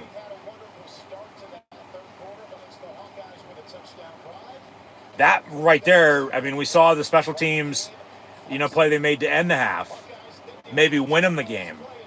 That, going forward on 4th down when you should have punted on special teams, that might just cost them the game. We have 15 minutes to go, and as Iowa trails by 5, 21-16, they get the big run there for a 1st down, going to try to, retake the lead with a touchdown and then probably go for 2 again to make it another 3-point game. But if not, Penn State, could get out on top with a field goal if Iowa would score here and they don't get the 2. But, you're looking at hoping to force a field goal. To make it a 2-point game at 21-19. Son of a bitch. That's too much. That's getting too full of yourself. That's too much. I don't know what to say. It's just, that was just a stupid decision to go for it on 4th down. You punt, you play field position. And you rely on your defense then. And at that rate, if they run the ball on you and work clock, then all right, whatever. But you just gave them a short field. That's the thing that sucks about it. They got a short field, and then they get a big run out of it, and now, half that distance to go now to, obviously they'll switch ends, but, punch it in to score to take another lead. And it's just, you do it to yourselves. They have momentum. and the game's going to be on the line, and then you don't have a passing game, even though you have the running game, you're still going to have to score. So that was a big drive there for Penn State to. They did work clock, but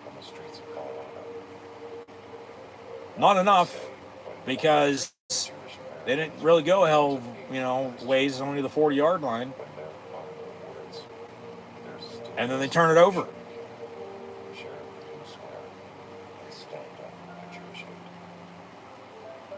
Yeah, they get it. Okay, whatever.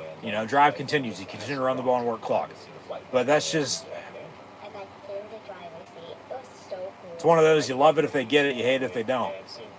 But so I said beforehand, you still punt on that, because you're at your own 40 with a lead. You punt, you play field position. If they lose, it might be because of that. Seriously. But we'll see.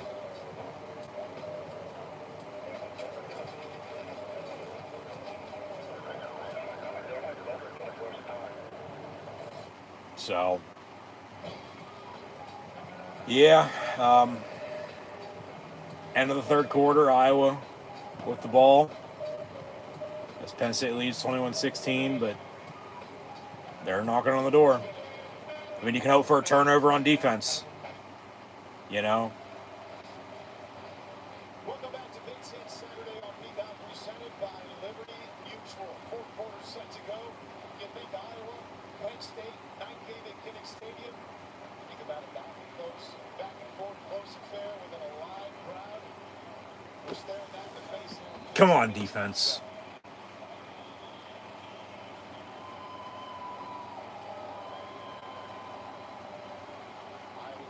Iowa up under center at the 19 on 1st and 10. They'll run it again for 3, maybe 4. Second down.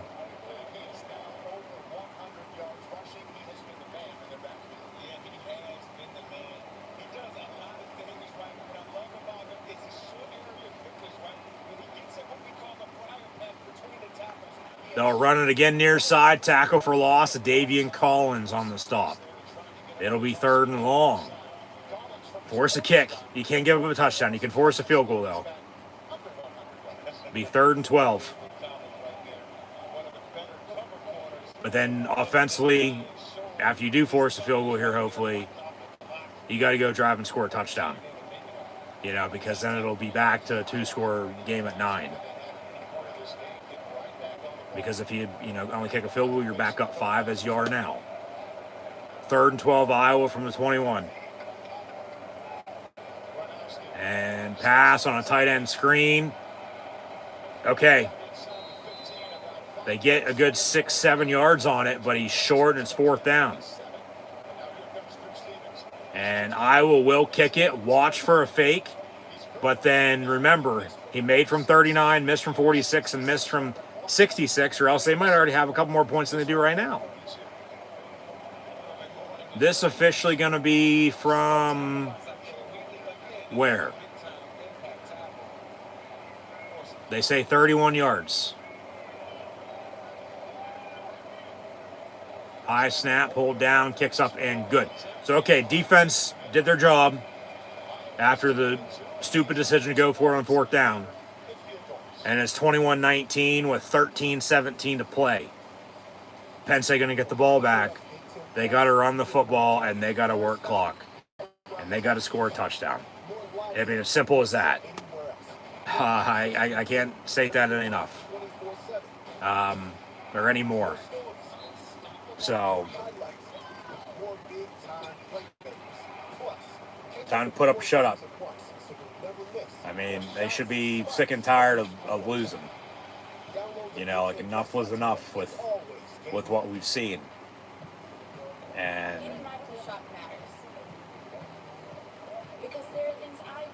this is the drive, that they're going to need to have points on. Of any drive tonight. You're up 2 with 13 minutes to play and 17 seconds. And like I said, a field goal only makes it back to a 5-point game. 24-19 as it was 21-16. You score a touchdown, though. You go up 28-19. That's 9 points. 2 scores, though. And then the pressure's on Iowa to do something, and do something quick. And then you can rely on your defense. So, run the ball, work clock, but Grunkmeyer's going to have to make plays. Let alone, I mean, maybe you let Smolik throw at a play or two and catch this defense off guard because, you know, anytime that he's in, he's just running the ball or handing it off.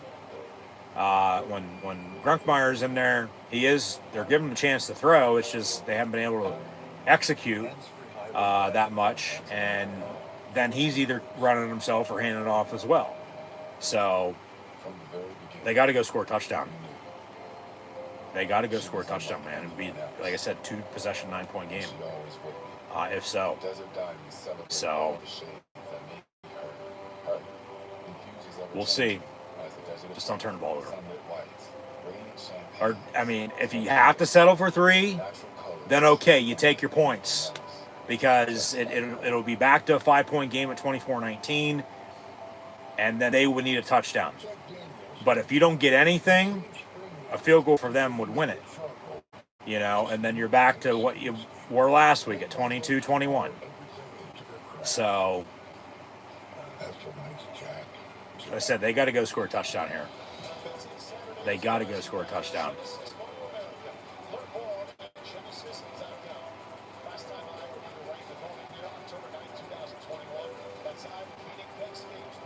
But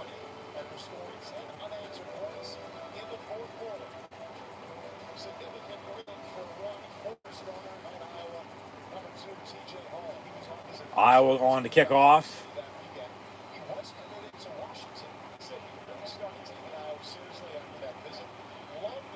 And Penn State going to get the ball.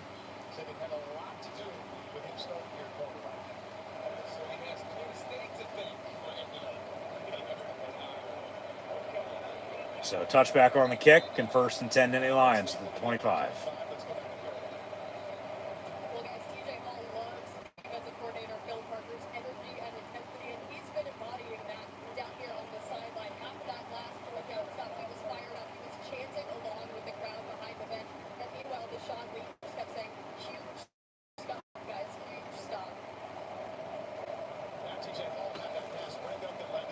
Come on, boys. Let's go score. 1st and 10, Penn State.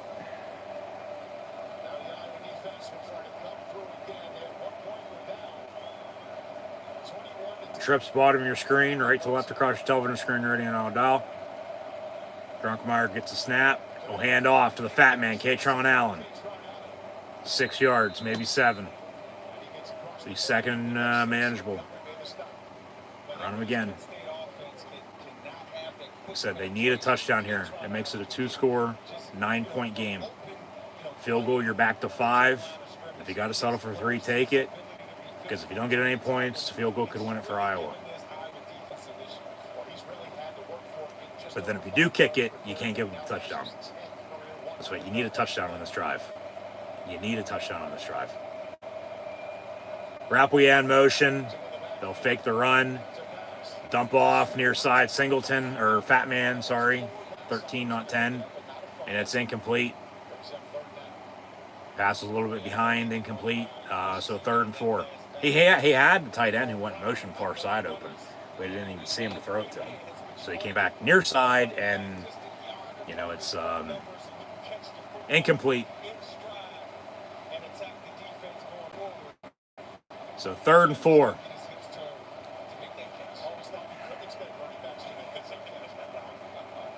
From the 31, 3rd and 4. Play clock at 5. Got to go. Snap the ball. Snap the ball. Grunkmeyer looking to throw.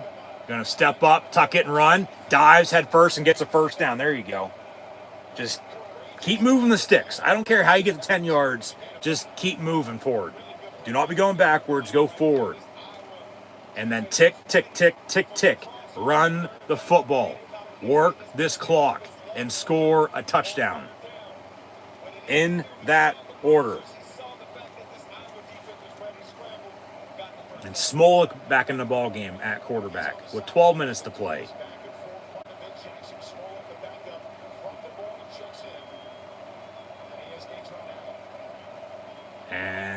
run it near side. Fat man, maybe a face mask. No. He gets 8 yards. So second and short, but hey, like I said, first down, first down, first down. Run the ball, maybe some play action every once in a while, but work clock and score a touchdown. Okay, that's what this drive should be. The whole entire length of the field.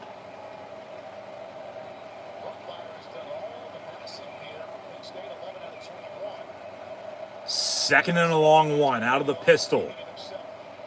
Quarterback keeper. Smolik, of course, he fumbled it. On the head, he fumbled it, but Penn State recovered.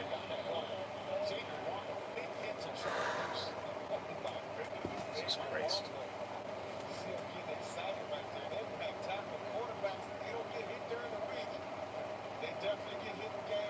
It's clearly a fumble. And thank you to Kyron Hudson for recovering.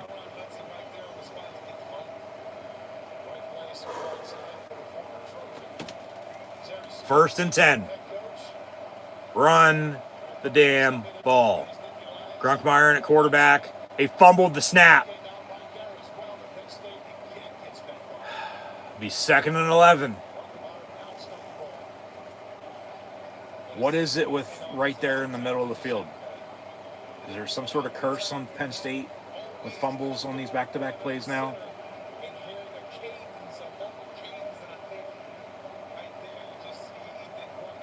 God. Under 10 to play. Second and 11 for Penn State. Make it third and manageable, please. Don't make it third and, longer than what it is now. Grunkmeyer, it's incomplete. So now third and 11. As the clock just stopped, 9:43 to go. Do not turn it over. And if you don't convert, you're going to punt the football. You're going to play field position and hope to pin them deep. And then you're going to have to stop the run. That's why it goes back to that last fourth down. They should have punted then, too, because they gave up 3 points out of it. Because then Iowa would definitely need a touchdown. Just not a field goal in this next drive, if they get the ball back. Grunkmeyer looking to throw, going to avoid a sack. Dumps it off. Rappel, yeah, first down. There you go. He gets out of bounds, so clock stops, but they'll wind it. It's all right. There we go. First down. Keep doing it. Run the damn ball. Work clock. Just eat, sleep. Get a first down and repeat. That's a good play. From the 40. First and 10. Run the ball. Run the ball. Run the ball. They will. Fat man. Katron Allen, 5 yards. Second and 5 coming up. 8:55 and counting to play. Come on, boys. Let's go. Work that play clock. Don't snap it until you have to.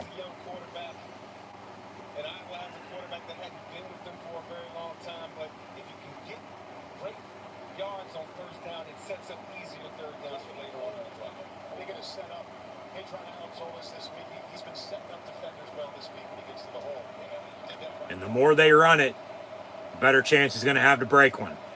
8:24 to play. Second and 4 from the 34. They'll hand off again to the fat man, Katron Allen, inside the 30 to the 25, down to the 21. There you go. Another first down. And tick, tick, tick, tick, tick. 8:14 and counting to play. Another first down for the blue and white. Run them again. Run them again.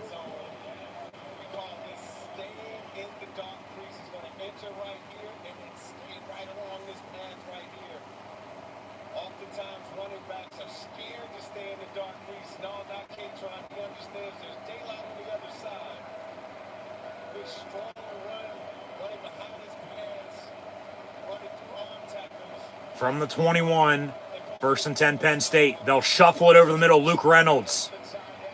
And he gets a good 7 yards, so second and short coming up. Play clock just reset at 40. Don't snap it until you have to.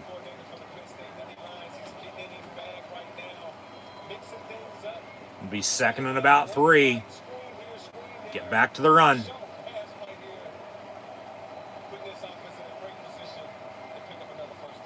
Just when they needed yards and to take time off the clock, Andy Kolnick sees his offense with an 11-play drive.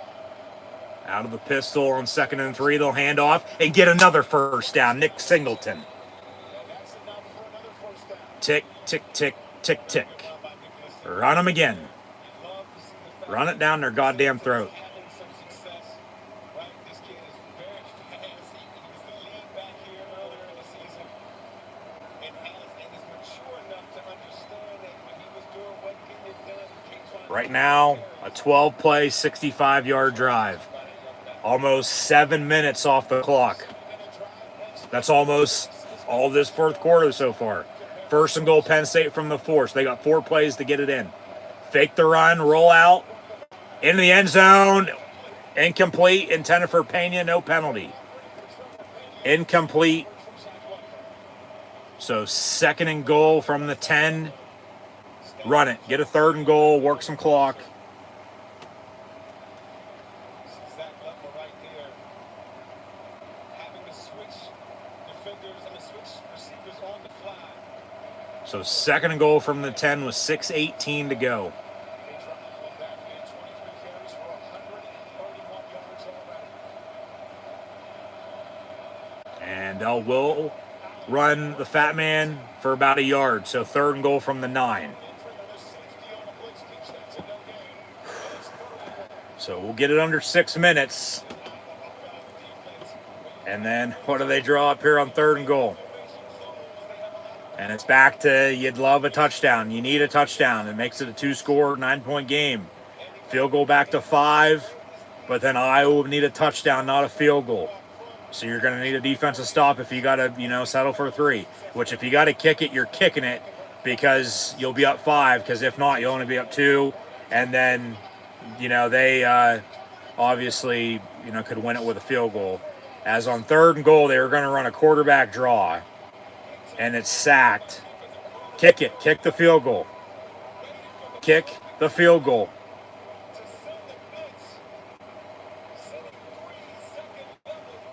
Kick the field goal.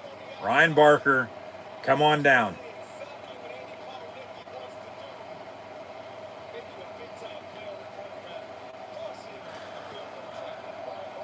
Ryan Barker from the left, or the right hash, for the left-footed kicker. Snap, hold, kick is good. So 24-19, 4:56 to go. Remember, go back to that, third down and long they had before the first interception. If they would have got some yards there and kicked it there, had that field goal, have this field goal there, to be up 8 at 27-19. And then Iowa would need a touchdown and a 2-point try just to tie. But obviously not. It's back to 5. It's 24-19 with under 5 to go. Iowa's going to get the football back. Penn State's going to have to stop the run. They're going to have to force pressure on Gronowski. And, they got a turnover on the opening drive. Maybe they can get a turnover on this upcoming drive. And then, whether you end up scoring off of it or not, who knows? Because at that rate, you might just have to run the football and work clock, and then that's it. But you can't give up a touchdown, or you're going to lose. So keep them out of the end zone by all means, all costs. Everything, throw the fucking kitchen sink at them here on defense. You got to keep them out of the end zone. You can't let them score. You can't. But we'll update some stats once we go final. But Penn State, as Barker's field goal, probably about 30-yard kick there, I'd say. They never gave an official yardage on it. But ball was from the 9 back to the sack, about the 13-yard line. 13 to 10 is, 23, with the end zone, and then 7-8 yards. So, yeah, I'd say 29, 30, 31-yard kick. But it was good. That's what matters. And Penn State leads by 5, 24-19. So, yeah, they work clock. They were able to run the ball and pick up first down on that drive. Obviously, touchdown, no doubt about it, would have been way better than a field goal, but you still take your points. Because if not, it's, still a 2-point game, and then they can win it with a field goal. So, yeah, that guy never played football again.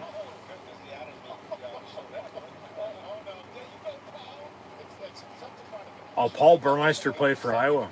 No shit, I didn't know that. He was the Iowa quarterback, and Michael Robinson was the Penn State quarterback, and they're both on the call here tonight for NBC's Peacock. As Penn State has a 24-19 5-point lead here with 4:56 to go. Touchback on the kick. Come on, defense, let's go. Need a stop. Don't take another commercial break. Of course they will. All right, we'll get back to it here in a minute, but I'd hope to God they're sick of fucking losing, because I know I sure as hell am. Okay? Like I said earlier, Terry Smith tasked with rallying this team, and he's done just that. There's a fire inside, and they played damn good tonight thus far.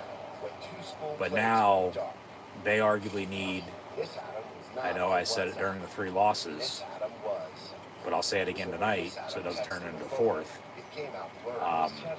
But arguably the biggest stop of the season. So, like I said, you can't give up a touchdown. You give up a touchdown and the game's probably over. Depending on then the time. And then, can they get in the field goal range to kick it, let alone score a touchdown themselves? I don't know. So, they can't give up a touchdown, man. They just can't. So, we shall see what happens here. Just as always, once again, thank you for tuning in and watching my college football, Penn State, live play, watch along reactions, live right here on YouTube. As always, I'm your host, Encyclopedia Sports, Cohen Luke 96. Be sure to like, follow, and subscribe on social media. Links in the description below. Thumbs up button. Share. Hashtag college football. Hashtag Penn State. Chat questions and comments. Super chat, super stickers, super likes, super thanks. Always greatly appreciated. As well as this video is powered by Rogue Energy, HopeKThrifts, and Dead and Hungry. Links for them also in the description below as well. Hit the hype button if available on your YouTube screen, and scan the QR code or click the first top link in the description below if you haven't done so already. So, need defense stop. Need a defense stop. I can't state that enough. There's not much else to be said. I don't care how they get it, but they got to get a defensive stop. If they get a turnover, even better, they can run the fucking clock out then probably with the run game they have. Even though Iowa has timeouts and 2-minute warning as well, just as Penn State does. But, yeah, defense needs to stop. They need to stop. If they want to win this game, they need to stop. So, who's it going to be on the Penn State defense making a stop? We'll see.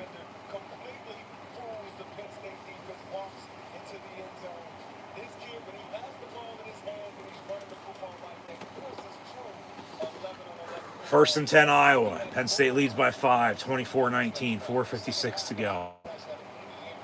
Ball 25-yard line. And quarterback run up the middle. And he breaks a tackle, and he's off to the races out past midfield. Jesus Christ, they're going to fucking score. Down inside the 10 at the 8. Are you fucking kidding me? Like, how? Just how does that happen? But then you think about it, if they score here quick, unless Iowa works clock themselves now, even though they got a goal to go, that, Penn State could still get the ball back and potentially have some time. There's just a missed tackle. Denied. Dennis Sutton missed him. Jesus Christ. See, Iowa, 1st and goal at the 8. And they'll run an end around their side. And inside the 5, he walks in, touchdown. Jesus fucking Christ. What'd I say? You can't give up a touchdown. 2 plays, they score a touchdown. And they're going to go for 2. Yeah, rightfully so. Because it'll make it a 3-point game. At 27-24, as it's 25-24 right now.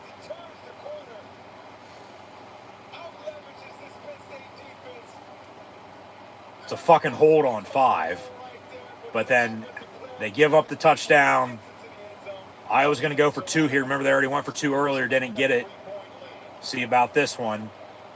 But that, it might work out for Penn State, because then all they would need is a field goal to win it. If Iowa doesn't get the 2 here, field goal to tie. 2-point tries, no good. Okay. Or I was going to say touchdown would win it then too. Or touchdown might have to win it. But now for Penn State, down a point, 25-24, as they lost last week 22-21. Good God. Penn State's going to get the ball back here with 3:54 to go. 3 timeouts, 2-minute warning, and a field goal wins it.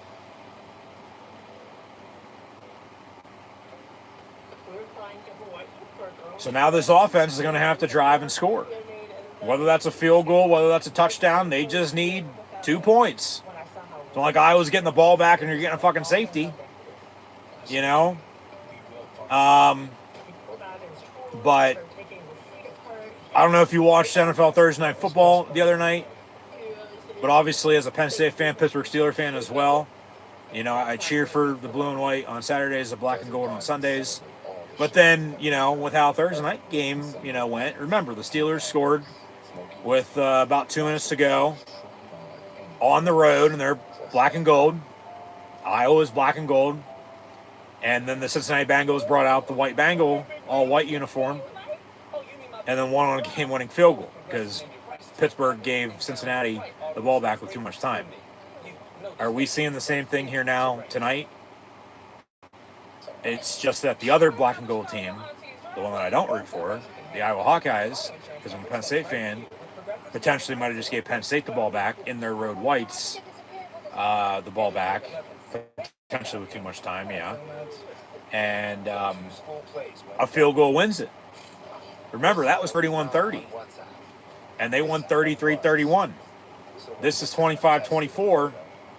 Penn State can win it 27-25. And I might add, as the 21st anniversary of the 6-4 Penn State-Iowa game is next week, Penn State also just celebrated another losing defeat and celebration. Don't want to bring it up, but it's been 20 years since the 1-2 game at Michigan this past Wednesday on October the 15th. And Michael Robinson was the quarterback for Penn State that year. He's on the call tonight. But you know what the final score was? It was 27-25 Michigan when the refs gave the Wolverines 1 second and Chad Henne found Mario Manningham for the game-winning touchdown. Obviously, a game-winning field goal would do it here for Penn State tonight, 27-25. Let alone a touchdown, even more. But man, just like I said, they couldn't give up a score, but they did. And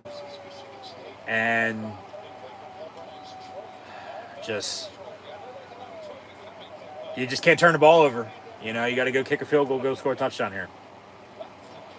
So 3:54, 3 timeouts for both teams, 2-minute warning as well. It's 25-24. And Penn State will return it from 2 yards deep. Probably should have took a knee. But they get out to the 24, 22-yard line. Looks like they're a little spot of that. So, yeah, 1st and 10 Lions from there. 3:48 to go. Down a point. Ethan Grunkmeyer at quarterback. They really haven't had a hell of a lot in the pass game tonight, but they've been able to run the football with the fat man, Katron Allen. Who's stepping up on offense? Because the defense obviously just gave up that touchdown that they couldn't. So,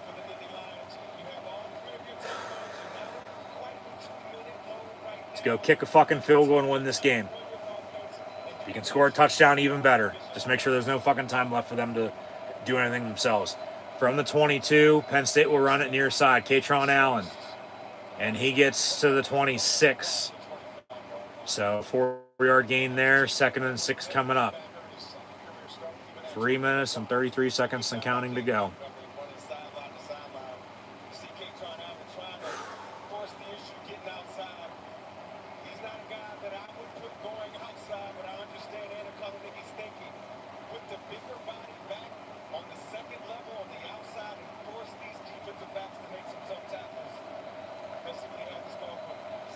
So 2nd and 5 officially now for Penn State. They'll toss it near side of the fat man. He's got a couple blocks.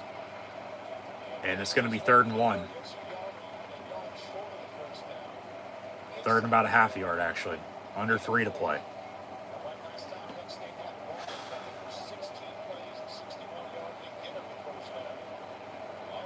They do give him a 1st down. All right, I'll take it. 1st down, Penn State. Out of the pistol, they'll run him again. And get a yard. Maybe 2. I don't even know if the offense knew it was 1st down. I think they thought maybe it was still 3rd and short. There's the flag on the play now, too. First one of those in a while. Watch it be holding. No penalty. They picked it up. What is it? 1st and 10 or 2nd and 9? Pass complete near side to Dinkins. And it's 1st down Penn State anyway at the 43. And he gets out of bounds. Clock's still running, though, because they wound at 2:12 and counting. Obviously, you have the 2-minute warning here coming up. You might want the ball 1st and 10 with 2 minutes to play rather than 2nd down. Don't snap it. Do not snap it. 3, 2, 1. All right, 2-minute warning, 1st and 10. 2-minute warning with a 1st and 10 for Penn State down a point. 25-24. Ball at the 43-yard line. And they still have all 3 timeouts. And a field goal wins them the game. So Iowa, I'd have to think, they're obviously going to want to try to stop the run. And, probably call a timeout or 2, if not all 3, to, try to get the ball back themselves. If Penn State gets in position to kick it, But if Penn State can get a couple 1st downs, like they did on that last drive, remember, keep running the ball, working clock. Can't really work clock now. You got 2 minutes to go and 3 timeouts. You're down a point, but all you need is a field goal. You don't need a home run here. You don't. I mean, I'm not going to be surprised if they throw it. Just don't turn the ball over. Don't throw an interception. Because that 3rd one would be the charm for Iowa, and it would be a win for the Hawkeyes and another loss for Penn State. Because remember, Grunk already threw 2 earlier. And they scored off the 1. Didn't score off the other, but scored off the 1. And they're up 1. So, I mean, you can factor everything into this game, on reasoning of a difference why this and that. But it's coming down to Penn State needs to get a couple 1st downs here, get in the field goal range, and, kick the field goal. I don't know if they're going to end up settling for it. They still got a ways to go here. You're at the 43-yard line, so 7 to midfield, another, 15 for 22 total to the 35-yard line. That's still a 50-plus yard field goal, though. You'd want to be inside the 30 if you can get there. But remember, I think it goes back to, even with everything that's happened, remember that 3rd and long Penn State had, and they threw the pick that Iowa didn't score off of, the 1st interception on the 2nd one? If they would have got a couple yards there, rather than throw it deep and it's picked off, obviously it worked out field position wise rather than punting then. They get a couple yards there, you know, you're in field goal range, kick it there. You know, you already have those points.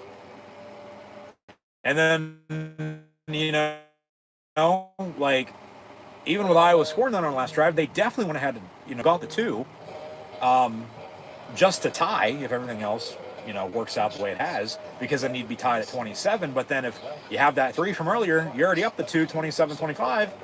You're running the fucking football again, running the ball, and they're calling their timeouts. You might be kneeing it out right now, not even needing a field goal.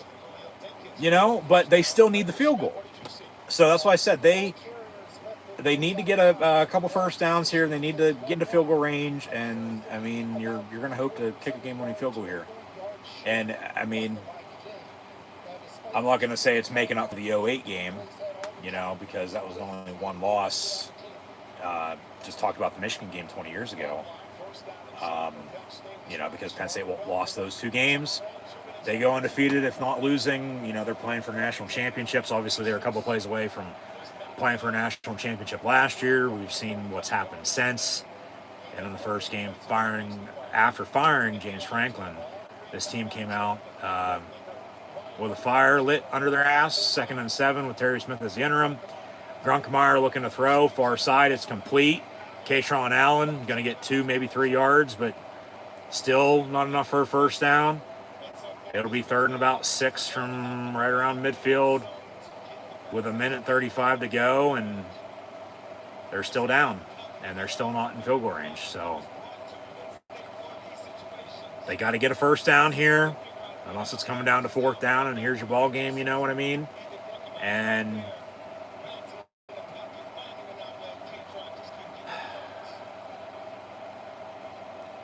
got to convert. 3rd and 5 from the 48.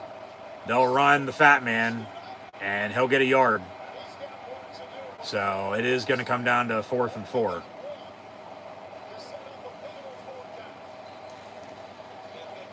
We'll see if any of these 2 teams call a timeout. 1:21 to go. Penn State actually just did. Okay.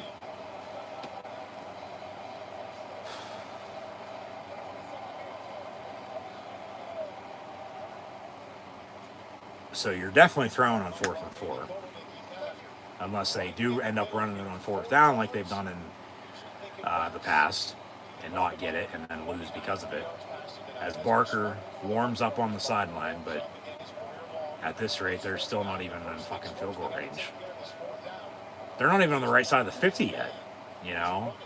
Like Iowa, when they kicked that 66-yarder, they were on the right side of the 50. This kick would be, what, from 68? You know? And I mean, Penn State obviously returned that, blocked field goal for a touchdown. But then remember, when Penn State went for it on 4th down from the 40, didn't get it, should have punted and played field position, Iowa got a field goal out of that. You know? And then obviously the defense still needed to stop on the last drive, gave up a touchdown, and then the 2 points no good, but it's still coming down to 4th and 4 here from the 49-yard line. And Penn State needs to convert to keep this game going. And if not, the game's over. Grunkemeyer looking to throw. Iowa brings pressure. And he does throw it deep. And it's incomplete. Where's the flag? Intended for Trevor Pena. And it's incomplete.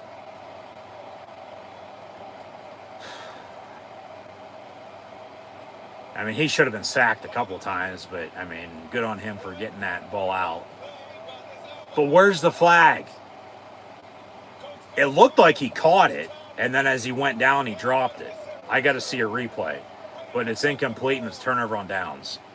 And Penn State only has 2 timeouts with the 1:15 that's left.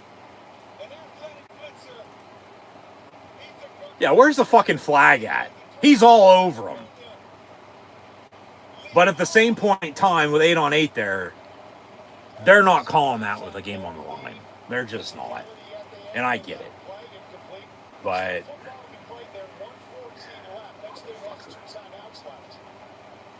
yeah, 1:14 to go with 2 timeouts. I mean, I was just going to run the ball and take a knee, and game's over.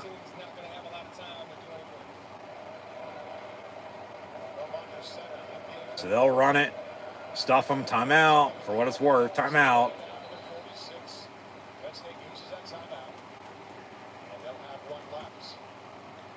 I mean, clearly, yeah, not getting a stop on the last defensive possession and giving her the touchdown hurt.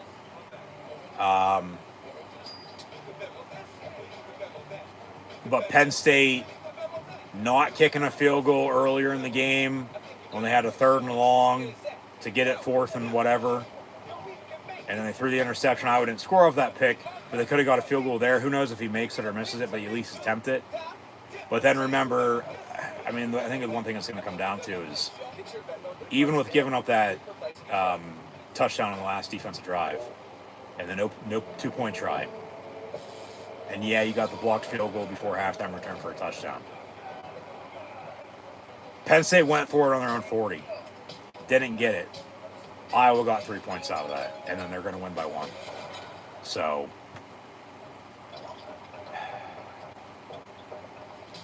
Word about the bag. The smartest Wi-Fi at one price for 5 years. Guaranteed. what can you do? Imagine that. Make that 3 for me. Got me one $75 for an unlimited 3% cash back on diamond. And a token. 3% cash back on salty. 3% cash back on sweet. No, it's going for 3 hours. Right? Good call. Are you in this one? Yeah, I'm in this one. Yes, your credit will cost my 3% cash back. Ah, perfect delivery. What did you want?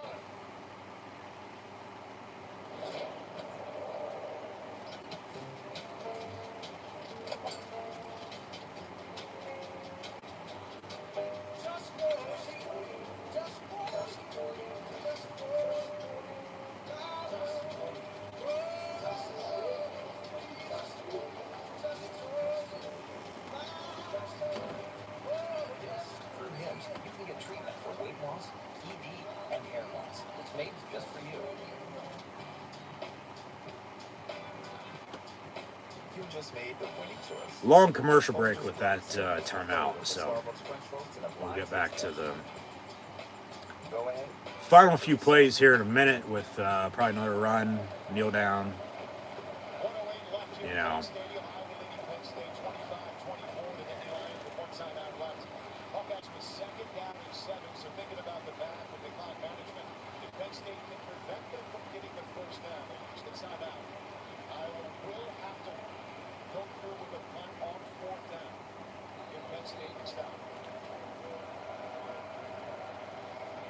come on, defense.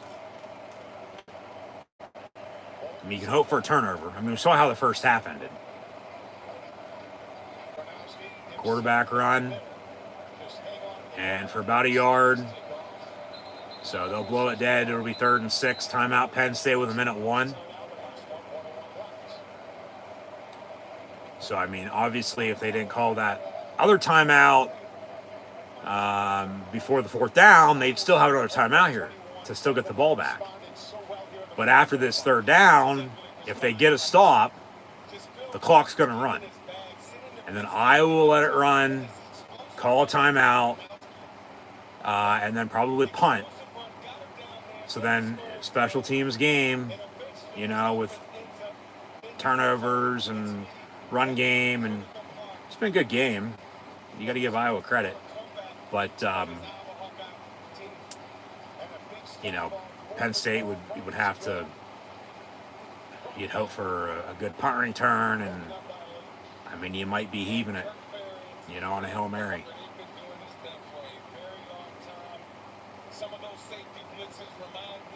If you get the ball back. You got to get a stop here.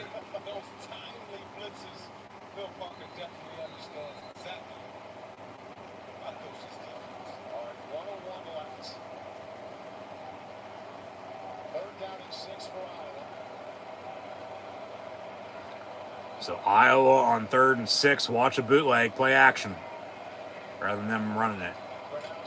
They will run a quarterback bootleg, and he gets the 1st down, and he can slide inside the 30, and that'll do it. Yeah. And Iowa's going to beat Penn State 25-24.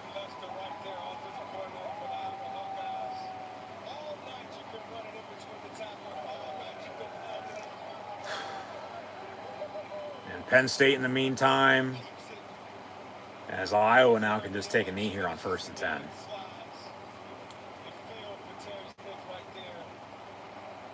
Penn State in the meantime is going to lose 4 in a row. 4 in a row for the first time since 2020. And yeah, that'll do it. Post-game handshakes here with Kirk Ferentz and Penn State interim head football coach and Terry Smith. As the final seconds will tick off. And yeah, Penn State clearly can hold their head high tonight. Yeah, what a game. Iowa wins 25-24. But Penn State did go out and play, you know, tough, hard-nosed, blue-collar Penn State football tonight. But they come up 1 point short.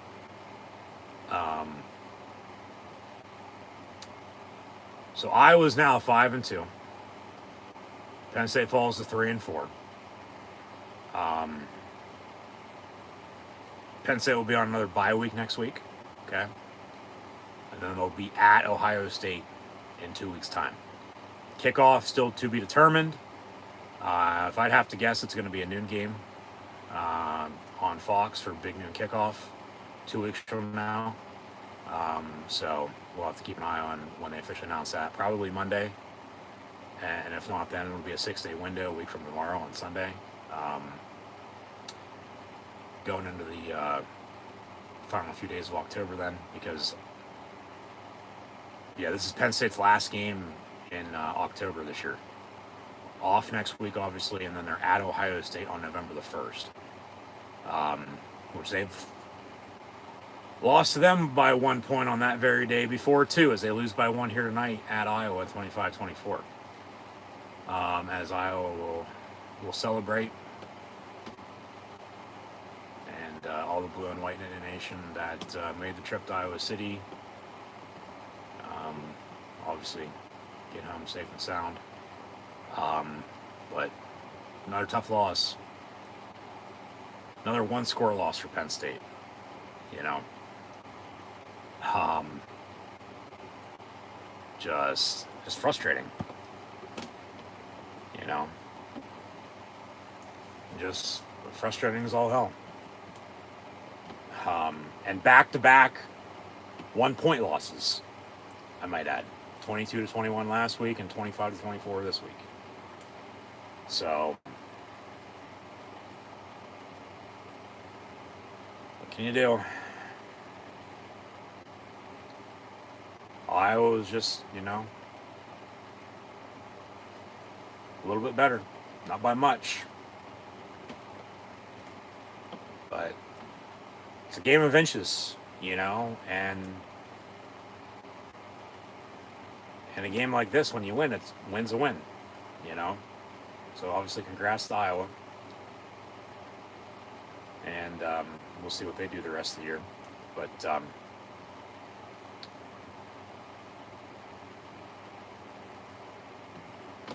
you know, Penn State falls to 3-4.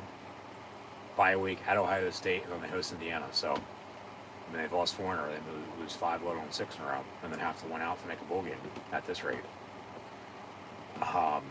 Even with at Michigan State, Nebraska, and at Rutgers to end it. And then there's obviously all the talk with the coaching carousel and the Penn State coaching candidates. And, you know, I have a video out here on YouTube about that, so be sure to check that out if you haven't done so already. Just like I said, tough loss. Obviously, but tough shit. But yeah, another 1-score loss for Penn State. You go back to the start of last year. You know, they lost to Ohio State by 1 score, lost to Oregon by 1 score in the Big Ten championship game, lost to Notre Dame on a game-winning field goal, 1-score loss in the Orange Bowl in the Final Four. And then you start 3-0, you've lost 4 in a row. You know, we've talked about James Franklin. Don't need to be talking about him anymore. Said what I've said.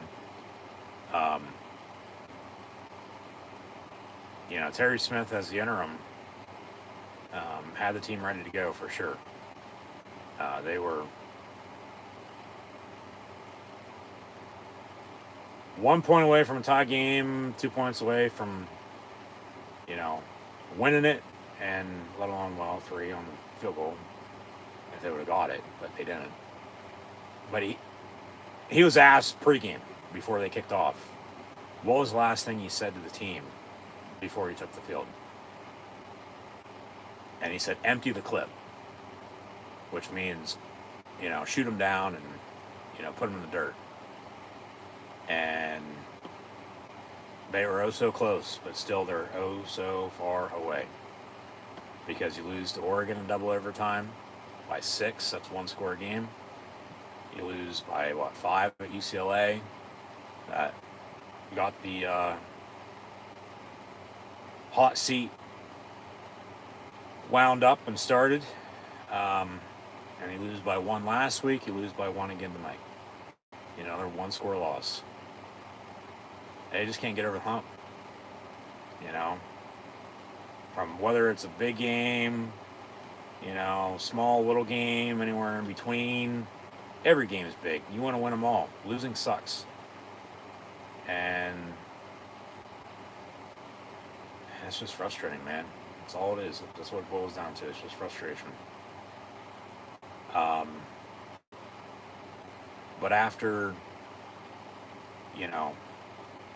the 1 loss, they've let that into 2 and 2 into 3, and then even with the coaching decision, it's now turned into 4. And, they're very close to potentially having their first losing season. If you want to count 20, okay, I don't, because it was a shortened COVID season, just Big Ten only. For the 9 games, and they went 4-5, which technically is below 500, but first losing season potentially since 2004. And we know how 01 was, 03 was, and 04 was. The 02 team was damn good, man. They were. And talk about 1 score losses there by a combined total points of whatever it was, but 05 and 08, a couple ones score losses unless they're playing for a national championship, and 409, and from Joe Paterno, Bill O'Brien to James Franklin, and now Terry Smith's the interim. As Tom Bradley was the interim, after Joe. Obviously Larry Johnson Sr. was the interim after O'Brien, but never coached in between him leaving and Franklin getting hired. And then he's been at Ohio State ever since.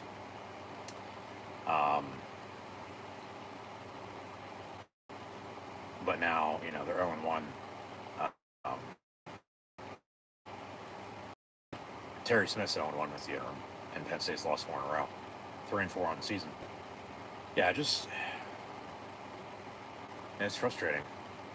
They're so close to fucking getting over the hump, but they're still scratching and clawing to do just that. They just can't. Like I said, regardless of opponent. Start 3-0, all those high aspirations and expectations. Gut punch. More than that, like I've said, they've just not ran off the tracks. They've fallen off the face of the fucking earth, and they're still falling. They're, like I said, damn near close just with the schedule over the next month. Looking at potentially their first losing season in over 20 years, unless you want to count 20. Then okay, I don't. But we'll definitely, like I said recently, have to count this year if it happens. Which if it does, it does. If it doesn't, well, then more power to them. Go out and find a way to win. They almost did here tonight, but no cigar.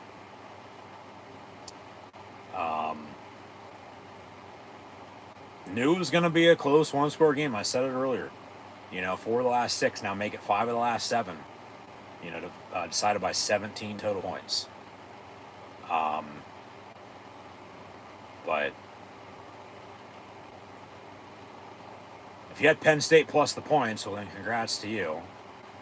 Because Iowa was what, a 3.5 point favorite. They only win by 1, and then the over under was what, 40 and a half, 41. So that went over when that hit. If you had that, for anybody interested in the sports betting, gambling part aspect to it.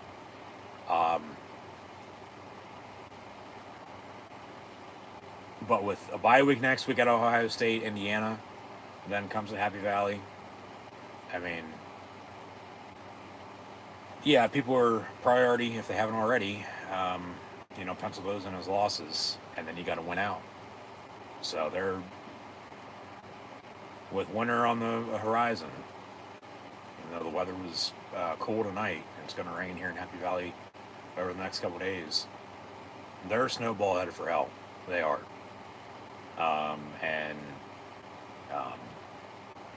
Like I said, all the talk's going to be just on how this team's going to play down the stretch, and whatever happens.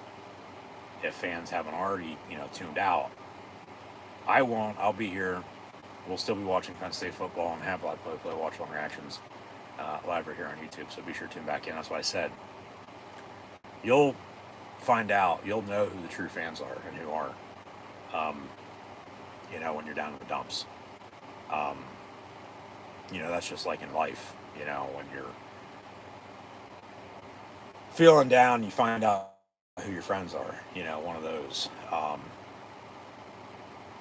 But all the talk's going to be about, the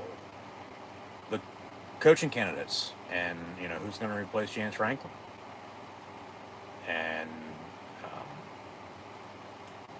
like I've said before, I'll say it again. Matt Roll is the guy. Matt Roll fits Penn State. He played at Penn State. He knows Penn State. He knows what it takes to win here in Happy Valley. And from what I've heard, the university wants him and the boosters want him. And his buyout at Nebraska is only $5 million. Okay? I'm sure Iowa fans would love that. Because then they can laugh at their, border state rival and say, once again, they can't, keep a head coach more than a couple years.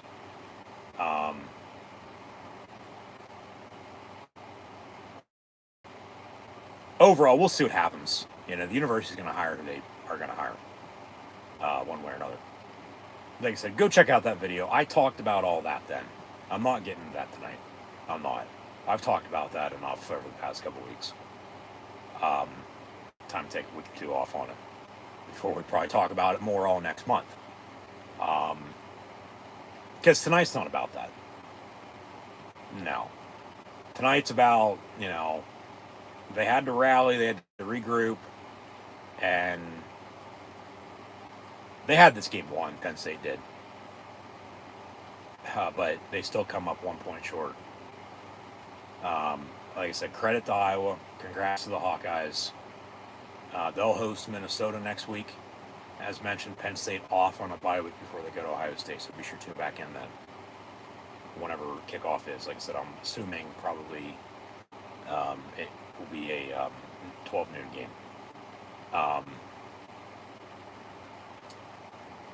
But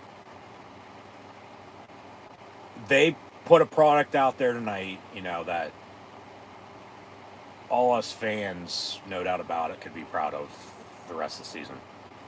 And that they're not going to go away easy, and that they're going to continue to fight and prove everybody wrong.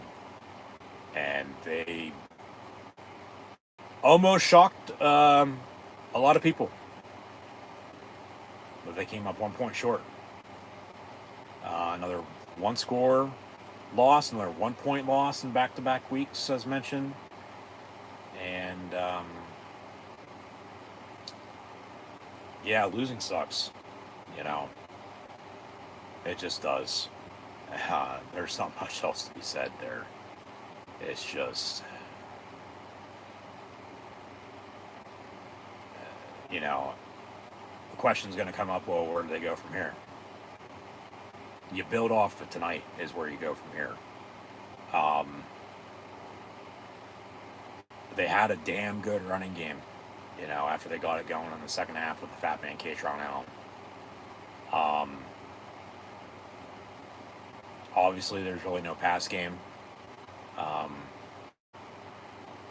as they ran a 2-quarterback system with Grunkmeyer and Jackson Smolik, who's from Iowa, but he never threw tonight. He was just in there handing off or running it himself.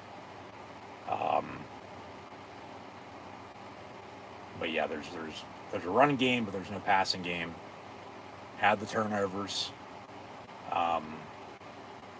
You know, the first interception they didn't score off of. The second one, Iowa did. You know, that's a difference in this game for sure. As remember, Penn State had scored off of their interception to begin the game, up 7-0. Iowa kicks the field goal. Missed their second field goal. And then, you know, in the meantime, yeah, that first interception by Penn State, it was on 3rd and long. And it looked incomplete. They looked at it, it was overturned, it was intercepted. And then it was field position. Okay, they have the ball at the 5-yard line, but then it's, like I said, if it's incomplete, rather than throwing it on the deep ball, they get a couple yards, they kick a field goal there on the drive. They have 3 points, you know. But they don't even attempt it. They still have to punt, but they don't punt because it's intercepted. Iowa doesn't score off that. They score off the second one a little bit later, which I believe they were on back-to-back drives, if I'm not mistaken. And, yeah, Iowa scored. They go up 10-7. And then he had all that chaos before halftime. Like I said, what a sequence that was with, you know, Penn State trying to score, at least tie it up at 10 after that touchdown, let alone, you know, they don't. And then Iowa doesn't do anything with it. But then, you know, time's ticking down, and Penn State's still getting the ball back to begin the second half. Okay, keep that in mind. And then Iowa goes out and kicks a 66-yard field goal. They made one, missed one by this point, but and he made another one, you know, later. So Iowa's 2 of 4 tonight on field goals, if I'm not mistaken. And then, you know, a couple extra points, but then they went for it twice on 2-point tries. But then, excuse me, you know, Kirk Ferentz had even said coming out of the half that it was a bonehead decision. He shouldn't even let him, you know, it was too far out and all that. But Iowa kicked a 66-yard field goal. At least they attempted one twice. And, you know, Penn State called the timeout. He missed it. Penn State didn't want the timeout, but they caught the timeout. And then Penn State blocks the field goal, returns it for a touchdown. And, you know, they had momentum going into halftime, up 14-10. They get the ball back to begin the second half.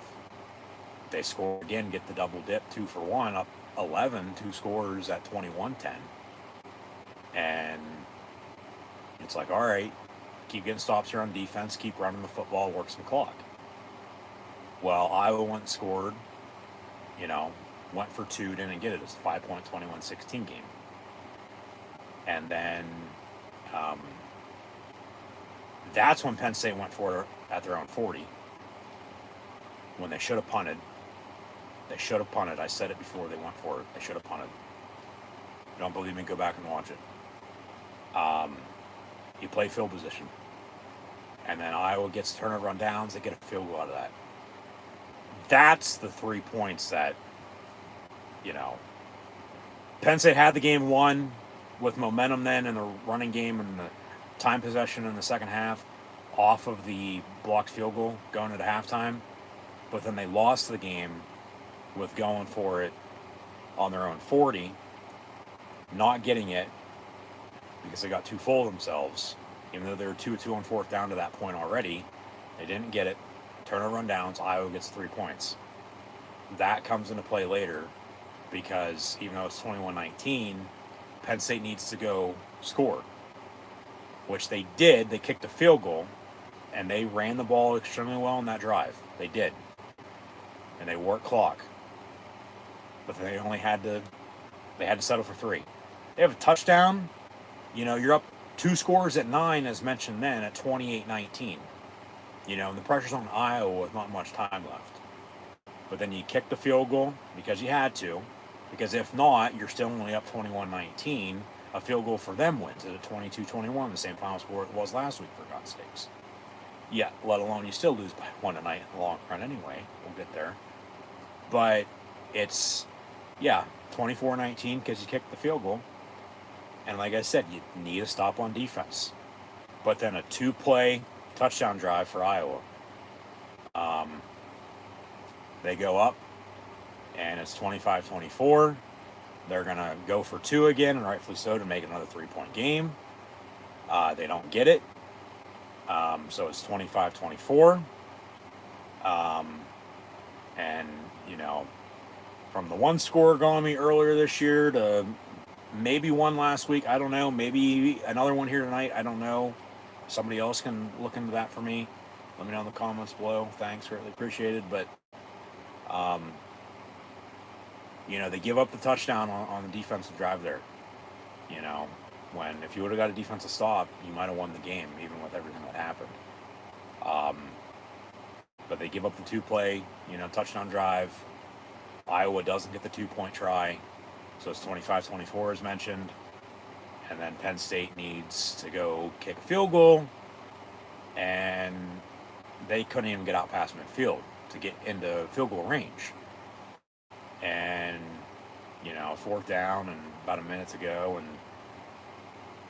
they had the running game tonight, but not to an extent. They really got it going on that 1 drive, and the fat man Kaytron Allen had 2 rushing touchdowns, but so did Iowa's quarterback. And then they had another touchdown, and Penn State obviously had a special teams touchdown, and then you had, field goals and points off of turnovers and, 2-point tries, whether they went this way or that way, or, whatever the case may be. And just, with all that, it's 4th down, and they don't convert, and, Iowa very well could have just took, a couple knees. They ran a couple plays. Penn State called timeout. Tried to stop the clock the best they could, but then all Iowa needed was, first down. Surely, run out the clock then at that rate. The surefire first down with the bootleg they ran, and he, slides after he gets the first down in the ball game. That's all she wrote. And Iowa defeats Penn State 25-24. Your final score. So, like I said, another 1-score loss for the Nittany Lions, another 1-point loss for the blue and white. Just frustration. They're 3-4, and the season's definitely on the line now, as we'll enter November the next time they play. So, 25-24 your final score. But, they need to keep their head held high. They did go out and gave Iowa all they could handle, but they came up 1 point short, unfortunately. 18-15 now, all time. Penn State leads in the series. 5 of the last 7 decided by 17 total points. Iowa did not cover plus or minus 3.5. So if you had Penn State plus the points, okay. The over hit. Penn State's 9-7-1 now, all time on October 18th.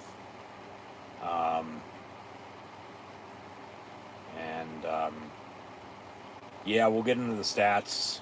Like I said earlier, I thought the main 2, from obviously running the football, helping out Gronkmeyer at quarterback, getting his first start, which they had the running game, no passing game that much.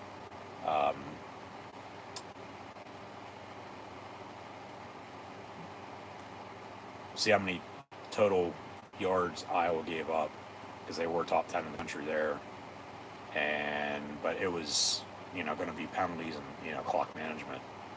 Iowa did shoot themselves in the foot with penalties earlier, but then the refs let them play. I don't think we really saw that many penalties at all in the second half. But it was clock management, time of possession. And yeah. So we'll get into the stats here. The difference is 1 point. Even with everything that happened, that's the difference.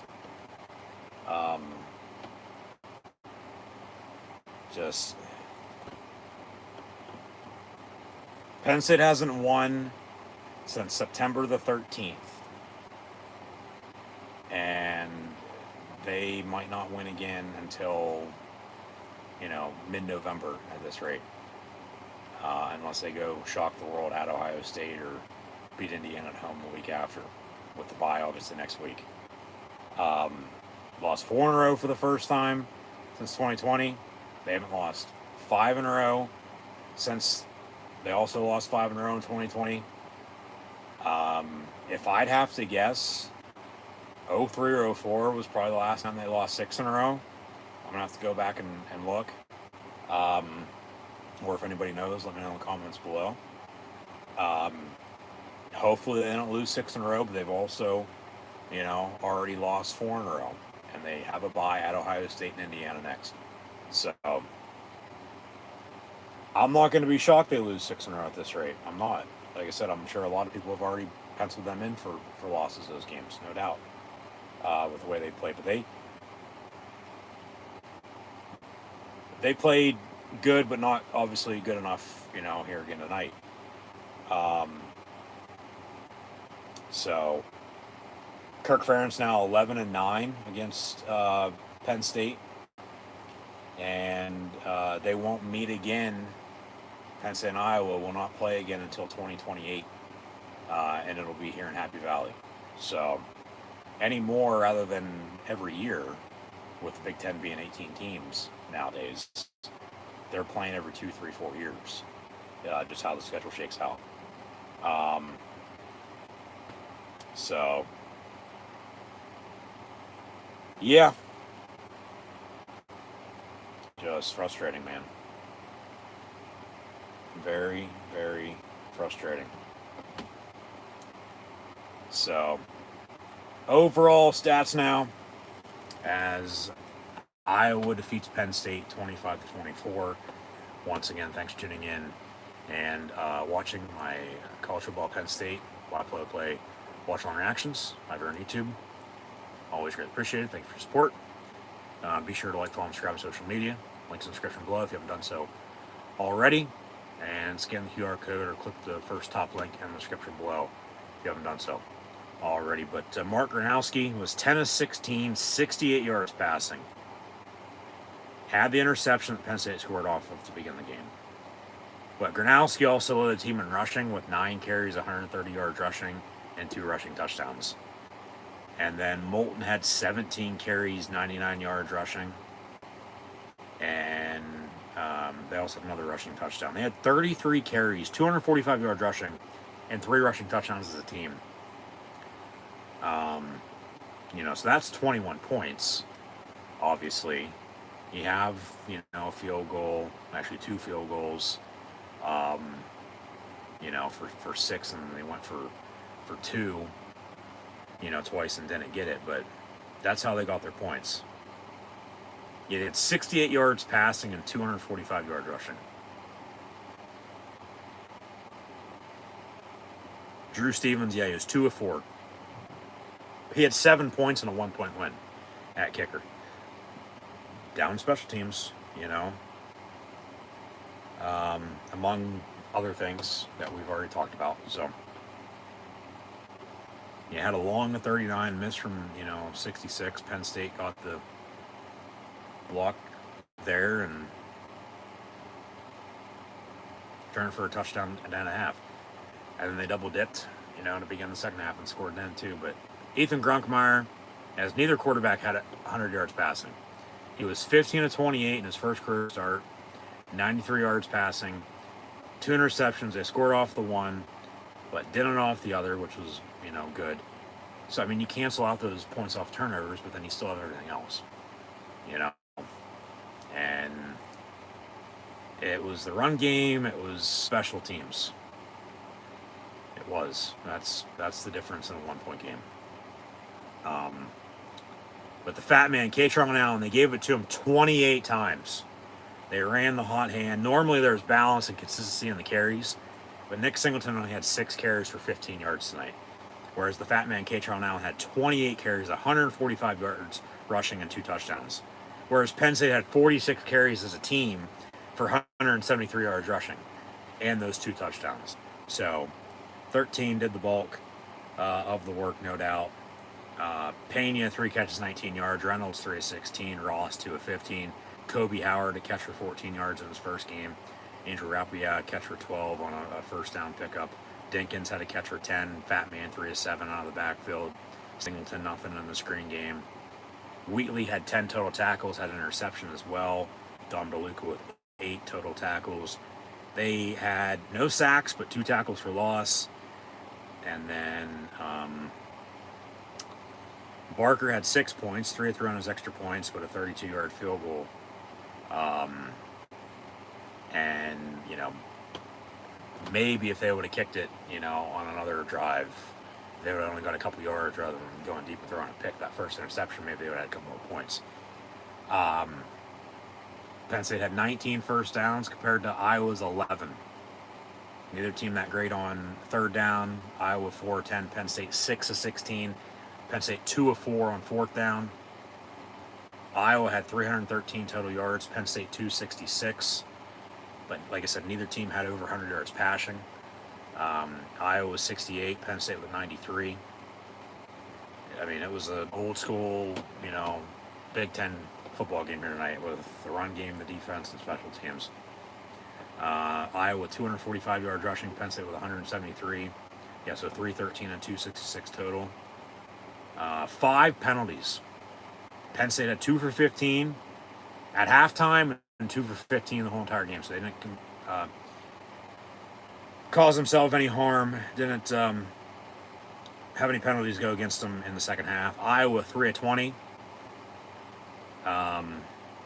3 total turnovers, 2 against Penn State, 1 against Iowa. The first interception for Penn State was nothing, but then the other interceptions canceled each other out. And then I talked about time possession. You know, what was it? Iowa.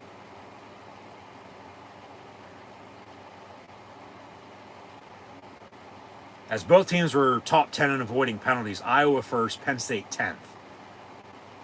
Time possession, though, Iowa would average 32 minutes a game. Okay? Penn State only 26. Penn State had the ball for fucking 36 minutes and 12 seconds tonight. Iowa only 23-48. But obviously the only stat that matters is the final score. And it's a 1-point win for the Hawkeyes and a 1-point loss for the Nittany Lions. So that's that. And there's not much else to be said. So, yeah. Penn State loses again, 4th straight. We'll be on a bye next week. So I'll see everybody in 2 weeks' time as they'll be at Ohio State. And we'll see what happens then. You know, at this rate, we probably already, know what's going to happen then and probably the week after that too. So, which is unfortunate. Don't want to speculate or, whatever. Hypothetical this, hypothetical that. It's just frustrating. And that's all it is. It just pisses you off. It does.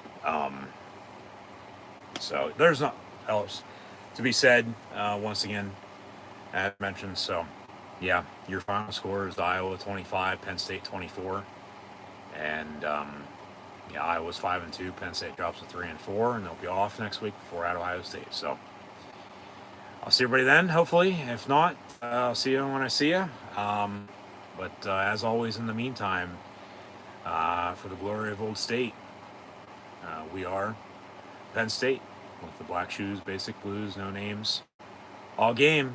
They give it their best shot tonight, no doubt about it, but came up just short once again. Another 1-score, 1-point loss.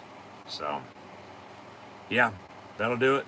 Myself, your host, Encyclopedia Sports, Cohen Luke 96, live on YouTube. Once again, thanks for tuning in and watching. Be sure to follow and subscribe on social media if you haven't done so already. Links in the description below. And Iowa defeats Penn State. Your final score once more, 25-24. We are